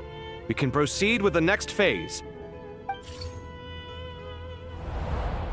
Alhaitham, how are you getting along? Most of the information in Aru is written in ancient desert scripts. Some of this is written in a tribal language, while other parts seem to be a variant of an oasis script, based on the glyph forms. Oh. Not lost to history, I hope. Some are. All we can do is infer the meaning based on the rules of related languages. Although, this section actually fills in some of the missing historical record. I'm transcribing it so we can bring it back to the academia. After Aru started up, 2 more lines of text appeared here. Can you read them? Humans may not read what is written by the gods, except by not reading. Victory should not be easy to attain, for it symbolizes divine wisdom. Knowledge must not waver, for it has external borders. Is this a clue to solving a puzzle? Or is it being symbolic? You can't read it unless you don't read it. Victory is wisdom. Knowledge is confined by borders. Wait, I think I've got it. It's a metaphor, isn't it? It's talking about... a chessboard.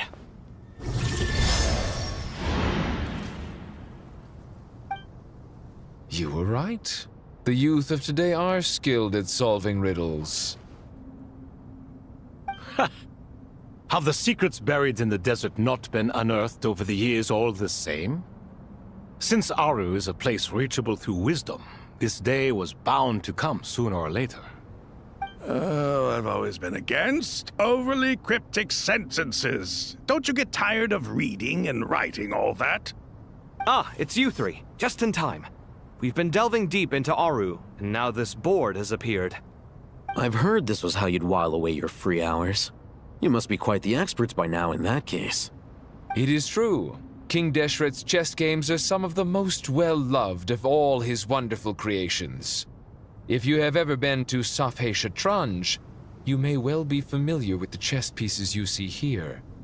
Is this chessboard supposed to be another visualization of the interior of Aru, then? Naturally. Visitors, everything is ready. Only by completing the challenge on the board in accordance with the rules will you be permitted to overwrite Aru. 1 second. It's not dangerous, is it? Dangerous? Why, yes, of course. I should be the one to go, then. Wait for me here. Sounds like the self-confidence of our present company has rubbed off on you. Don't be ridiculous.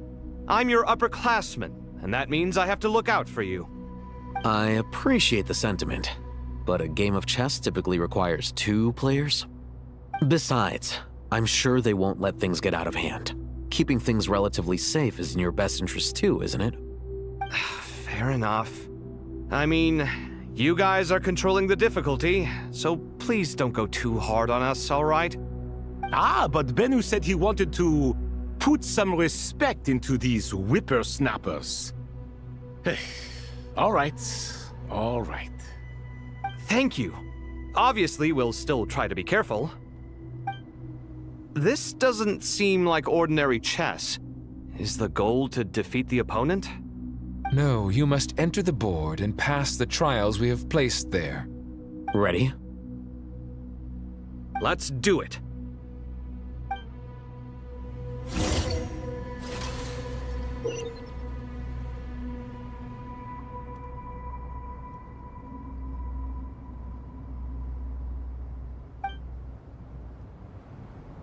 By me. I don't think this is gonna stop us. But the key to this game lies in working together. Otherwise, you will be deemed to have broken the rules. Looks like it's up to me. Marak, can you open it? King Deshret's favorite primal construct. Living on in suitcase form, of all things. Amusing. Ho-ho! Excellent work.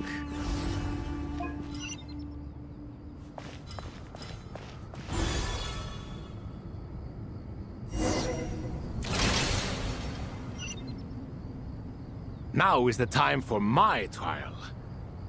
Now.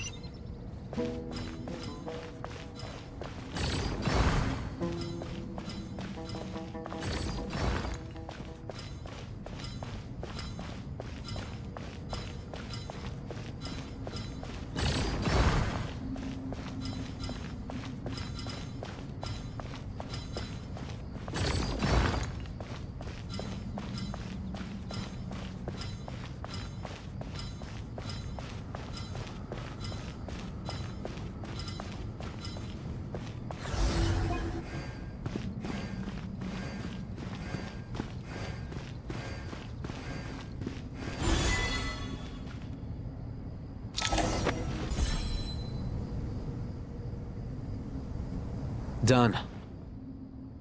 Finally. It's over. But seriously, that was incredible! Standing on the chessboard felt completely different from standing on solid ground. And also... Oh, sorry. I'll save my thoughts for later. Thanks to the three of you for helping us out with this. Is it just me, or were you giving us quite a lot of guidance along the way? We made but a humble contribution. You lived up to our expectations. Bravo! Our aid was not given for naught. In addition to the existing functions, I'd like to ask you for another favor.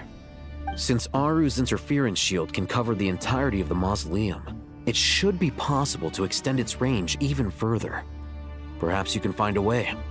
So, building upon the existing functions to... Ah! I'm with you! Imagine for a moment. What would the ideal outcome look like if this function were compatible with the devices? I agree. This is the best solution possible. Please, everyone, we beg you to help us. Me, oh my! Well, since you ask so very nicely, I suppose... Goti? Kroko? What do you say? Naturally.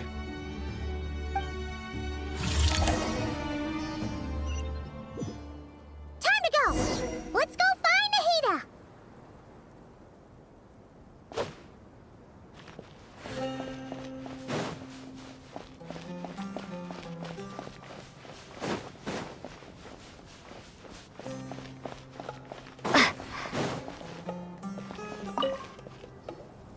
There you are. Miss Nicole truly is an angel. She shows great wisdom in guiding others, and she has already sent word to Natlan on our behalf. She said that while the other members of the Hexen Circle are busy with important work, she is quite free, and she's more than willing to accompany the people of Sumeru for the entire journey. Oh, yes, Nicole, all right. Always super patient and loves to help everyone out. She's the best. She is. So kind and enthusiastic. Well, time for us to get going. Let's head out.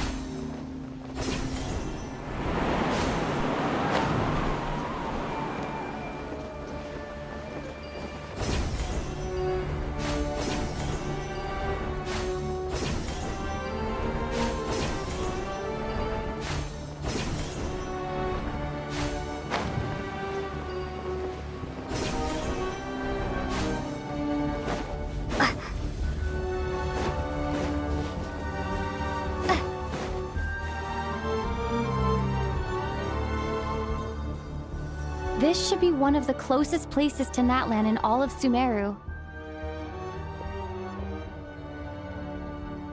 There's the barrier Nicole and Nefer mentioned. It completely cuts this nation off from the others. But why?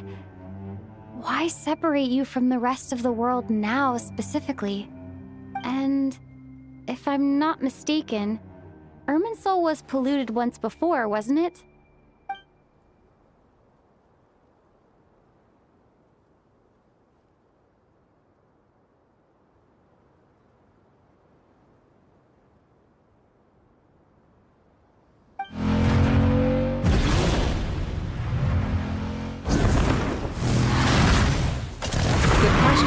I'm wondering the same thing myself.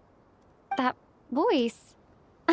Malika, you got here pretty quickly. Hello, traveler. It's been a while. Hello there. Hello, Dendro Archon. Malika, I apologize for asking you to meet at the border on such short notice. I also apologize for not being able to greet you in person. The form in which you see me now is one carried by the Traveler. The real me is inside the mausoleum of King Deshret, and I am reaching out to you with my mind from here. Irminsul has been infiltrated by the Doctor. We must be on our guard, as he can spy on information in the world from within the tree.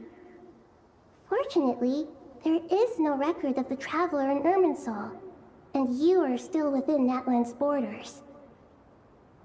My records will be preserved in the Night Kingdom, rather than the ley lines.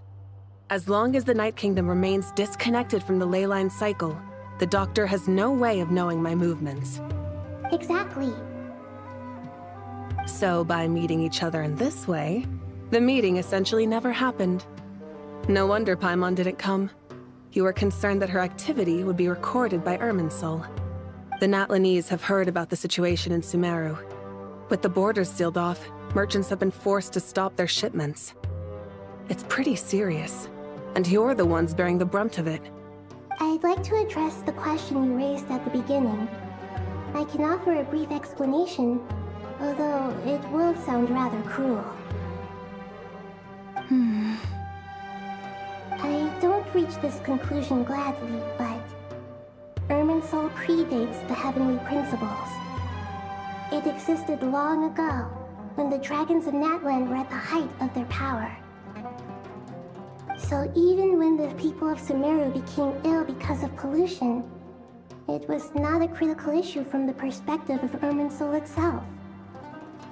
As long as it continues to function normally, the barrier will not be activated.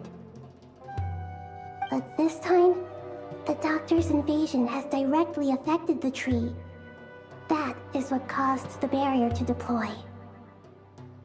The Heavenly Principles established a rule that when Irminsul is plunged into grave danger, a portion of power will be reserved to isolate Sumeru.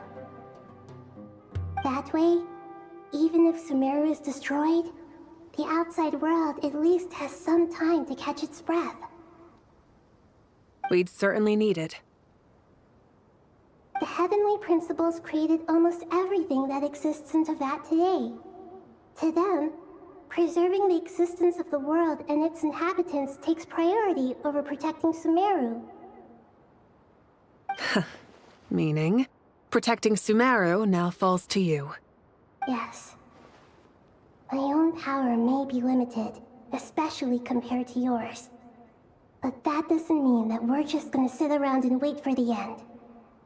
If necessary, I will utilize any and every means at— Nicole of the Hexen Circle didn't say exactly what this meeting was about.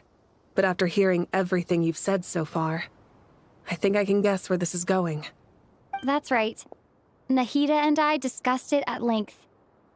We both know how presumptuous this is, but... You need the Pyronosis, don't you?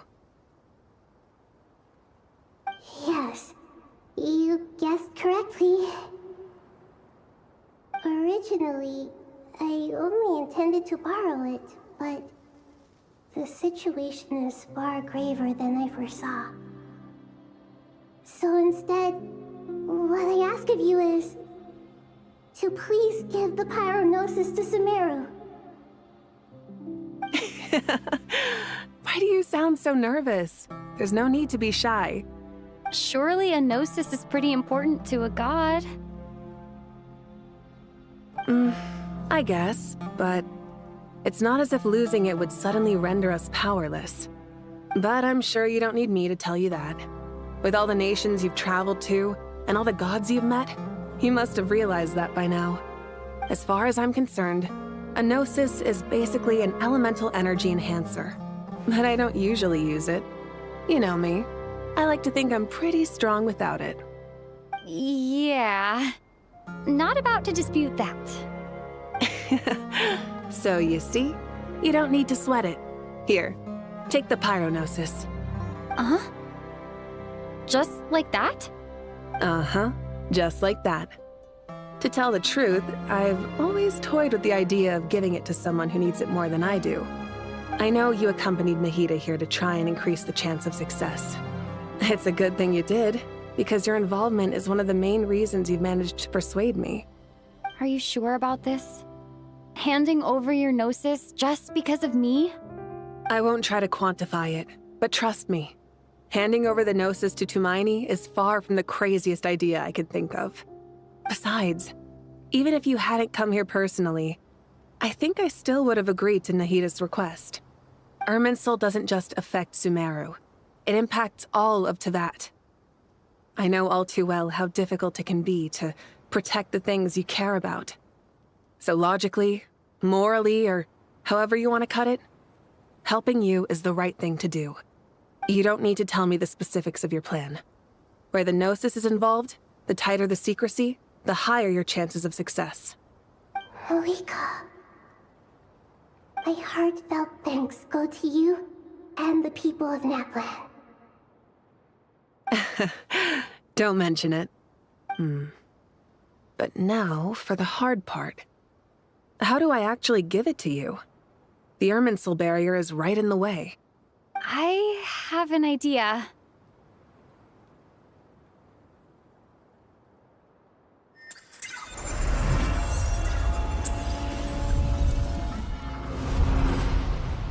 Just as I thought. Incredible. What did you do? Just made a lucky guess. This seems to happen quite a lot. Things that apply to everyone else don't seem to apply to me. I figured the same might be true here. Irminsul usually produces effects based on the records it holds. Since the Traveler is a descender, Irminsul contains no records of her, and thus has no way to impede her. Is that right? You really are full of surprises. Catch. Whoa!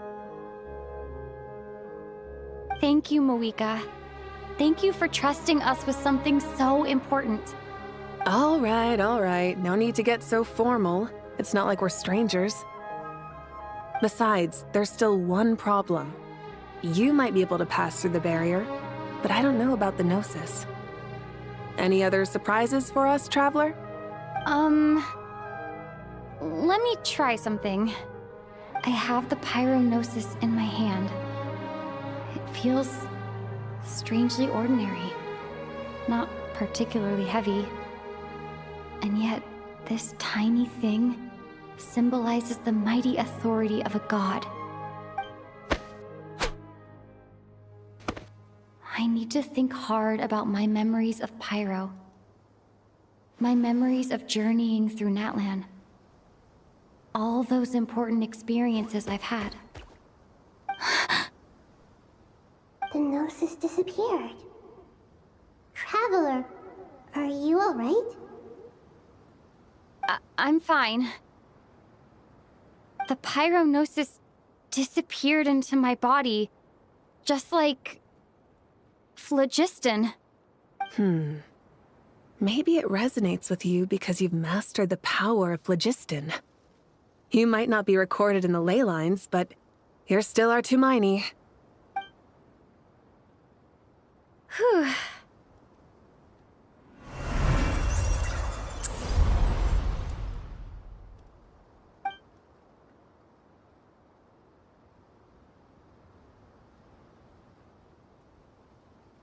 Please allow me to express my gratitude once again, Malika. Pleasure. Well, I've given you all the help I can. The rest is up to you. Good luck. We won't let you down. Yeah, we aren't about to lose.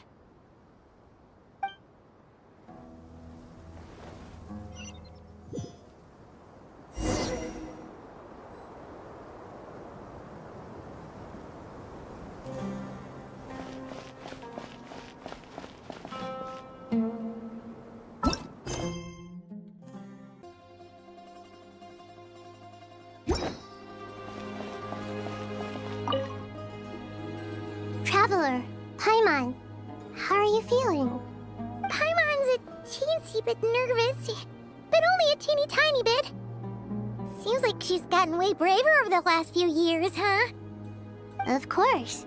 After all the adventures you've had with the Traveler, I'm sure you've gained a lot of experience and grown as a person. I'm doing all right. What about you, Nahida? How are you holding up? With the negative effects of Irminsul, I'm a bit like a piece of fruit that's been burrowed into by hungry insects and left to rot. I'd be lying if I said it was nothing. But please don't worry. We all know what we're getting into, and we've prepared as well as we can. I believe in everyone. I believe in you. And I believe in myself. Stoking the fire inside oneself is certainly one way to live, but knowing when to rely on one's companions is also a form of great wisdom. I've been quietly learning little things from everyone, like plucking tufts of fur from a sumpter beast. Me too. With the constant traveling, I'm always learning and growing. That's the journey of life. I think there's someone else here who would share that sentiment. Don't worry about what I think.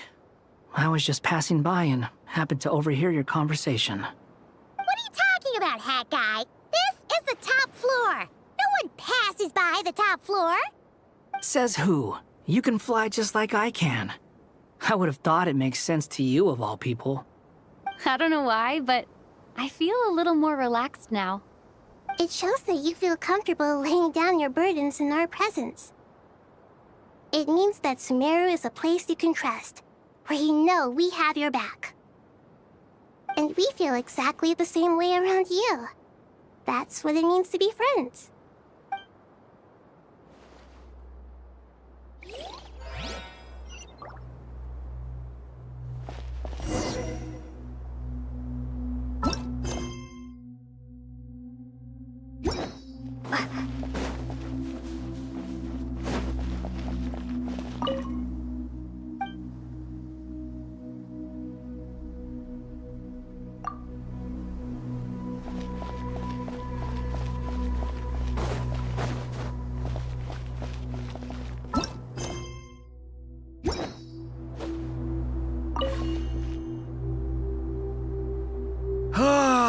It's finally done. Ugh, but I have a nagging feeling that there's something I've forgotten. Oh, there you are. Everything wrapped up on your end?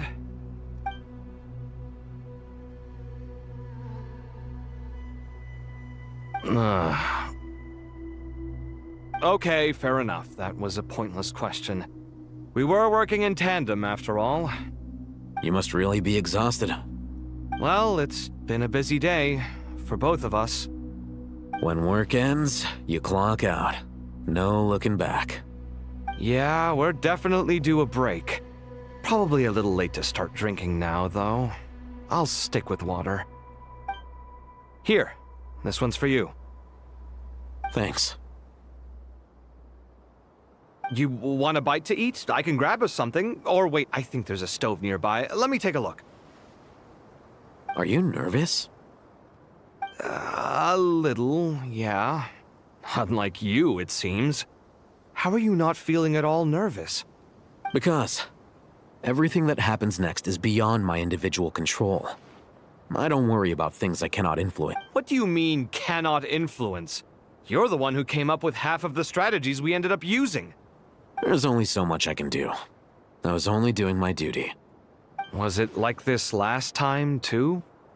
You mean with Azar and his accomplices? Yes and no.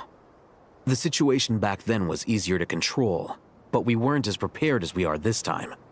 So the enemy is stronger, but so are we. I still vividly remember the way you interrogated me in the library after the fact. Where were you when Sumeru needed you most? If your memory is so vivid, you might also recall that it was you who came looking for an argument. You're often the one who initiates these things, you know. I came for a conversation! I didn't know it was gonna turn into an argument! Anyway, at least I showed up this time. So, what do you think? What do I think? I think we're certainly better off for it. It's good having me around to help out, huh? Absolutely.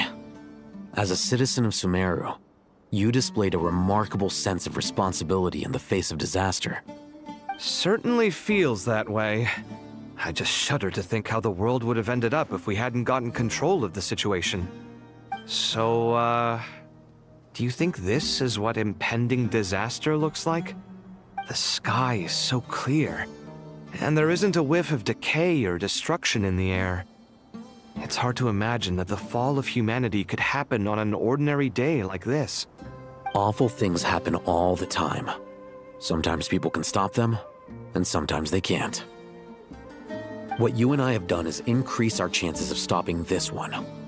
Lofty ideals may provide no defense at all against nihilism, but perhaps little decisions can. Oh, nothing. It's nothing. I hope everything works out tomorrow. It will. As long as we stick to the plan, our chances of success are good. It's really strange. You're my junior, yet you always seem to act more like an upperclassman than I do. I think it's mostly a matter of temperament. Ugh. Walked right into that one, didn't I?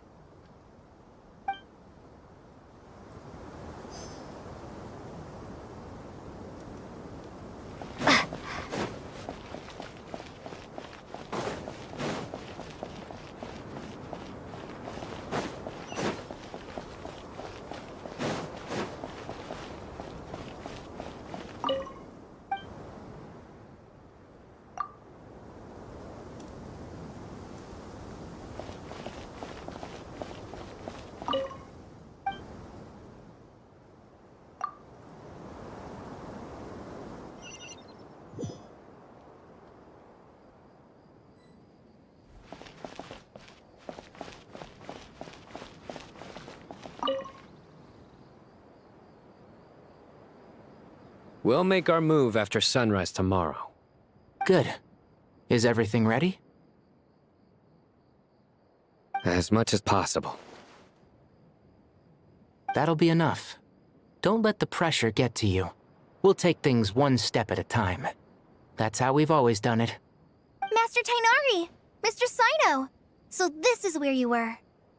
I brought some juice and some water. Would you like some? I know how easily you get dehydrated in the desert, so you should definitely have some water. In which case, I'll have the juice. I gotta ask, though. Who's on juice-making duty at a time like this? Madame Farazan said she was feeling a little nervous, so I told her about the automatic juicer my friend invented. She took it right off me and started making carton after carton of juice. A juicer? Did Sucrose send that to you? Yeah, I hadn't had the chance to try it out before this incident occurred, but I couldn't bear to leave it behind in Gandharvaville. The juice is very sweet. I think so too. Kale, how are you feeling? Physically, I'm okay, but it just still feels strange to me. Why would a great power like this come to someone like me? I know the feeling well. That same question ran through my mind every day as a kid. At least now, you have someone who can relate to you. All the more reason that you should apply for Spontamod. Tainari fiercely opposes the idea, though. Those two things are completely unrelated. What are we all chatting about, Would anyone like any juice? Oh, you have some already. I had some earlier, ma'am. Maybe give the extra to someone else? Very well, very well. I shall be off then. There's this enormous power, and then there's little old you. You feel like there's no connection between the two. And that sense of dissonance is difficult to get used to. Yeah. But after all this time, I can't believe this stuff still gets to me sometimes. Makes me feel a little childish. Kale, just because we normally keep the conversation light doesn't mean we can't discuss deeper issues. I don't think it's childish at all. You were the victim of a terrible crime. It's normal to struggle with the fallout from it. You have absolutely nothing to be ashamed of. My professor once told me that no incident can be considered truly resolved until the victim says it's over. Your rage and your pain are completely justified. Thanks. Miss Nicole said that the same god remains which were once used to inflict so much pain upon me have now become a weapon with which I can protect everyone. It's like my own personal kind of evolution. Every innocent person who's been hurt needs time to realize that it wasn't their fault. I was the same. But it's all about to be over. Tomorrow, it ends for good. I don't know if you've noticed, but you rarely stumble over your words anymore, and your outlook has become much more positive. It's a big change from how you used to be. And since this isn't over, you can settle the matter on your own terms. It's time you seized back control. I believe in you. Yeah. Sumeru is my home. And it's so important to me. I have to protect it. No, I will protect it. And once you're done, how about you come back and apply for Spantamod? Stop it with the sales pitch, would you? Hey, excuse me. There are still 3 unclaimed cups of juice here. Why don't you take one each? Ugh, my arms are getting sore from carrying them around everywhere. Madame Farazan, why are you... Here, let me take them off your hands. Thank you, Madame Farazan. Drink up and enjoy my handiwork. I think I'm going to make something else now instead. Please, try to relax, Madame Farazan. Your nerves are starting to get the better of you. I know.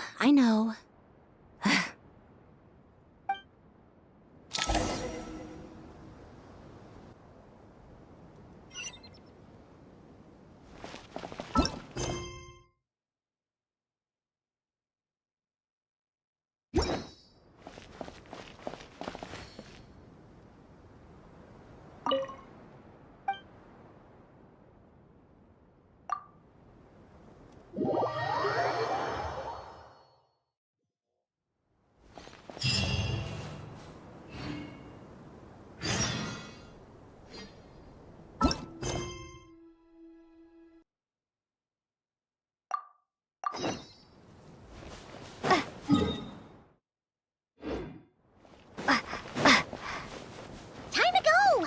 Let's meet the others at the mausoleum of King Deshret.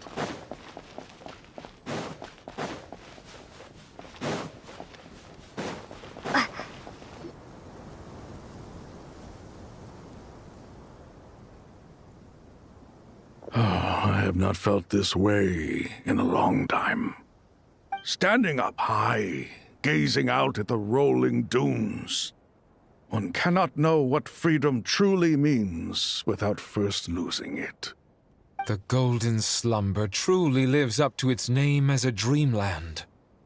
Though desert sands exist there too, no mirage, no matter how glorious, can compare to true beauty. Dendro Archon, what is on your mind? I was wondering, whose counsel I should seek on the questions in my heart. What kind of questions? So many. More than can be put into words. As I once said to a friend, we look, we see, and we comprehend. But the question still troubles us. What are the many disasters that this world faces, but the sum of all irresolvable questions? The biggest question you should be asking is how to seize victory. Yes. Although, I would express it differently. I must not fail. And so the question I am most curious about now is whether the path to victory will be an arduous one.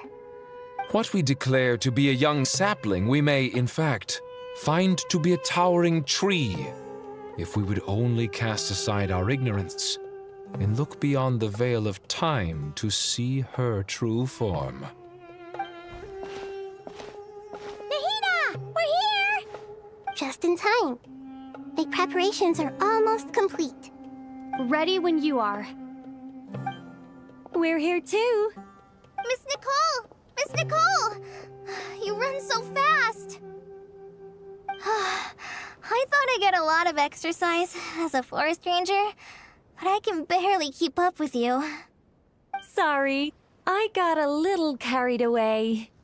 Lesser Lord Kusanali, the equipment is ready, and the modifications to Aru are all complete. As discussed during our meeting, Accessing Irminsul via the Akasha is no longer feasible at this stage. There are other options, it's just... they're a little more extreme, and more technologically demanding to implement. Maybe you should take it from here. The architecture and functionality of the Akasha terminals overlap considerably with Aru. There is reasonable evidence to suggest that one was developed based on the other, or that they both utilize technology of the same origin. As long as the transplant and merge operation succeeds, Aru should theoretically work on a scale greater than the Akasha and approximately equal to Irminsul. It will become the largest active computing device in all of Teyvat. A system this powerful is capable of a lot of different things.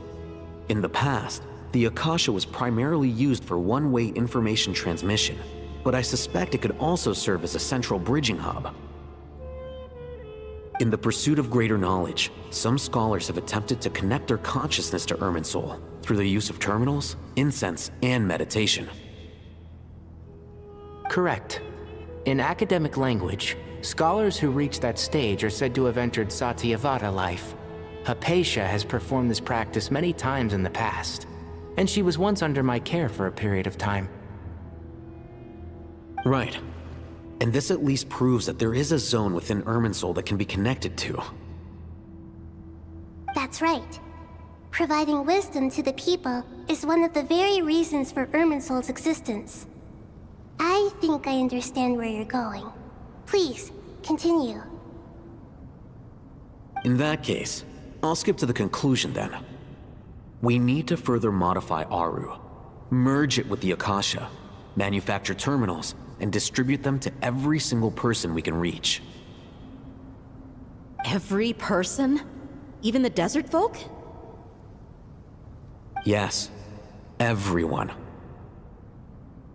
I've already calculated the amount of raw materials we need. So you mean we're going to get new Akasha terminals? Yes, but this time the people of Sumeru won't be using them to acquire knowledge, just to connect to Irminsul. That's the key. When we evacuated the city, we brought all the important assets from the House of Dana, in case we ended up needing them.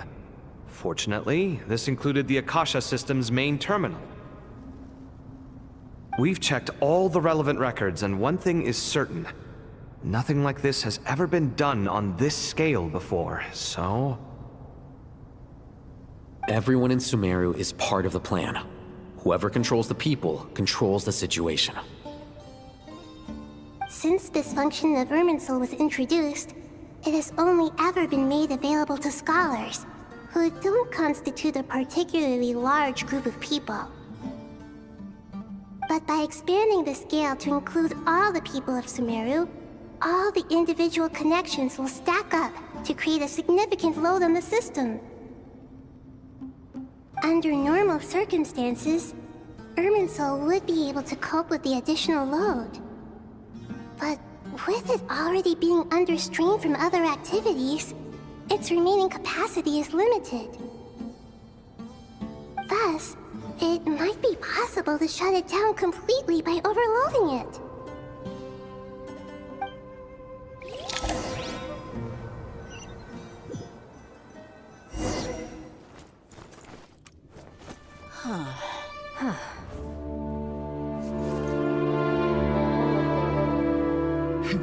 Counting down. 3, 2, 1. Are you ready? Ready!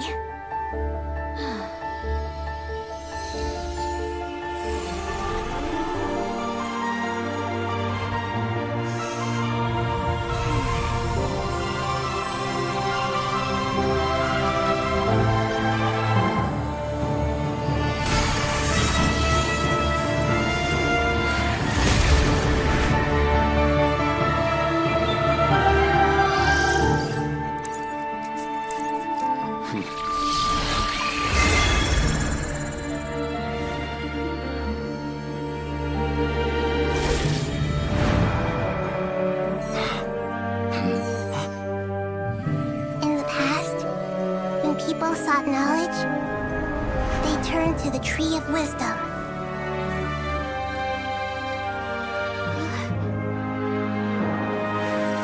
Today, we use it to save Sumeru and the whole world. These boughs that nurtured learning must not become tools for destroying the world.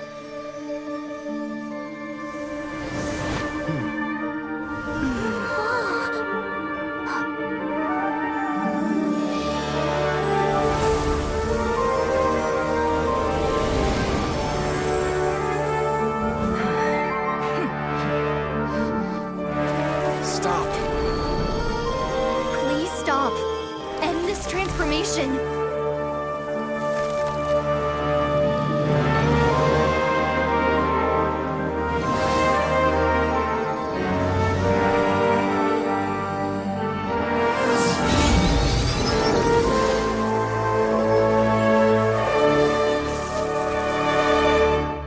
You would shut down Irminsul just to stop me? You fools.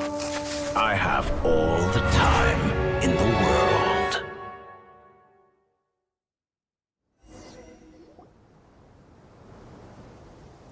Success! The evil Irminsul tree has stopped growing! Great!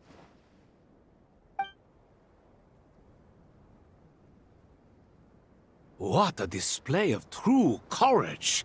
The courage to think and the courage to act! I never thought I would witness the shutdown of Irminsul with my own eyes. Perhaps this is human wisdom in action?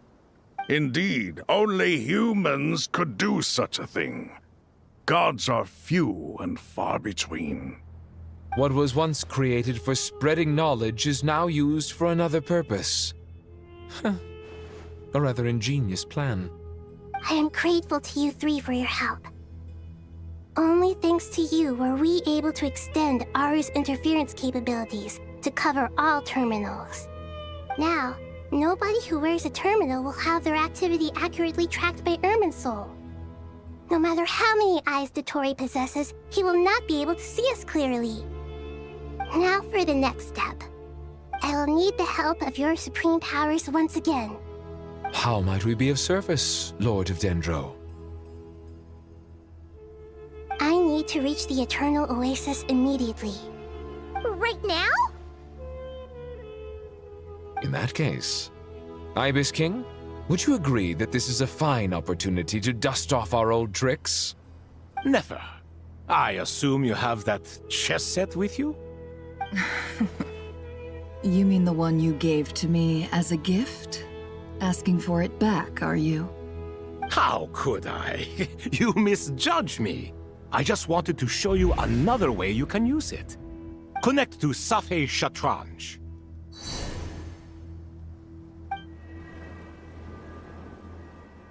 Safei Shatranj? You mean that place in the desert? Thoth's chess set gains its power from the chessboard laid out in the desert by King Deshret and ourselves. All ceremonies conducted using the chess set must be activated via Safei Shatranj. In other words, the chess set is an extension of the chessboard. In the past, moving a chess piece was a sacred and momentous act. Transfer initiated. Entering live combat mode.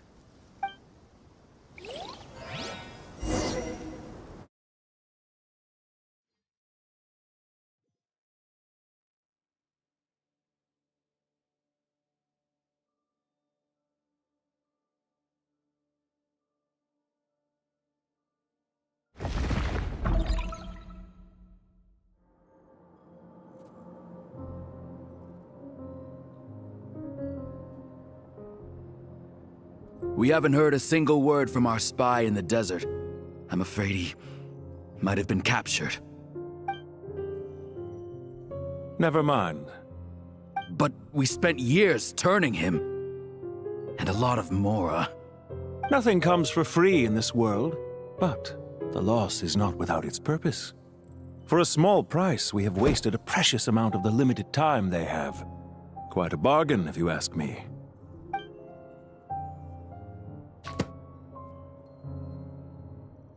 Understood.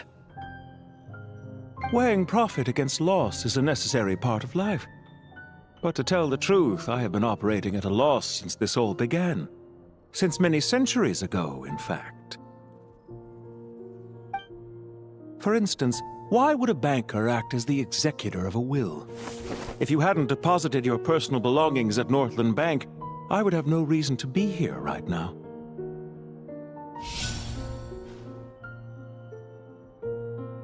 Dottore, I've placed your final data backup into the ley lines as per our contract. I trust we are now square for the safe deposit fees you paid. Is it not a little petty to split hairs like this, given our amicable relationship? I consider sound bookkeeping a matter of principle. Do not forget that you only live to see this day thanks to me. In fact, every day of your life since you met me, you've been living on borrowed time. Why, that's hardly a fair assessment. I will concede that my survival was perhaps at your whim, but I became a harbinger on my own merits. Managing money is not like other professions. Mine is not a role I could have acquired based on your recommendation alone, and certainly not one I could have lasted so long in without genuine ability. The information stored in the ley lines is quite comprehensive.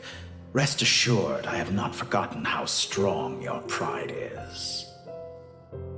Well, I presume you have no sense of fragmentation while talking with me.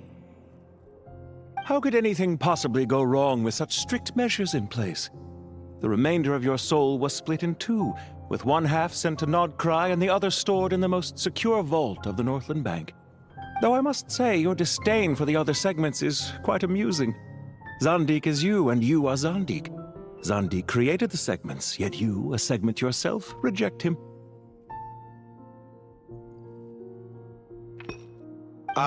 That is, Zandik, created segments of various ages in his later years. To achieve this, he had to freeze time and part with a portion of his soul. But as constructive as it sounds, it erases my uniqueness. If each segment is equally me, then by the same token, none of them are truly me. A soul living forever in the past inevitably holds different views than he did in his later years.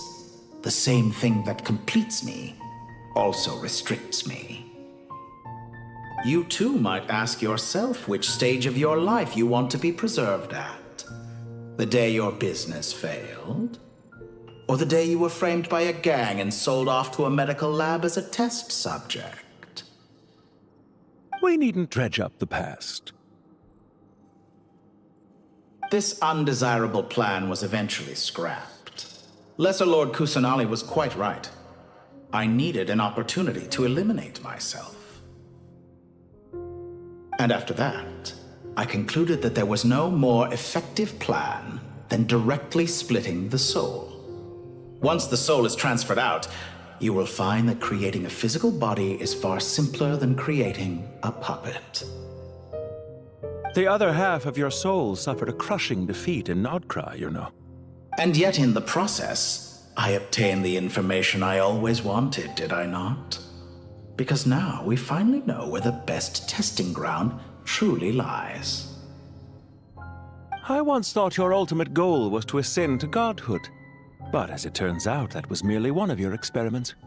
Experiments take many forms. Most people are too eager for success, too fixated on the end goal. They forget that the experimental process itself is just as important. A suspiciously vacant seat, a new face. I trust you can put two and two together. The reason it doesn't exist is because someone tampered with the record. What can I say? After all your efforts, you really did uncover the world's secrets. So, is the new world you promised a lie? No, it never was. I am glad to be able to control Irmin's soul from within. Now I shall attempt to create a new world inside the existing one. Almost everyone faces the prospect of death, but not a single person has ever been able to experiment unrestrained in the afterlife through sheer force of will. I am the only one to have overcome this enormous challenge. Would I not be letting the world down if I didn't make the most of the opportunity to experiment? Clearly, the dividing of your soul did not affect the magnitude of your ego. Out of all the versions of you that have ever existed, this you is the most insane and the most radical. Is that why you chose to work with me? Which was it then? My insanity? Or my radicalism? Could I call myself a venture capitalist without a suitably ambitious plan to invest in? Yours happened to fit the bill quite perfectly. Well then, I must say, while I am surprised enough that you showed up at all, what surprises me more is that you chose to present yourself as my former subordinate, and not as the banker Pantalone. Why make things harder than they need to be? Exposing my true identity in a situation like this would only serve to destroy diplomatic relations between Snezhnaya and Sumeru. I daren't imagine the consequences. Showing up in the name of the original antagonist gives you the recognition you rightly deserve, while also being sensitive to Snezhnaya's predicament. It was an easy win. As for why I'm here, if you're suggesting that your credit is in the negative, I won't argue with that. Many people say that about you. I'd argue that a significant factor in your willingness to cooperate is the fact that you have but a few years of life left after my death. Living and dying together has a way of binding two parties together rather closely. Is it not true that a relationship should be judged by both the positive and negative returns it yields? So some of what I said actually made it into your head after all. It's true that I hope you don't die too soon, but don't you find that a strange thing for me to say? After all, you've already had quite a long life, especially for a human being. Let's not pretend that you're any more innocent than I am. Are we not the same in this regard? We both despise the existing laws of this world, and neither of us enjoy being under anyone else's control. Is it really so greedy to want the world to operate by a new set of rules? Of course not, my dear friend. And as I've said before, mutual interest is the foundation for the most reliable of relationships. You can attest to that. I just hope there never comes a day when I have to work too hard to prove that. Regrader, sir. People have been spotted approaching Sumeru City. How strange. Despite your access to Irminsol's data, it appears the soldiers noticed before you did. They must have found a workaround. Well, Dottore, I trust you know what this means. The fact is... They're coming. They'll breach the city gates any moment now. But even so, I would say Irminsol is a wonderfully convenient thing on the whole. If you do manage to create a new world, perhaps you could plant one outside my office, too. I'll consider it. What do you need me to do? Stall them? The experiment will take time. Stall them for as long as possible. Very well. But you're really asking for the moon here. Have you heard this story? There was once a guilty man, kneeling in the center of a church while an angry mob outside waited to bring him to justice. He pleaded with the gods, begging them to grant him one final request, the chance to finish confessing his sins before he was sentenced. Many suns and moons passed, seasons changed, and still his confession continued, as if he intended to speak until the end of time. Are you suggesting I worship you as a god? Or were you hoping that I might confess my sins to you? Certainly not the latter. That would make my life miserable indeed. For someone who despises them so, you never seem to have any objections to me creating or becoming one. At first, I thought you'd be furious. Concerned I would terminate our partnership, were you? Not at all. You had reasons why our partnership must continue. Don't you find people's attitudes toward gods amusing? A god descends from the heavens and people worship it unreservedly, blindly following whatever rules are given to them. And yet, when they see an ordinary person gain godlike levels of power by virtue of their own hard work, they treat him with nothing but suspicion, even if he is a compatriot. Is that supposed to be a compliment? No, I was just thinking. I pity the man who would call you a compatriot. There's no need to be so self-critical.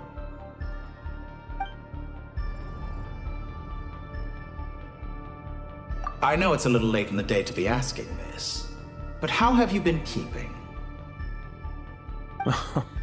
I'm flattered that you would take the time out of your busy schedule to consider my well-being, Doctor.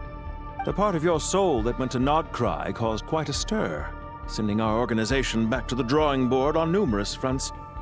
It was quite a headache for everyone involved. Dear me, I must have caused you no end of trouble. You certainly did. I had the rare honor of being summoned before the Tsaritsa with Pulcinella to answer for myself. A terrifying ordeal. Don't worry, I pulled through. At most, it's a public relations nightmare. I made sure of that. Now I'm curious. How did you explain yourself? Oh, it was quite simple. I just pinned the blame on someone who wasn't there to defend himself. I could hardly be expected to defy the demands of someone as insistent as the Second Harbinger, now could I? How you slander me. You know full well that I am perfectly amenable to reason. There's no question that you are partly to blame for the ruin of my reputation over the years.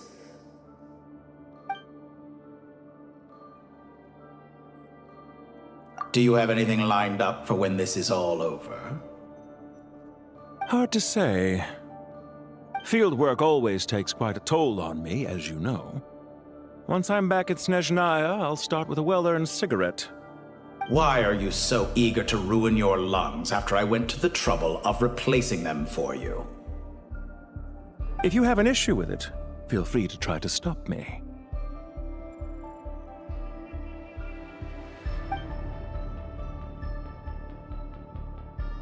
What's on your mind? The limits of humanity. It's a pity. Despite running countless calculations, I find there is simply no way to reduce any further the amount of one's soul required to sustain an individual. It's rare to hear you admit to being unable to achieve something. I beg to differ. For instance, as I've told you before, the original me was prone to motion sickness and couldn't make long train rides. Ah, yes, of course. One of the reasons you often sent yourself out on errands. What are you thinking about now? A new experiment. In the event that my soul was depleted, say we extracted my data from someone else's memories, yours for instance, and then combined it with your intact soul as the base material, what would we create? Such a scenario would be impossible. Oh? As long as your current soul survives, there will be no need to create a new individual. Don't forget, you were the one who approved of the present situation wherein only one Dottore remains. And if you ceased to exist, who would be capable of performing this experiment?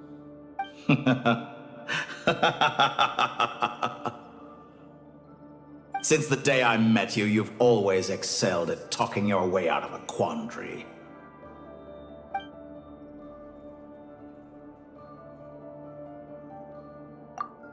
Isn't it a little too early to be saying goodbye?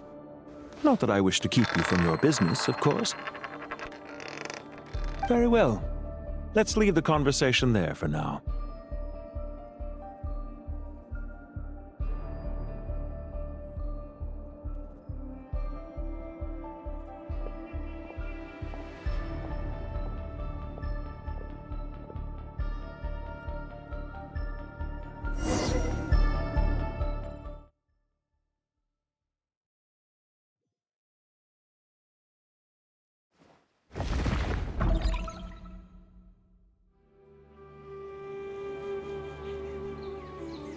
The power of King Deshret's 7 pillars is truly remarkable. With just a chessboard, you can move an entire unit across the material plane. Yeah, sets us up for a much easier fight. Really makes my day. The last time we stormed the city, it involved a lot more running around. I wonder how many people can say they stormed a city twice in their lifetime.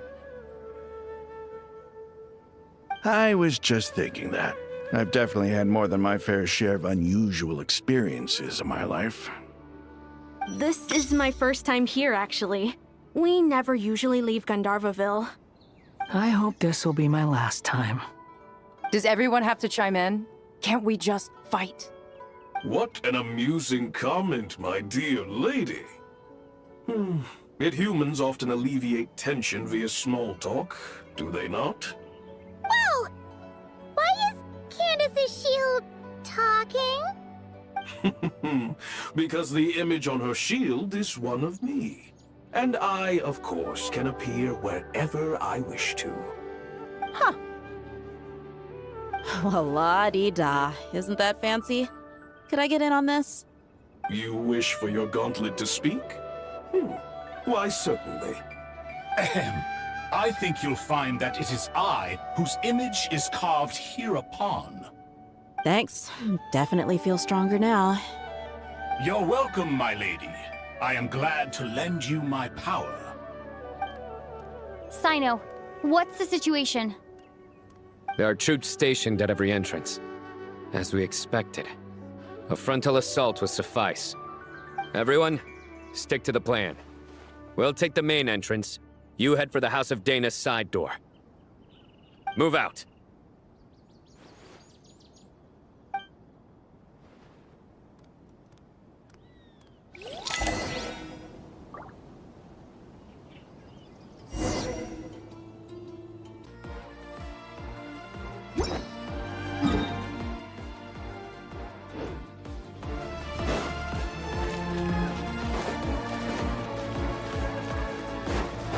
Out of my way!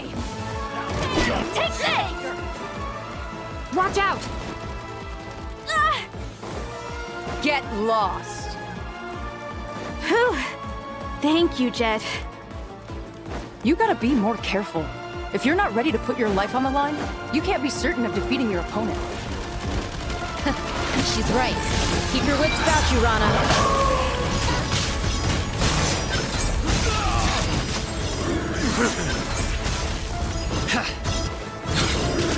You stay condemned!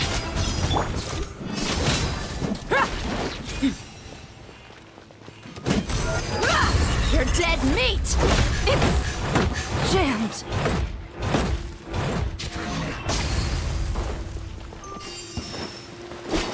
Pay your dues. Wait! Hear my prayer!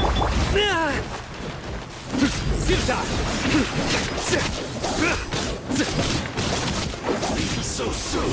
Stronger than I anticipated. Surrender! In death, a new cycle begins.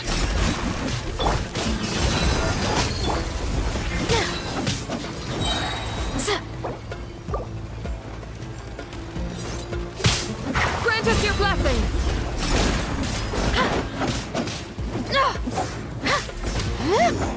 Can't run from death. Buckle up! Hi!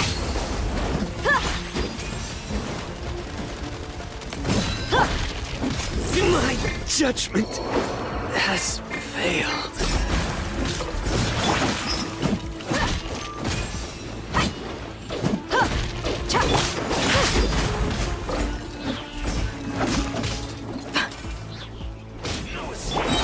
Look alive!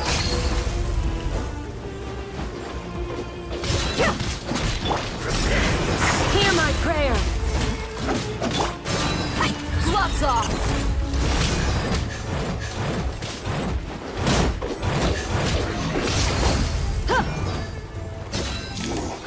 Can't run from death. Take them out and secure the harbor.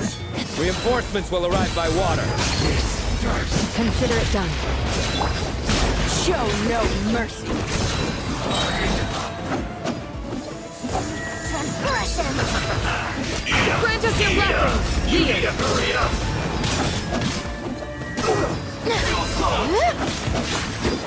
Do your work!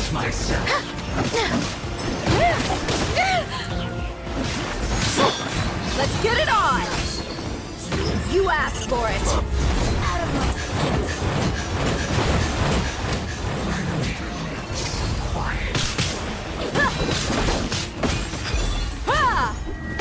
This body belongs to ice and snow.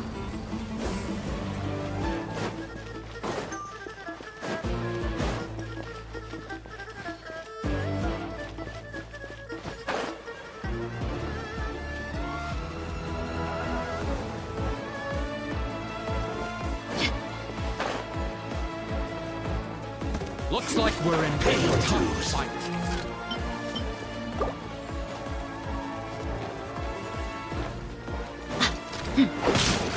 Buckle up! Hear my prayer!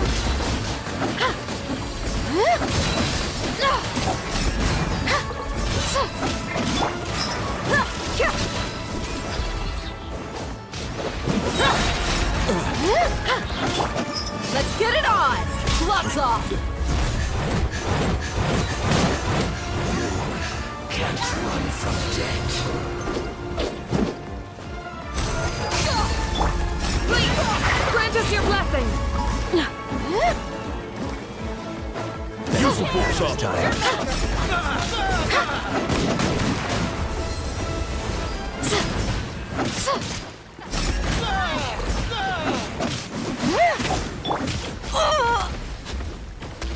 You ain't messing around!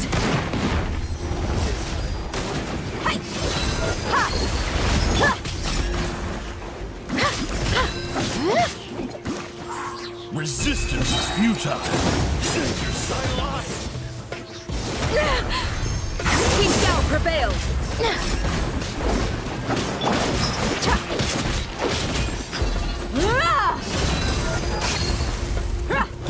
Indulge. Yeah!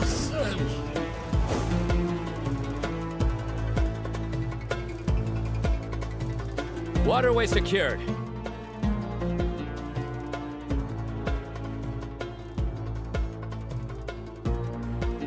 Brothers!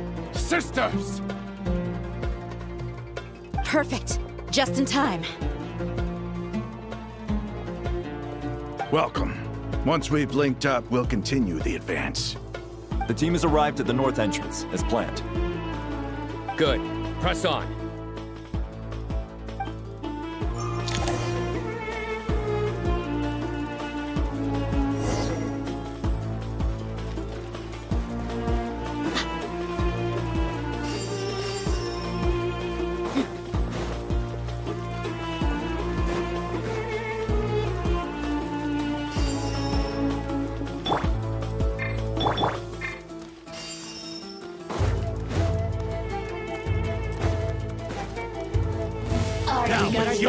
Here to play with me.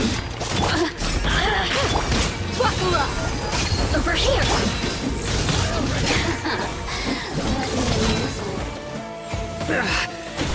Well played. Blink! Over here! You're dead meat!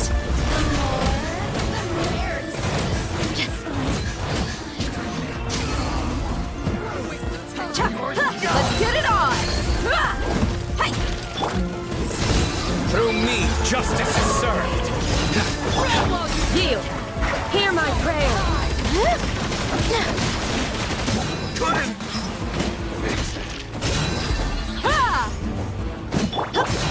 Surrender!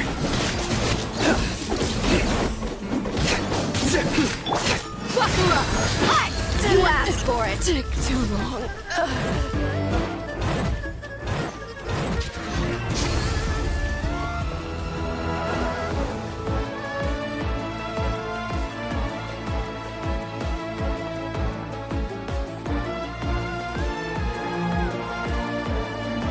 Look out! It's an ambush! Finally. We need to hurry. Take the middle road now. Mahamacha Sino, area clear. Don't relax just yet. More Fatui approaching from the right.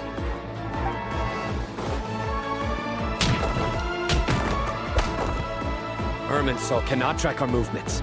If necessary, we can split up. Don't worry.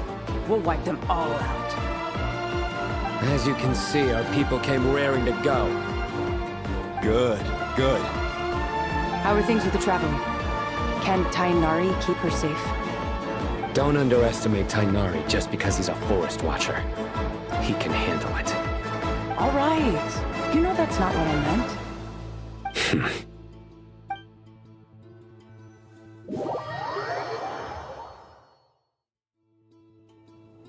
Sino and the reinforcements have drawn the Fatui's fire away. It's our turn. By using a cluster leaf of cultivation, we can pass through certain terrain silently. Good luck with that. We'll just fly up there. Huh? Oh, yeah. Paimon forgot she could fly. Ready? Ready.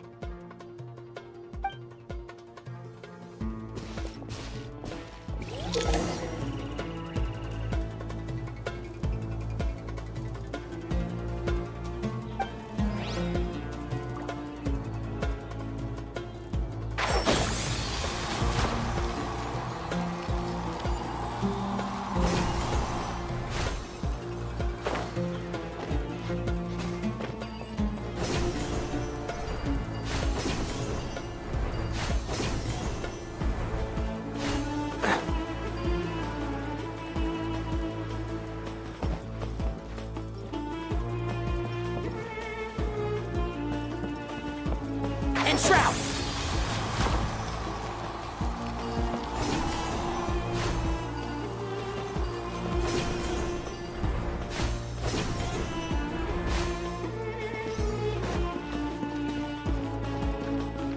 Keep up.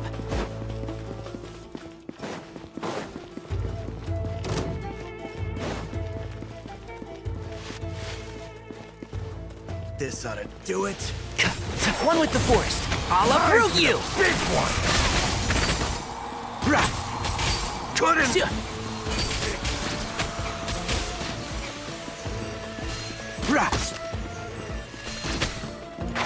Can't see? This ought to do it. Yeah, I lost control. It's jammed. Behold!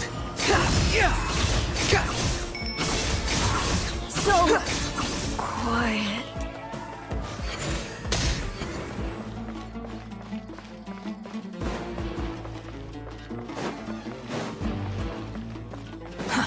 Too slow. Quit following me.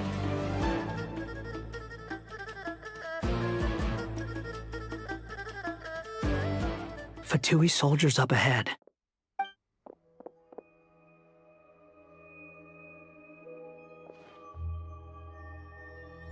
Careful. Prepare for battle. Hey! There's people over there. You have some nerve showing your faces here in the center of Sumeru City.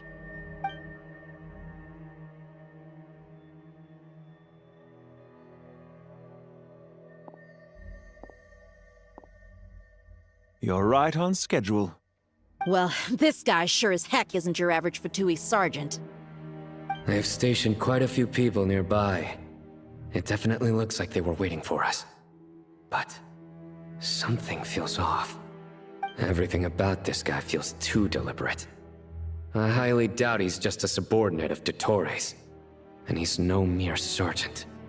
Whatever his rank is, it's high. Much higher than we thought. So you've been waiting for us. But it looks like you're geared up for a conversation, rather than a battle.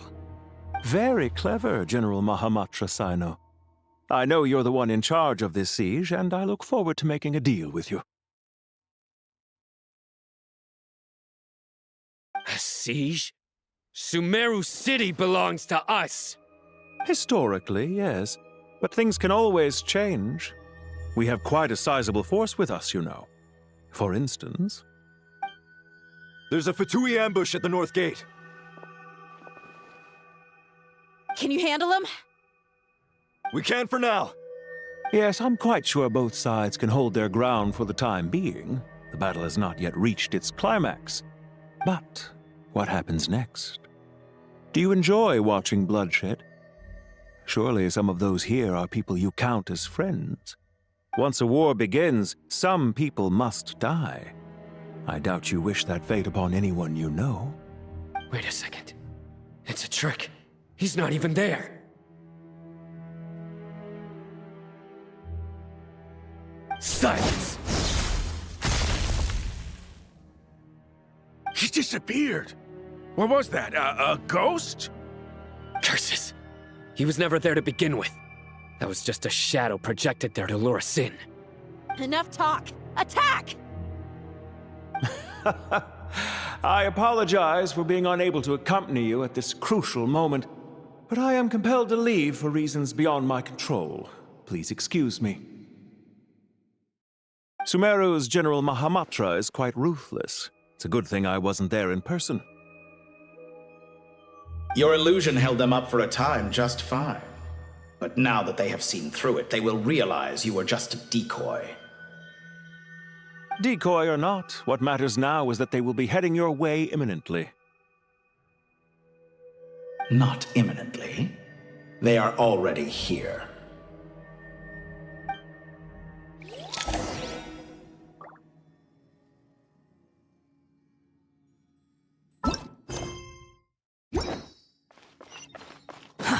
Too slow.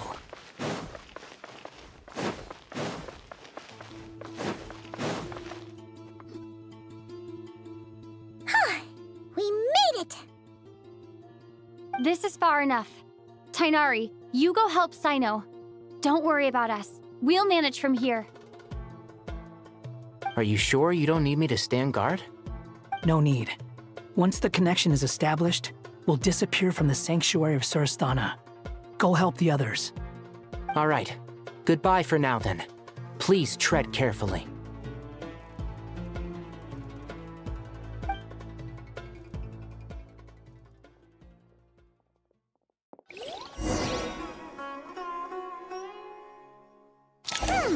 Now where's the interface Nahida mentioned? Come on, where's it hiding? Found it. It's over here.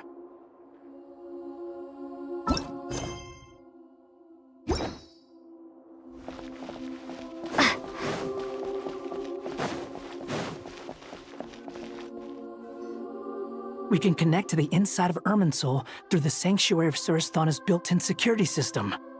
You should be pretty familiar with the process. Is it the same route as last time? For the most part, we don't need to adjust any of the parameters. Then I should be fine. And Paimon? Once you're both ready, we'll set off. Wait! The stakes are way higher this time, right? Maybe Paimon should stay outside and help the others. Then, you can focus on the fight without having to worry about Paimon. Huh? Why are you staring at me like that? It's nothing. I just suddenly realized how much you've grown. Hey, you've grown quite a lot yourself. Don't you two start getting into it again. Well, anyway, Paimon thinks she's pretty knowledgeable. Who's the best guide in Teyvat again? And don't forget, Paimon's a college student now. If we say Alhatham's not a weirdo, it's hard to explain how he came up with the idea of you applying to the academia. But for all that he counts, you're doing surprisingly well in your studies. She just goes to show how important it is to have someone supporting you. And Paimon's not the only one. Let's not forget that you only became a student because of Nahida's personal recommendation. That's fair. I have learned a lot in Sumeru. Oh yeah. Did you ever come up with that ugly nickname you promised me? What? No way! We're friends now! Paimon gave up on giving you one ages ago. Anyway, isn't Hat Guy enough of a nickname for you? Fine. Suit yourself. We need to go. Paimon, if you're staying, look after yourself. Will do. Paimon's gonna link up with Tainari and Sino. You guys are the ones who need to be careful. We will be. Bye for now.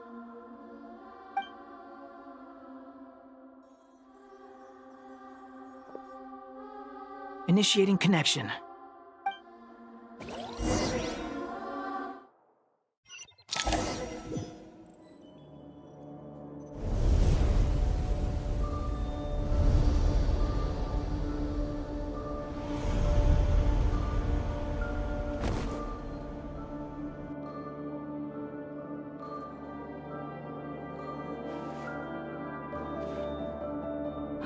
Well, here we are again. Come to think of it, I still don't even know where we're going. Thanks to our terminals, it should be impossible for Irminsul to read. I can... Don't. Don't tell me. Only you need to know. That way, whatever happens to me next, it won't affect your progress. Listen to me. Your safety is just as important as mine. Don't even think about sacrificing yourself for the greater good. We came here together, and we're leaving together. All right, if you insist. I won't argue with you.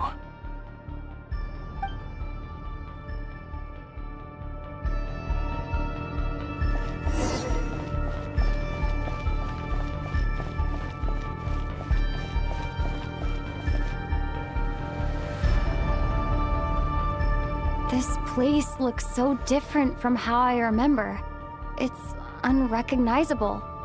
It's a complete mess. Like someone's turned the place upside down. Must be Dottores' doing. Either he's searching for some information he needs, or... It's still changing. He has to know we've entered Irminsul. But luckily for us, he can't pinpoint our location. Be on your guard. Don't let him find us. The red parts have probably been corrupted by Dottores' power. Don't touch them, or you might alert him.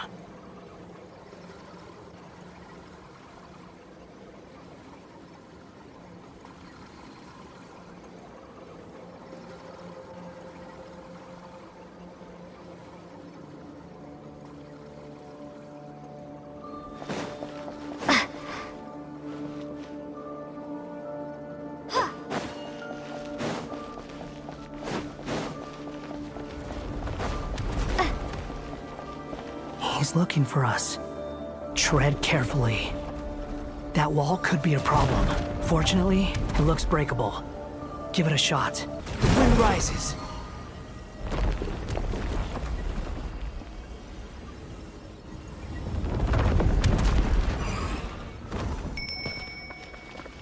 Behold!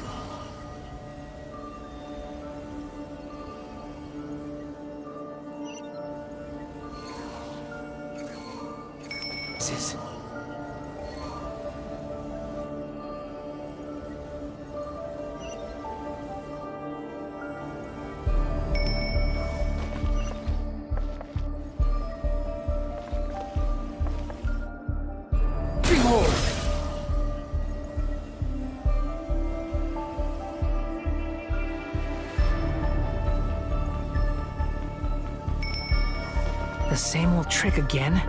Are you kidding me?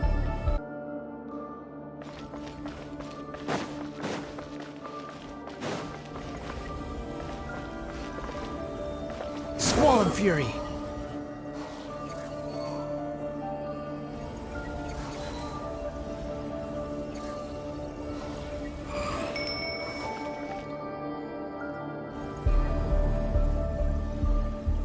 Behold!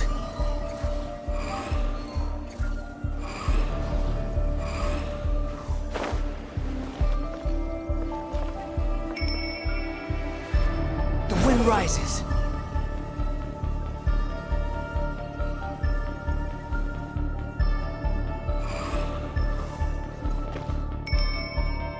Oh no, it's... A trap. Is that why he was using the same trick over and over again? To get us to lower our guard?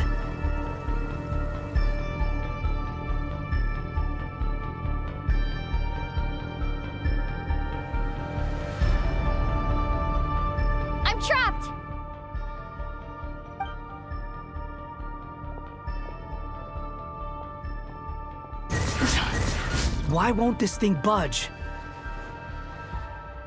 Hello? Hello? Can you hear me? Nicole? Is that you? Yes, it's me. I'm monitoring your progress from inside the Eternal Oasis, and I have to say, this terminal is simply marvelous. It makes tracking you so much easier. I couldn't see anything at first, but now that you two are inside, I can use your location with support from the terminals to get a partial view of the situation inside Irminsul. It's not the clearest image, but it's better than not being able to help at all. So, Here I am. I can't intervene directly, but I can help to guide you out of the jam you're currently in. So please, just follow my lead. Dottore in his current form is a blight upon both Irminsul and the ley lines. Pay attention to your surroundings. There must be sources of his contamination nearby. Is that one of them? Precisely. Take it out. Good work. But we're not done yet. Stay close, and let's see if we can find any others like it nearby.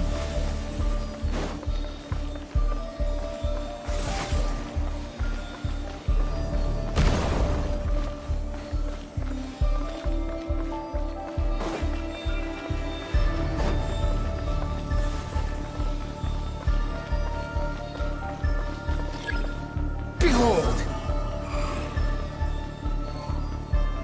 This must be another one. Agreed. Now... Oh, wait! Watch out! It's Dottore. I think he's found us. The seal is broken. Quick! Get out of there!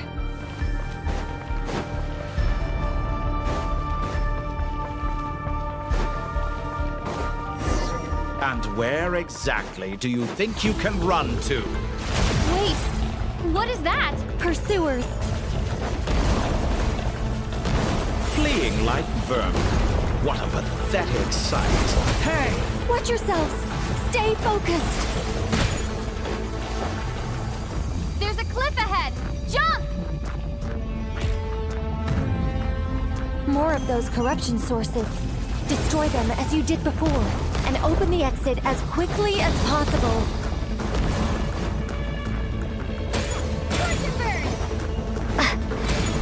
They're relentless. Is he trying to wear us down? You'll just have to destroy these too. I think the pursuit is over. Hard to say. Stay alert.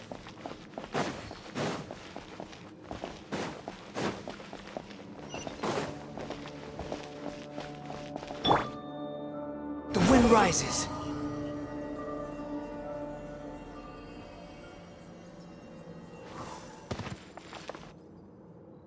Whew. I think we've made it to relative safety. Phew, goodness. That was tough. You doing okay? I'll be fine. Don't worry. Take a short rest, and then... Nicole? Nicole! The connection's been cut. But that means... Look at you supporting one another. How very touching.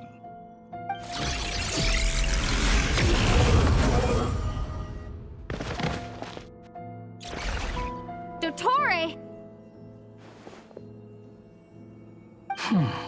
Took you long enough to find us.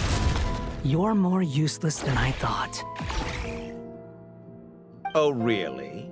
I think I deserve a little more credit for my methods than that.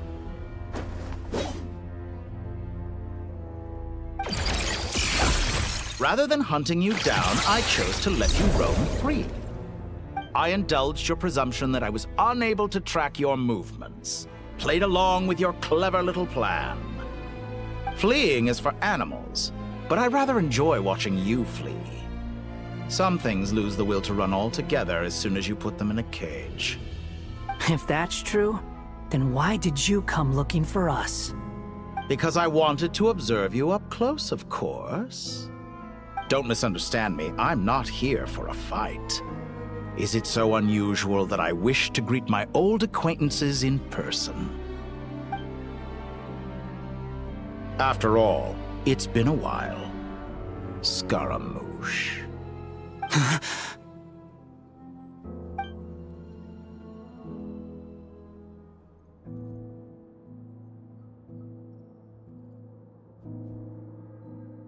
Why are you so afraid? I have done nothing unprecedented in discovering the truth. Nor did I go to any great lengths to uncover your story. You made a bold series of moves in deciding to erase yourself. And with the power of this great chronicling device called Irminsul, you were able to achieve something quite remarkable. Once most people form an opinion about someone, it tends to imprison their mind. Yet you manage to erase every trace of your existence. A novel take on death indeed. However, this meant that you stood out to me all the more when I saw you in Notcry. I didn't even have to go looking for you. Just the sight of you was enough for me to intuit the truth. For someone in my position, connecting the dots was a trivial affair. It would have been more surprising if I hadn't managed to piece it together. You seem very pleased with yourself for figuring it out. I'm sure you'd even be more delighted to learn the full extent of your crimes. That would hardly be necessary. Besides, isn't there something that concerns you more right now? Something that fills you with dread? Let me put your mind at ease. I have no intention whatsoever of restoring any of the records you deleted. For one thing, it would be exceptionally difficult. But more to the point, I doubt that the prospect of losing your current life is all that frightening to you. Because in your case,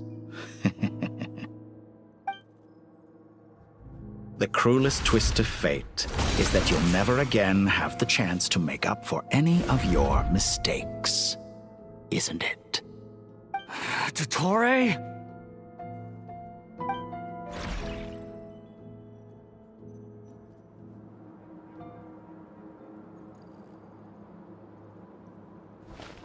All here shall bend to my will.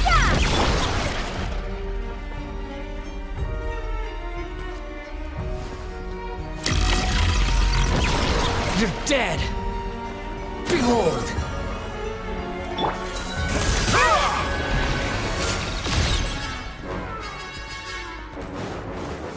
Time to ignite!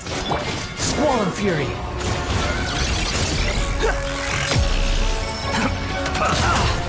The wind rises!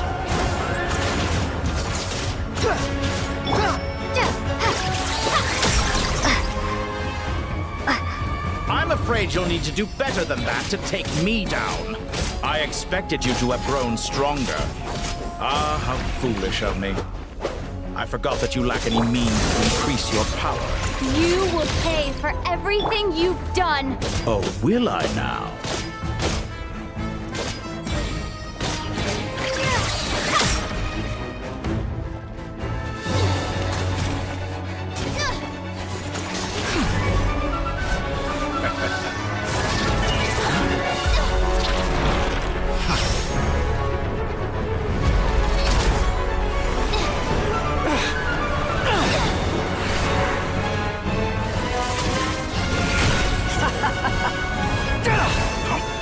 Does the prospect of death amuse you?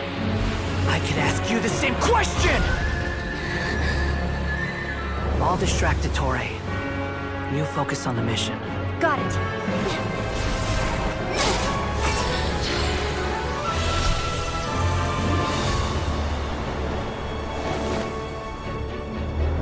For the hopes and dreams of the masses. Open the secret door on this enchanting night. May wisdom's light eradicate ignorance and darkness, and hereby fulfill our ancient vow. Commence data extraction.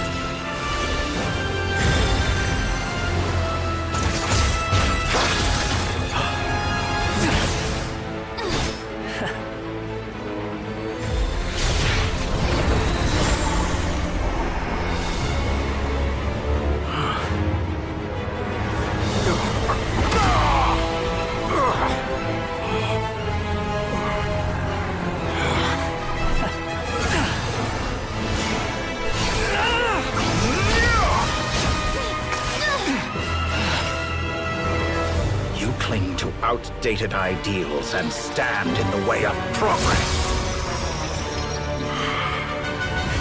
You will pay for interfering with the grandest experiment of all time.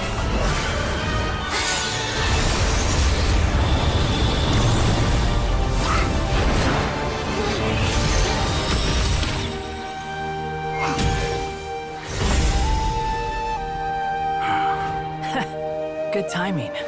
Dottore, as clever as you are, you fail to understand wisdom. Wisdom takes many forms, but the path you have chosen eschews them all. Huh.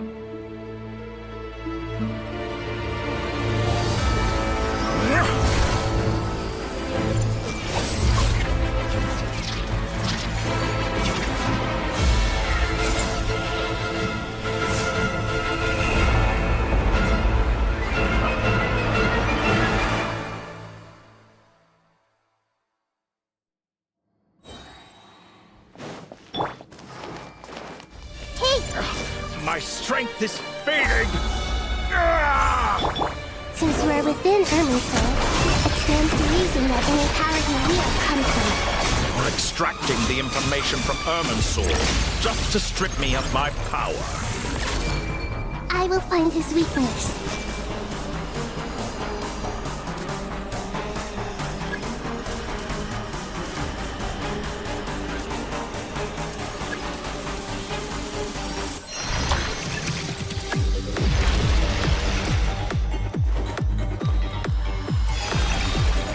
Everyone hold hands!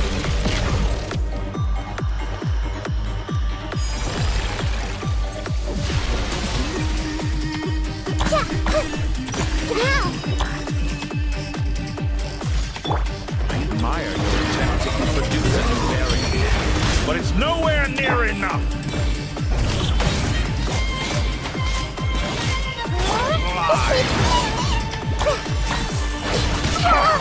A petty trick! The wind rises. I'm used to this.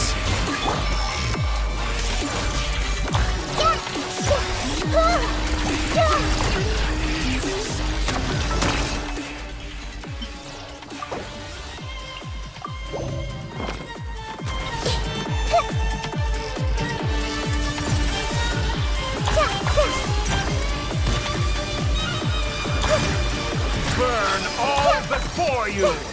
Blade of the primal flame! How amusing. Yeah! You won't distract! You're so close! Just hold on a little longer! I'll hold him up. Traveler, Hat Guy, the rest is up to you.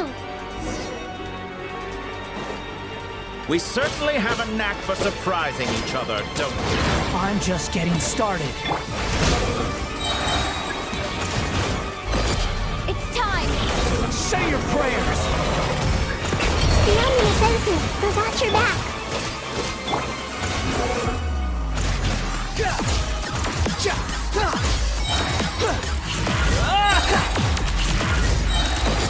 It's time! Say your prayers!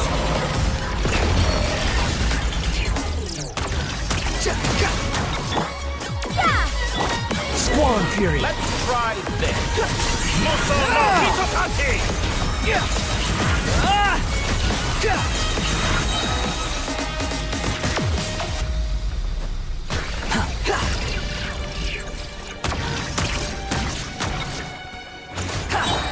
Time to ignite!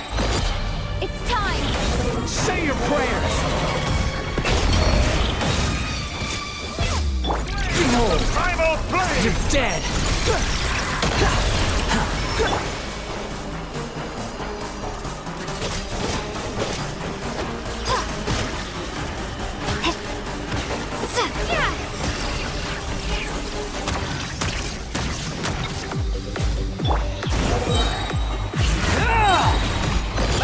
It's time! Say your prayers!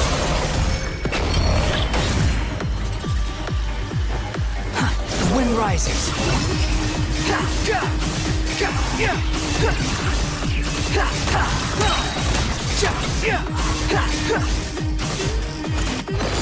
It's time! Say your prayers! Finally, time for you to die. Excited? Time for me to die? How could I have reached this place if death was something I... It's time! Say your prayers! Behold! try this! Muso no Hitotaki!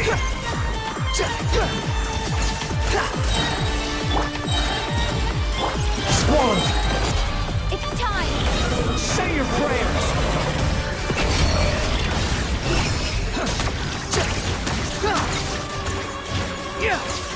Burn all before you!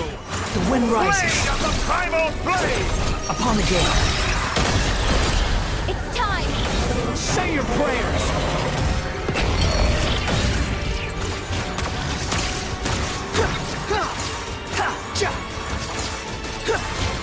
Squall and fury. Time to ignite! Let's try this! Muso no Hitotaki! It's time! Say your prayers!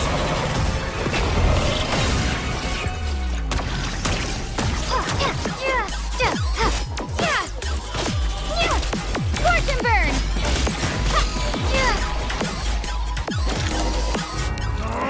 That's enough!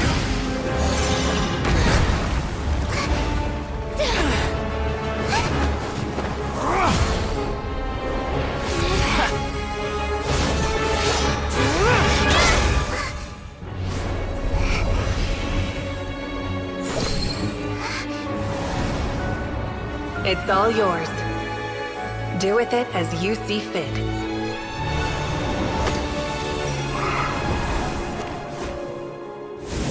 Just as you say, this world is home to some archaic things.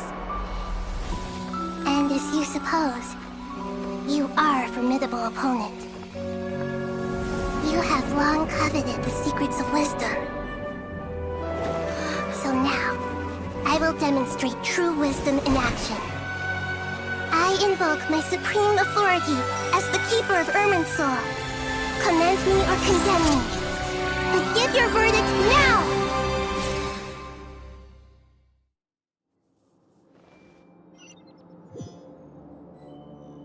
Blessed One of Wisdom, Mahakusaladhama, are you certain that you wish to exercise your authority to destroy Irminsul? It represents both your roots and your finest accomplishments. You truly intend to abandon the very thing you have always fought for? This is my decision. Irminsul has been corrupted beyond redemption. Irminsul is the original tree of Tevat. It is the means by which the heavenly principles maintains fate itself. The 7 Archons should honor and revere it, for their authority was bestowed upon them by the heavenly principles. It is precisely because I honor and revere it that I fight for the humanity it exists to protect. Wisdom is knowing how to weigh the options and make the right decision. If you truly care about the fortunes of this world, then it is me you should seek to preserve. Planting a seed begins the chain of cause and effect. Since you have become a great tree yourself, why should the loss of another tree be anything to fear? Till we meet again, Lord of Dendro.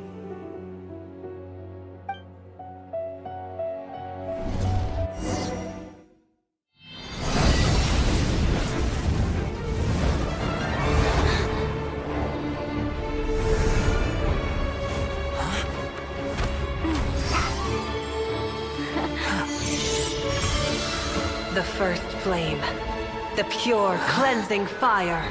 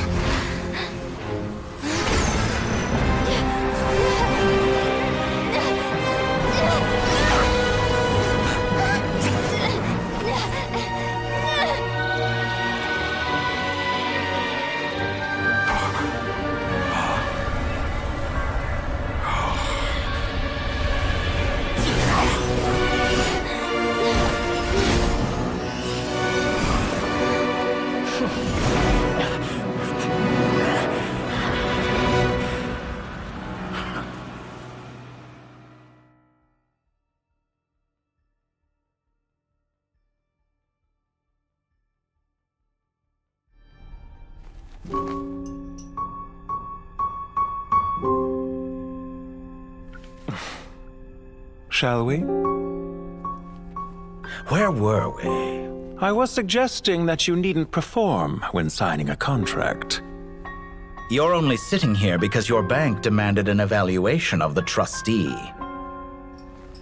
So you told a story about a young scholar from a merchant family in Sumeru? I told a compelling tale, didn't I? The post-expulsion story is far more captivating. The human experiments or the elixir of immortality? The part where you die. Ah, yes. My favorite part. The 35-year-old Segment thought of himself as Dottore, reserving the name Zandik for the original specimen. Of all the Segments, he was the most selfish. After his expulsion, Dottore searched for a new direction. He joined the Fatui, studied Elazar in great depth, secured resources. He was rather fortunate in his career. Zandik turned to Conrian technology and successfully created his segments. But this was not immortality. Even with backup segments, his body would still age. Still, thanks to Snezhnaya, Zandik found the ideal base for his experiments. Then a perfect partnership materialized at a crucial moment. The year that both parties realized they needed more time. Fortunately, Zandik succeeded. In a miraculous turn of events, he gained the extra time he needed. I seem to recall it differently. All right, it's true. No matter how much elixir he took, Zandik remained human and continued to age. Then, on the morning he turned 85... Help me up! Call for help! Surely he would be rescued, Zandik thought. But to his surprise, no one helped him. Zandik was too selfish for that. Don't forget, you're one of us. Yes, and we're all waiting. Waiting for me to die. Pantalone arrived for a meeting and happened to witness what followed. He found it unsettling. I never said that. But the Zandiks were unfazed. It was a rare opportunity for self-dissection.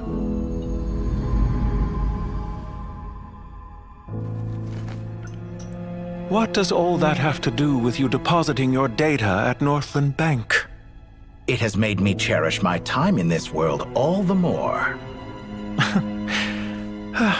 Fair enough. So you do have a sense of self-preservation.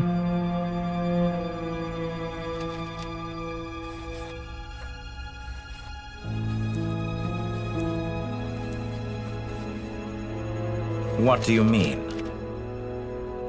You're hardly normal, and you don't cherish life. You just don't want to admit defeat in the limited time you have. Even so, don't I deserve an interesting ending? I'm counting on it.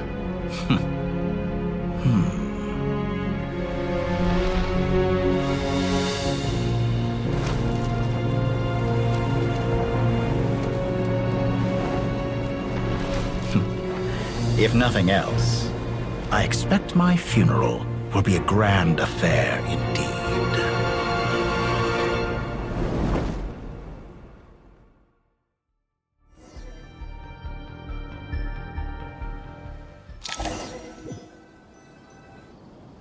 What a magnificent fire. In Snezhnaya, we light fires to ward off the cold. Fire, it seems, is antithetical to ideas such as cold, frozen, and unchanging. Perhaps it has always been that way.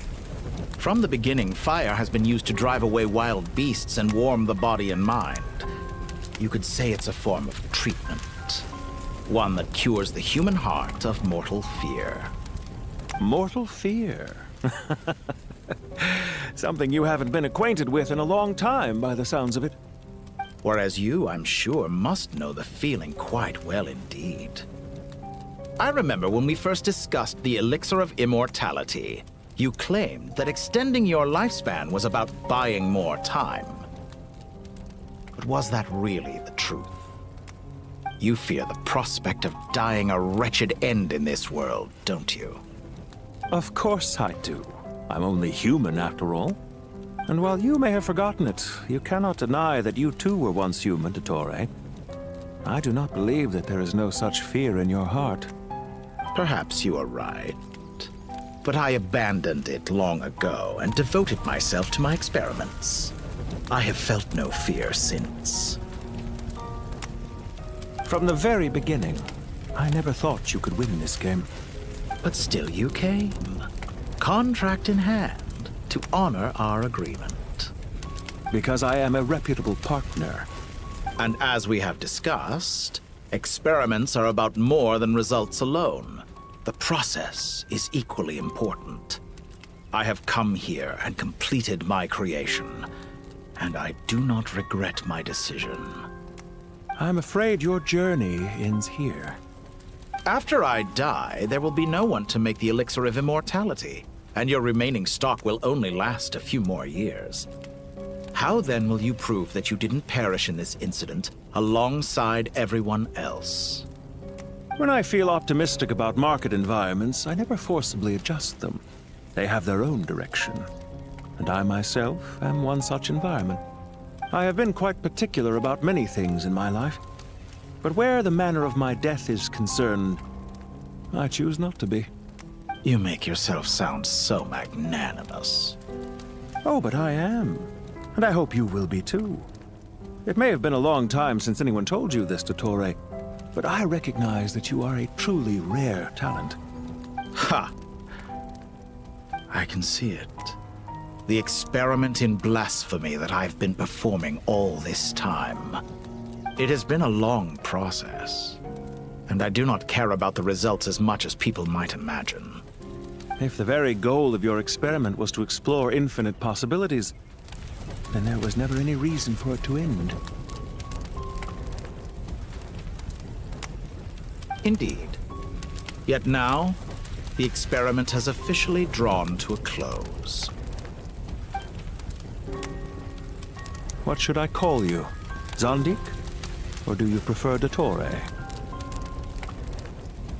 Suit yourself.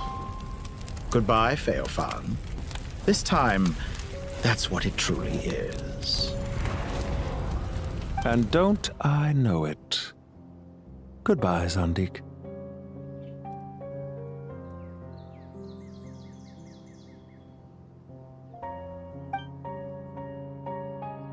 I could have carried out many more experiments, but to me, Lord of Dendro, this outcome is certainly not the worst. I believe you. But unfortunately, this is where it all ends for you. This experiment does not belong to you, nor do any of the results. Experiment? It sounds like you're trying to outdo me in my own field. Wisdom is conveying information in terms that people can clearly understand. You know exactly what I mean. Indeed. I can see no further outcomes. Ha. You have a formidable mind, and you are braver than I thought. Setting fire to the very thing your survival depends on. Your previous threat was empty, but this time, it is real. When necessary, wisdom can be as fierce as an inferno. Some of the flames that incinerate you come from within yourself. Perhaps you are right. You see what lies at the bottom of the human heart, and that is your wisdom. Here is where your journey comes to an end. All that is yet unknown belongs to those of us who will carry on living. It seems I have unwittingly been your arch-enemy all along. But now, it's all over. I do not deny your intelligence. But what you refer to as experiments, I would never describe in those terms. They are events that take place in the real world, and they are so much more than mere data. Goodbye. We will never meet again.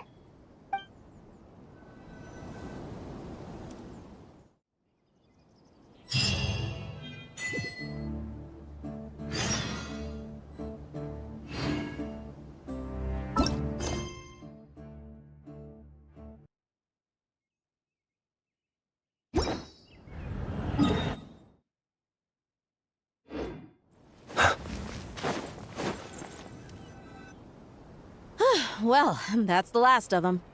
Everyone on the list is already back where they should be. It was a long, hard road, but we finally finished escorting everyone back. I just pray that we'll never need to leave again. I hope we can stay here forever in this peaceful paradise of our own choosing. Paradise.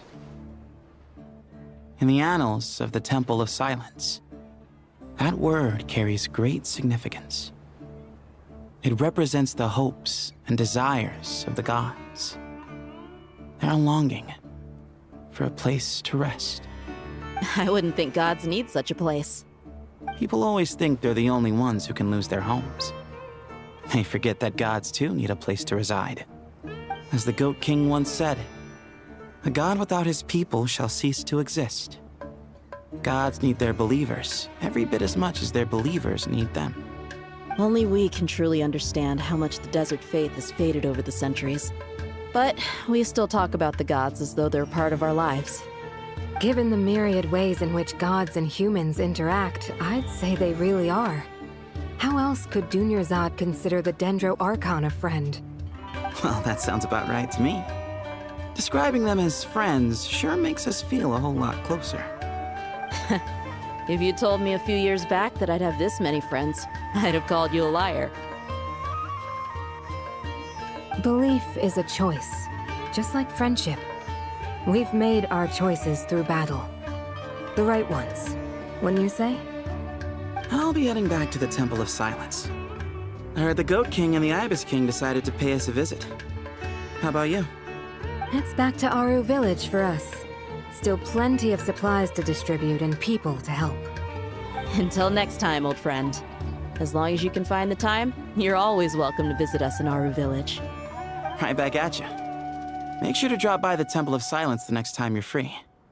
Where it is that two of the other 7 pillars, Shezapang and Bennu, might also be dropping by. Since you're wearing the symbols of their power, it'd only be fitting if you came to see them for yourselves. Dropping by? That makes it sound like they're visiting a neighbor's home. Well, the temple was founded by Hermanubis, so I guess to them, that's exactly what it is. Guess that's true. All right. We'll make sure to find time to stop by. Stay safe on your journey home. I will.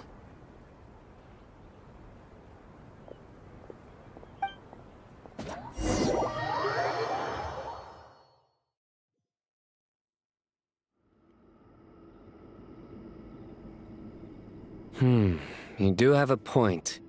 See? Retirement has always been a problem, especially for old-timers like us who've been locked away all these years. You finally step out into the light, and bam! You're face to face with a whole different world. Naturally. What do you think, Layla? Huh? Why would you think to ask me? How could I possibly be qualified to decide where the servants of King Deshret should live? Sorry if my question was unclear. Do you think their statues will stand out too much if we place them here? Hey, I never agreed to this. How could we possibly allow our statues to be left in Hermanubis' home? That would be like breaking into someone's house, then pretending it belonged to you in the first place. Different beliefs can coexist. We still need to respect one another. By which you mean, you two plan to stay at the Temple of Silence, for a while at least, but you have no intention of relocating your statues here. So, you see this as sort of a family visit? Is that correct? Family. Huh. You could say that. In a sense, Hermanubis would view this as his home. Just look at this place. Magnificent, is it not? The sad truth is, in the past, all 3 of us invested so much into misguided ventures. We failed to build what we should have, and wasted so much time instead. And what do you mean by that? I mean that for the most part, time spent associating with the likes of Sobek, and, let's say, Thoth, might reasonably be considered wasted. Why does that not surprise me? Go on. Anyway, given how much time we'll all be spending together, I'd say that the bonds we built will end up proving to have been a sound investment. Once Sethos, the current leader of the Temple of Silence, returns, you can discuss the matter of staying here with him. But judging by the expressions of everyone here, I imagine you'll receive a very warm welcome. This sacred ground houses untold knowledge, after all. What better place for the servants of King Deshret to appear in the mortal world? How about we share a meal together first? I imagine it's been many years since you last tasted fresh food. Oh, that sounds wonderful! After so many hundreds of years, I can only surmise that desert cuisine has become a lot more varied. Are we having a get-together? If you'd like, I can help prepare some food. After all, Lord Thoth, you helped me so much in the desert, and I still haven't properly thanked you. Oh, my, that would be wonderful. I'm touched that you still remember. How the times have changed. To the people of today, it seems the Ibis King has become a kind and passionate god. And you, Mr. Herreshoff? What kind of god do you wish to be? To be honest, I haven't given it much thought. How about you, Dendro Archon? Do you have any hopes for your future? Me? I'm very happy with my current life. Forgive my bluntness, but you do not seem to derive your authority from majesty and might, like Lord Al-Ahmar. Clearly your approach has its advantages, but also its dangers, don't you think? I do, but projecting a majestic front doesn't really suit me. Besides, my relationship with others isn't simply one of a god and her people. Not putting on airs might earn you more adoration. Exactly. Besides, I really like parties where everyone brings their own food and we all come together to share. You should join us. I'm sure you'll find it fun. Last time when we got together for a picnic near the Avidia Forest, it was quite the occasion. Seeing as you're already here, how about we hold the next one in the desert? Can we do that? Wouldn't Tainari have to transport a ton of drinking water? Don't worry, I can help out. Layla, would you like to join us next time? Me? Sure. The more the merrier. That way we... Don't take this the wrong way. I just think you should know. When it comes to passing the time, chess is more our thing. In that case, Dendro Archon, what do you say? If I were to compete against you, I can't say with certainty I'd win, but I certainly wouldn't mind giving it a shot. Where's Sobek? I'm sure he'd be good for a few rounds. Cards, cards, cards! I'll always prefer chess. I wonder what variant of chess we're talking here. Mr. Thoth, is there some sort of astrological significance to this game? Oh, I'm glad you brought that up. As long as the leader of the Temple of Silence agrees, we can search Hermanubis' place for books to teach you how to play.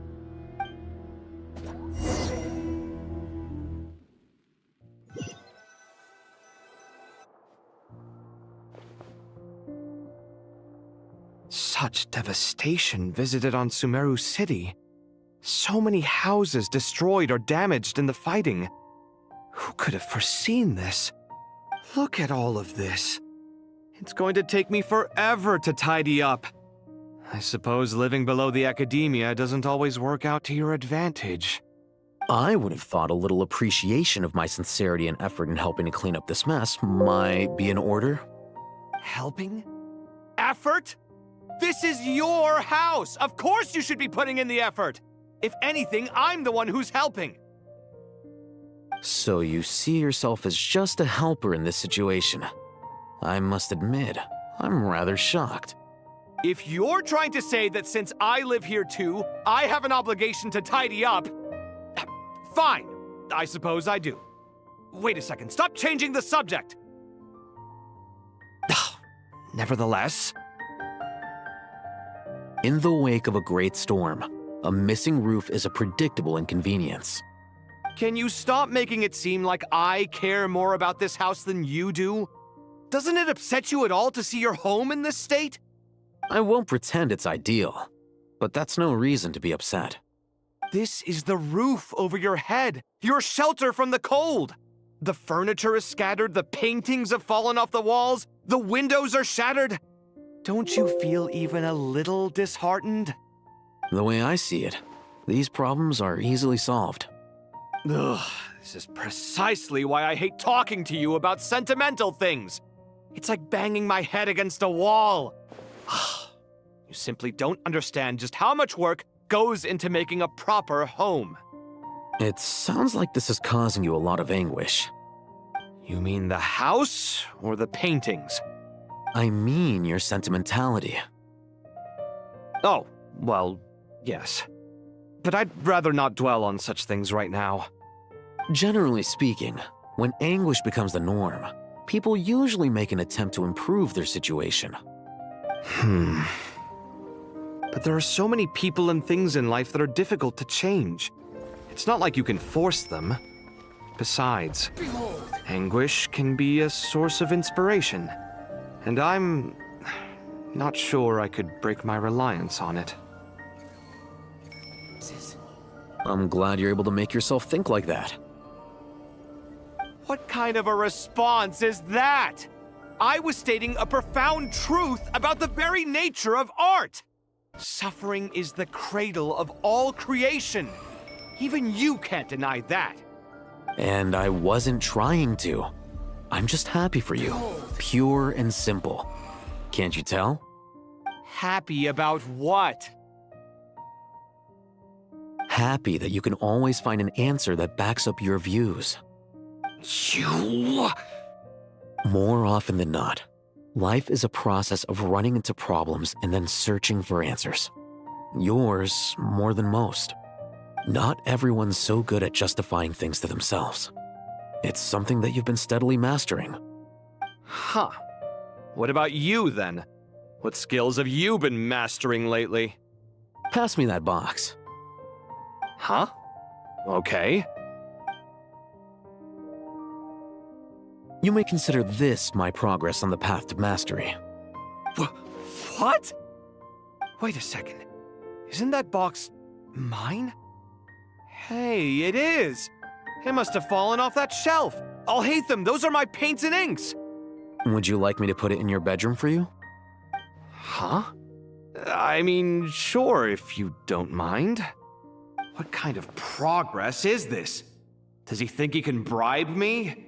Not that giving me back my own things is much of a bribe. These books on the floor, they're a complete mess. And this one, didn't he say it was an out-of-print collectible? It's completely covered in dust, and some of its pages have even fallen out. Ugh, guess I should help him repair it. This one too. And this one.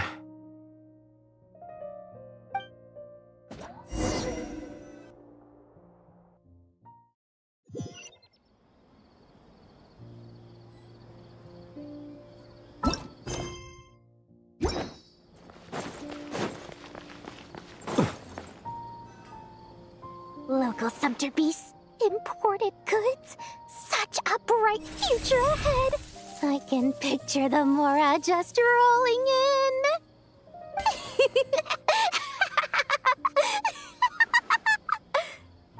You do realize you sound like a choking cow? It's called being imposing. Can't you feel it? Are you not intimidated? Oh, I'm positively shaking in my sandals. What commands do you have for me, oh mighty Lord Sangamabe? You've got a lot of nerve, Nefer. You went and told Candace and the others everything, didn't you? Seriously, Do you have any idea how differently they see me now? Surely that's a good thing. I presume they're more disposed to actually like you now, maybe even view you as a friend. You traded my secret for sympathy! Thanks to you, I've lost every last shred of my mercantile majesty. How am I supposed to make anyone think I'm a big, scary investor now? The dark days of Lord Sangama Bay are behind you. Why not take this chance to make a few honest friends? Speaking of friends, since when did the notorious Lady Nefer gain such an admiration for holier-than-thou types? A moon chanter here, an angel there? Who'd have thought it? A coming together of fates, nothing more. No need to throw around accusations of admiration. Forget it. You're right about one thing at least. Making friends is never a bad thing for a merchant. So, I really took a loss this time.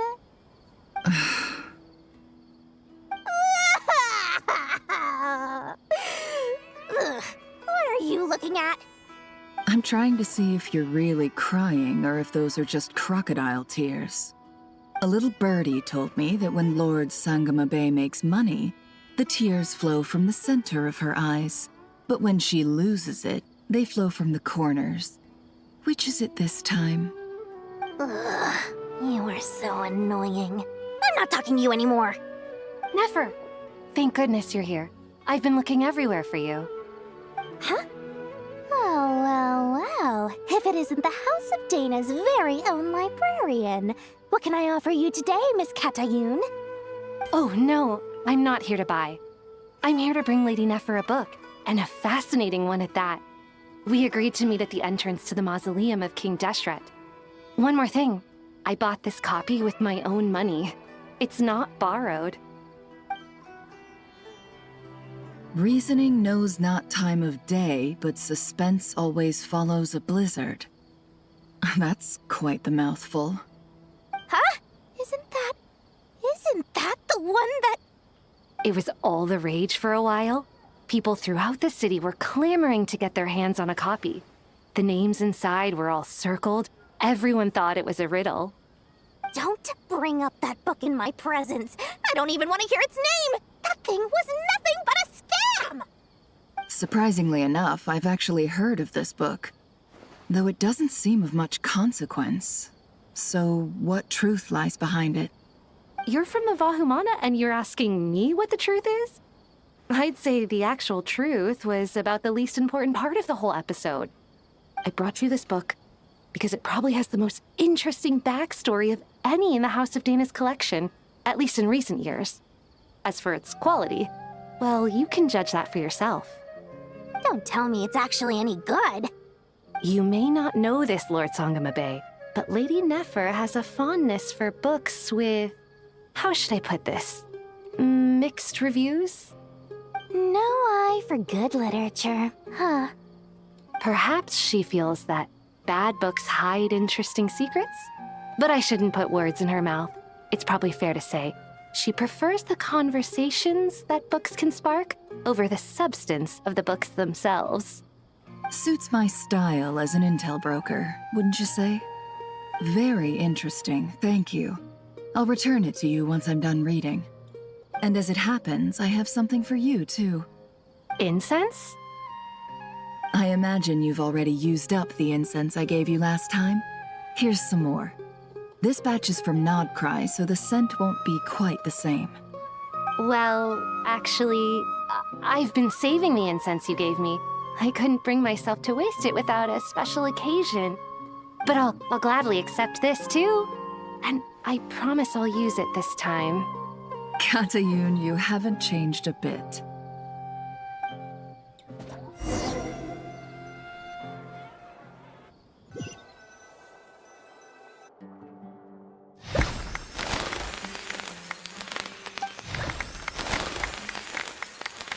Congratulations, Kale.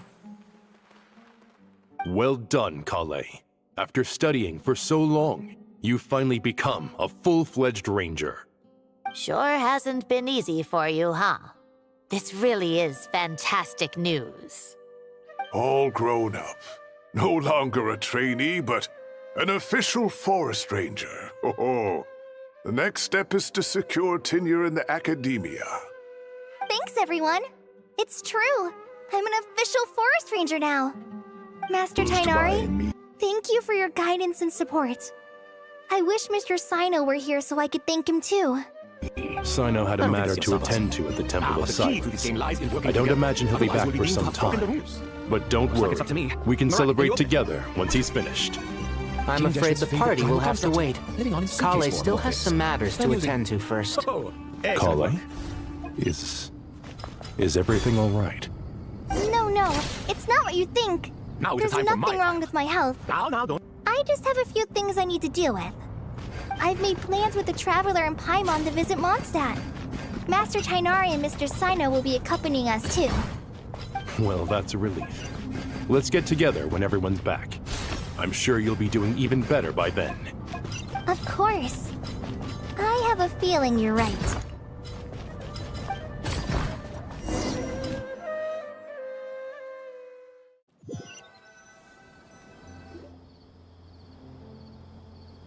Phew! After all that catching up on sleep and food, Paimon's feeling full of vim and vigor again.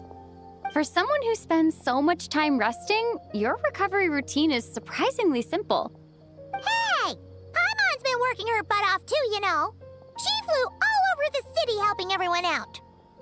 Don't worry. I saw how hard you worked. All right. We all know you're the most hardworking person in Teyvat. As long as you're rested and full, that's what really matters. Paimon's been looking around the place, and it seems like the city's already on the mend. But Paimon's been wondering how Nahida's doing. We should check in on her.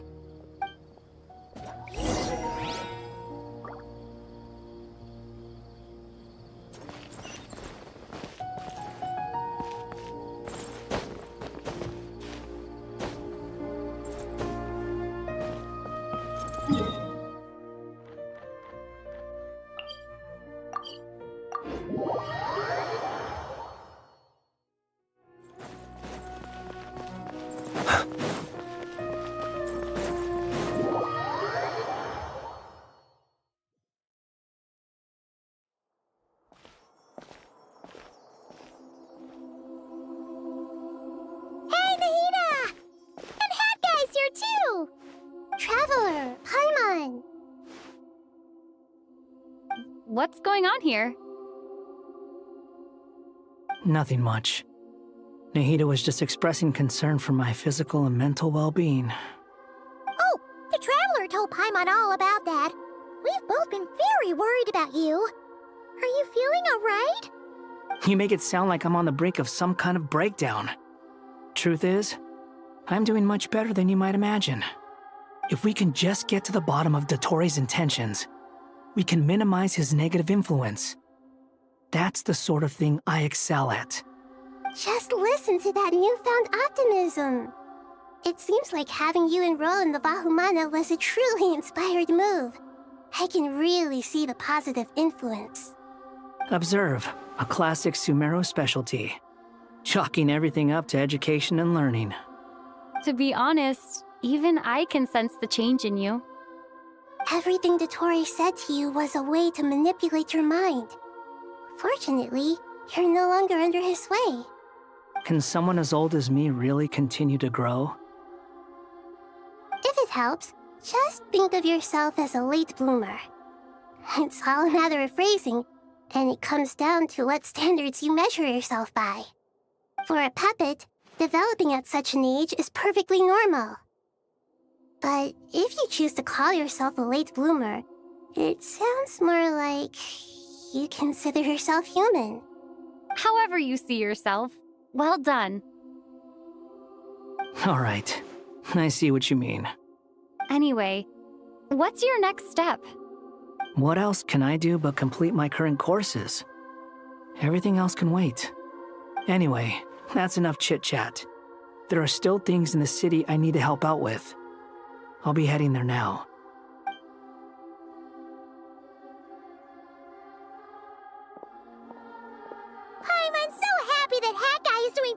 thought. But what about you, Nahida? How are you holding up? The pyronosis burned down the corrupted Irminsul. The flames blazed for 7 days and 7 nights before they finally subsided. All that was left were the parts underground. Now, Aru shoulders the responsibilities that once belonged to Irminsul. The situation was contained before it got out of hand, so Tevat's most vital information has largely been preserved. Irminsul has a strong influence over you, doesn't it? How will you cope now that it's gone? There is no need to worry. Thanks to Nicole's extraordinary talents, my connection to Irminsul has been severed and transposed onto Aru. Angels can do things like that? They can. Such abilities are precisely what makes them so powerful. The goddess of flowers, Nabu Malikata, once claimed that she too could perform feats beyond the reach of mere mortals. In my eyes, much of what she went on to achieve reached such transcendent levels. Her and Nicole really are both fascinating and magnificent. So, does that mean your situation is stable now? Correct. Just imagine that Aru has become the new Irminsul, and the essence of my existence has been bound to it. The wisdom of Sumeru has ultimately converged into a single, unified entity. Should we ascribe this all to fate, or is it merely fortune? Whatever it is, the important thing is that you're okay, Nahida. Dendro Archon, Lesser Lord Kusanali. Oh, thank goodness you're here. Greetings, Traveler and Paimon. Sir Nevis, do you have something urgent to say? Yes, there's something I need to report. We've received a message from Snezhnaya.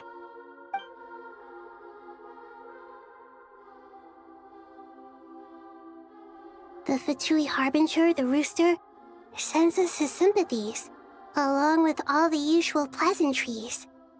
His stance is that, following the unrest and Nod Cry, Dottore was subjected to internal censure.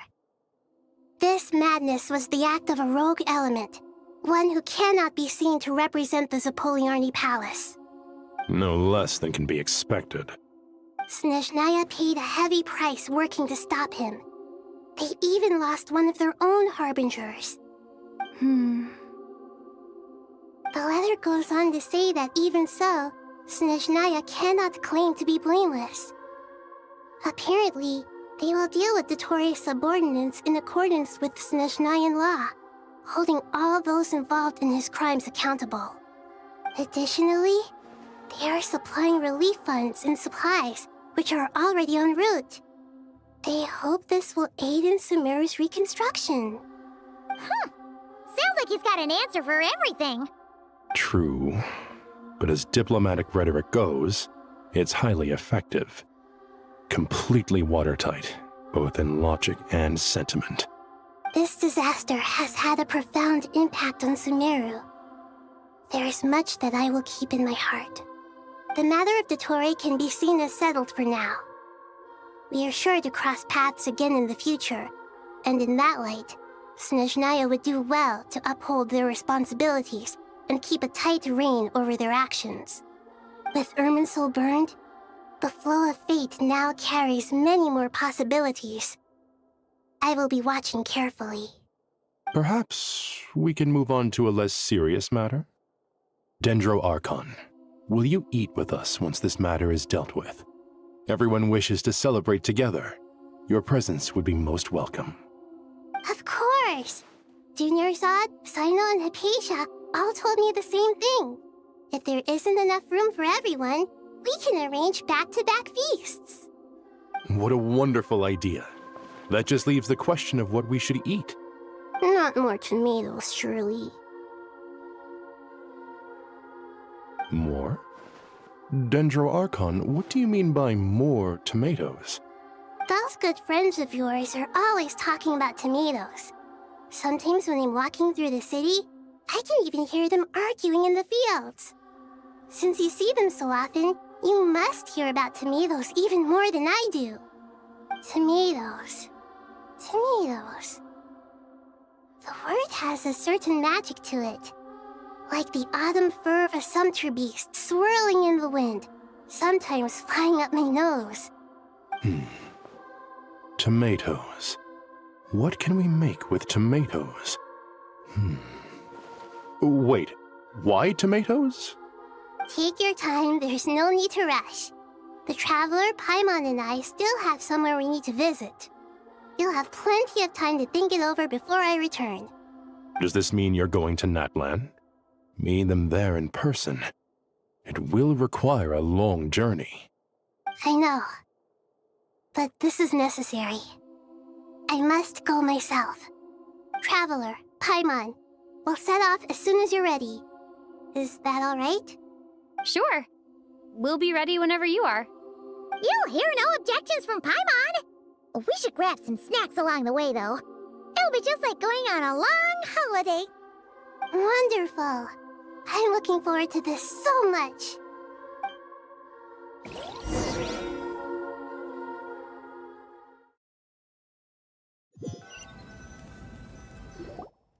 Natlan is such a lively place. It's super cheerful and positive, too. I can see that. There are people outside exercising at all hours. Such a healthy way of life. You came. Welcome, welcome. You must be hungry from your journey. Would you like something to eat? Oh, thanks, but no thanks. We've been eating the whole way here.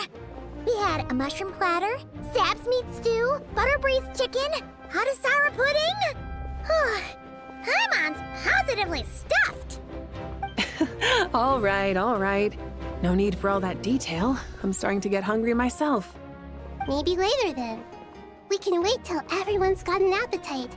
Then I'll head out for a meal together. Sounds like a plan. Let's find somewhere to sit down.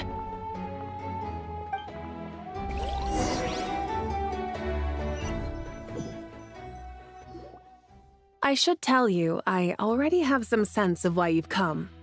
Why's that, Malika? To say thank you. Your senses are spot on. But on top of that, we also feel guilty. Because the pyronosis has vanished? I sensed its loss.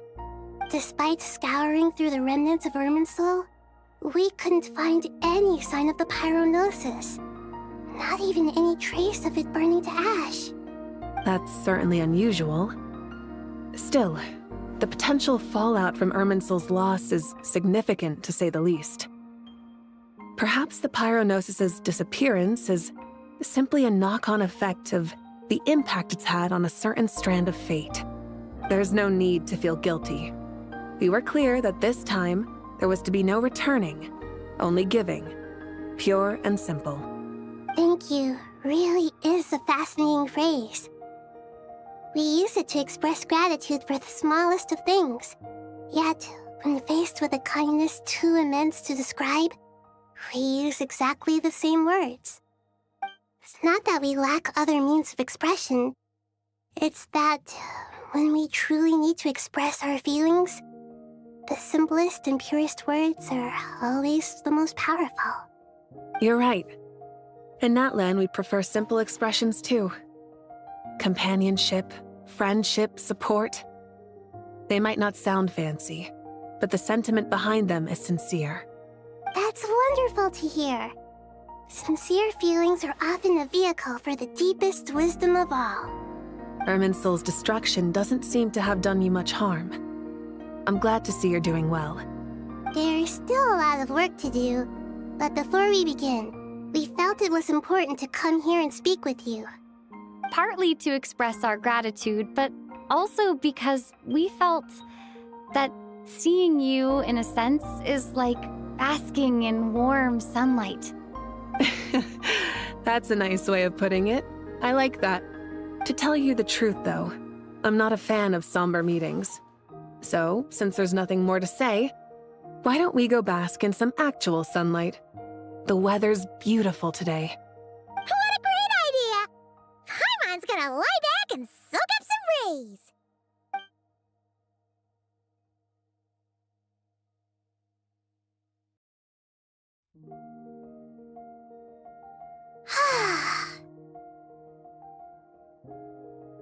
In that case, I think I'll lie down for a bit too before we head to our next stop. And where might that be? Mondstadt.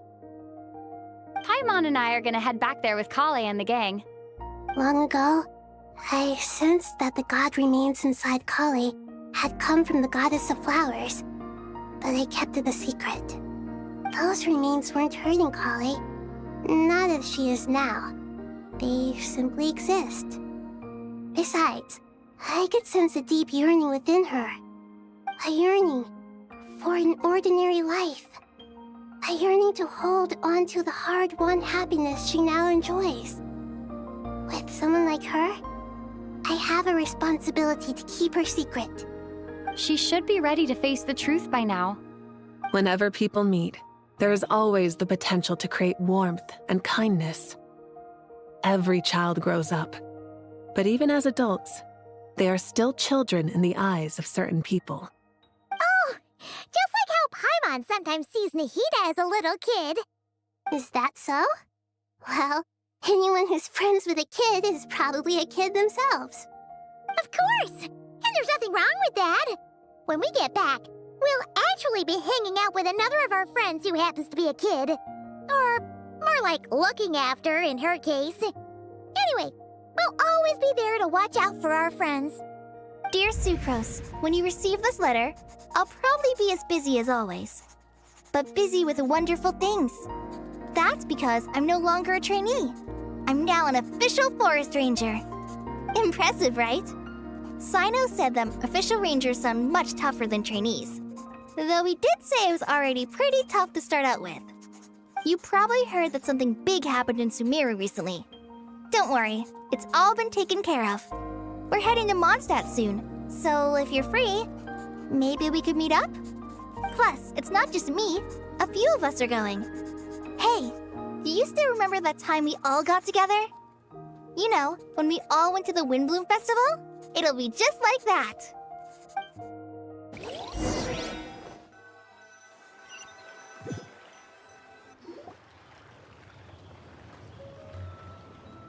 Dainari, is that... Don't you say it! Is that the great Vayu-Vyastra? Behold, the great Vayu-Vyastra, General Mahamatra. How times have changed. I wasn't expecting you to beat me to the punchline. You've changed. You've really upped the aggression in your battle against Sino's jokes. Kale, how did you know what I was going to say? For the love of... Hey! Traveler! Paimon! You're right on time! I hope we haven't kept you waiting. Kale! Sucrose! It's been so long! How have you been? I've been well. Everything's going great. What about you? Are you still busy? Not at the moment. Oh, right! That juicer you gave us works amazing! Farzan loves it. Seriously? That's wonderful. I don't suppose you drew up a detailed test report. Oh, what fruits did you use? How was the texture of the final product? Sucrose, you might want to try asking your questions one at a time. Albedo! Paimon didn't see you there! It's been a while since all of us were together like this. How about we follow the same plan as last time? Good idea, my friend. You never disappoint. So, what are your identities this time? Don't remind him. First things first. Allow me to introduce our very own official Forest Ranger Kale. The rest of us are simply her humble travel companions. This sounds like one of those mushy stories that gets people hooked on some corny, heartwarming premise. Oh, is our story not heartwarming? If I recall correctly, there was even a scene like this in King of Invocations. Besides being heartwarming, our story's also about tough, impressive-sounding job titles. At least that's what I think.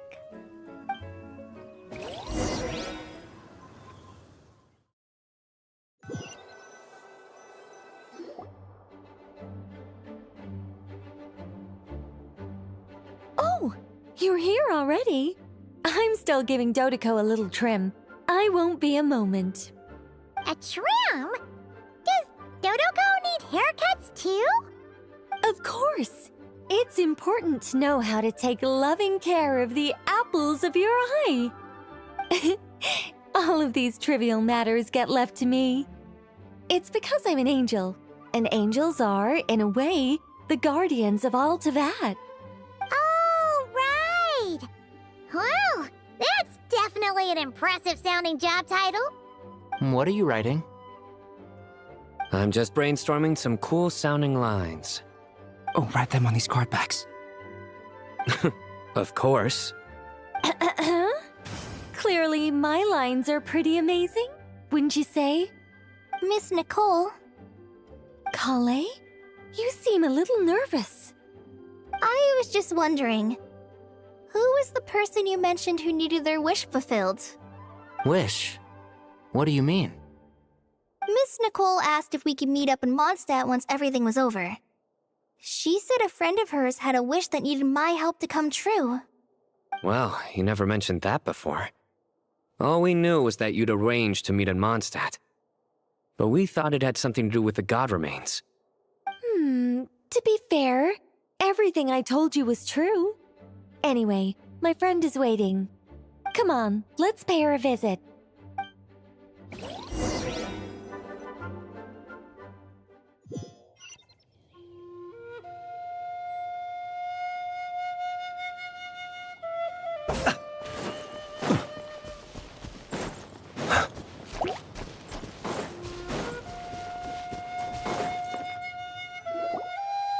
Huh? You're... Surprised? I bet you weren't expecting to meet a woman like me beneath this beautiful tree in a faraway land. An oasis will spring from the place where a djinn resides. That saying falls somewhat flat here in Mondstadt, given that everywhere is already so lush and green. Lilupar, what are you doing here? I made friends with Miss Nicole. I asked her to bring me here and then invite Kale to come. The prologue to this story is that I have a wish. It has stirred within my heart for centuries, millennia even. Originally, it was merely Al-Akhmar's lie, but now it has become reality. Could this be... related to the goddess of flowers? My dear young lady, my mistress left her final trace in this world upon you. I can't tell you how glad I am to see you here. And now I have seen you, and peered into your heart. You have experienced hardships and suffered setbacks. The torment an ordinary person might expect to face has befallen you threefold. This is the source of your resilience. But, beneath all this, I've witnessed the seeds of desire. You yearn to return to the simple life you once knew, do you not? I do. I want to throw away everything that isn't mine. But how do you decide what is yours? The scars that others carve into your flesh? The kindness and love they inscribe? Are these things not yours as well? They are. This is something I've talked about with Miss Nicole. Miss Nicole said I should learn how to adjust my standards. I just want to live as an ordinary human. Anything beyond that isn't mine. Don't you want anything from the remains of the goddess of flowers? She gave me a revelation once. I think that's already more than enough. In the past, you would not have possessed such a rich heart. Your brief life has taught you to hold on to everything good, to home in on kindness. How fascinating. You're nothing like Nabu Malikata, and you're certainly not her. Of course not. I'm not some great and powerful being, Miss Lilopar. Yet I am a djinn. We exist because of the Lord of Flowers. We revere and love her. My wish is to see her one last time, to give everything for her. Kale, can you do this for me? But her remains won't be easy to remove. Are you sure this is what you want? That's beside the point. First, I need to know. Are you willing to do something for the soul of this lonely, wandering woman? I'm willing. But look, you know nothing about me. Even if you have heard the stories about me, all you would know is that I was rightly punished for the many evil deeds I committed. Ah, so you do know. Your lips are quivering, your eyes trembling, and still you're willing to do something for me. Life has been cruel to you, and yet you've learned to be kind. My dear young lady, to repay your kindness, I too must play my part. Are you sure about this, Lilupar? I yearn to see my mistress.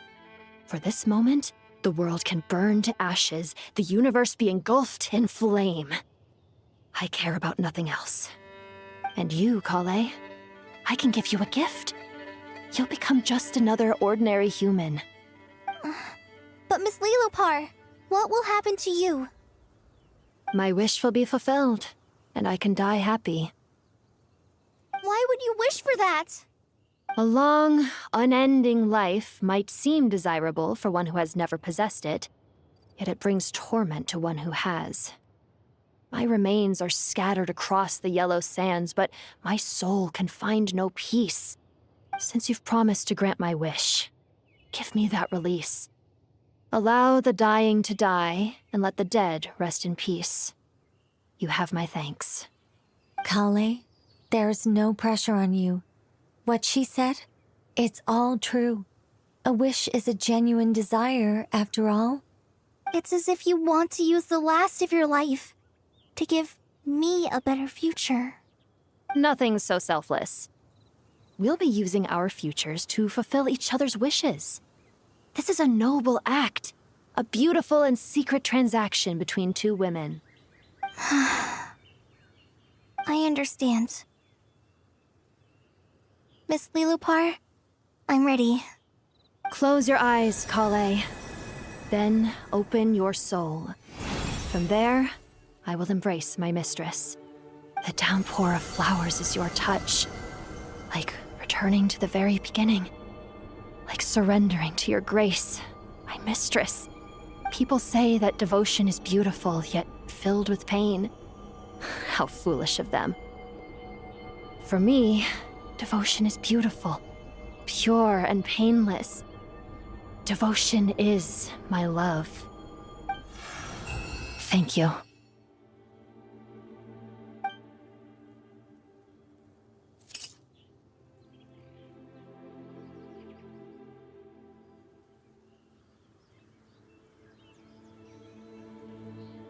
Lilupar!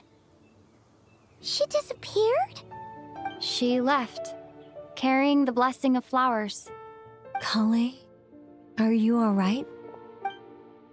I'm fine. Now that the remains are gone, I don't actually feel any different at all. Those remains weren't hurting Kali. Not as she is now. They simply exist. Besides, I could sense a deep yearning within her. Kale must have already received what she was yearning for. I'm doing fine. I feel relaxed. There's really no need to worry. Then my wish has come true, too. To become ordinary? That's just one of my wishes. Actually, I have a few more. For instance, I want to protect the people I meet and help them find happiness. That sort of thing. So between Miss Lilupar and me, you've fulfilled 2 wishes already, and protected 2 people. Wonderful, isn't it? I feel so fantastically happy. I guess that settles things here. So what's next? What do you want to do when we get back to town? Kalei, look who I've brought to see you. Hey, Kalei! I heard you guys were holding some kind of secret event. How come you started without me? Huh? Oh no, it's nothing like that. We were Just saying goodbye to an old friend. Really? Who? Me. The old me. So that's what this is all about. Did you come all the way to Mondstadt for that? Because we knew the old you so we could witness the change? Exactly. The old me is gone. I puffed her into the air, and she became a fluffy pink cloud, floating into the sky, before disappearing forever. Do you think, maybe up in the sky, she has friends waiting for her with test tubes, flasks, and bows? Oh, when you put it like that, it doesn't sound so bad after all. What do you think, Miss Nicole? I think maybe that's right. At least, if it were up to me, I'd consider that a happy ending. Dear Sucrose, even though my childhood ended long ago, these past few days have really felt like growing up again. I've become stronger, and I feel like I can finally accomplish things by myself. Surely someone as mysterious as you will find a friend like this fascinating? Always growing, always thriving like a plant. I came to say goodbye to my old self. I know that after this, she'll be gone. Thinking about it makes me feel a little lonely. I know the weakness that kept me company will one day leave me too. But somewhere in my heart, I feel a great sense of joy. It feels like I've always wanted to take this step, to walk towards the new me.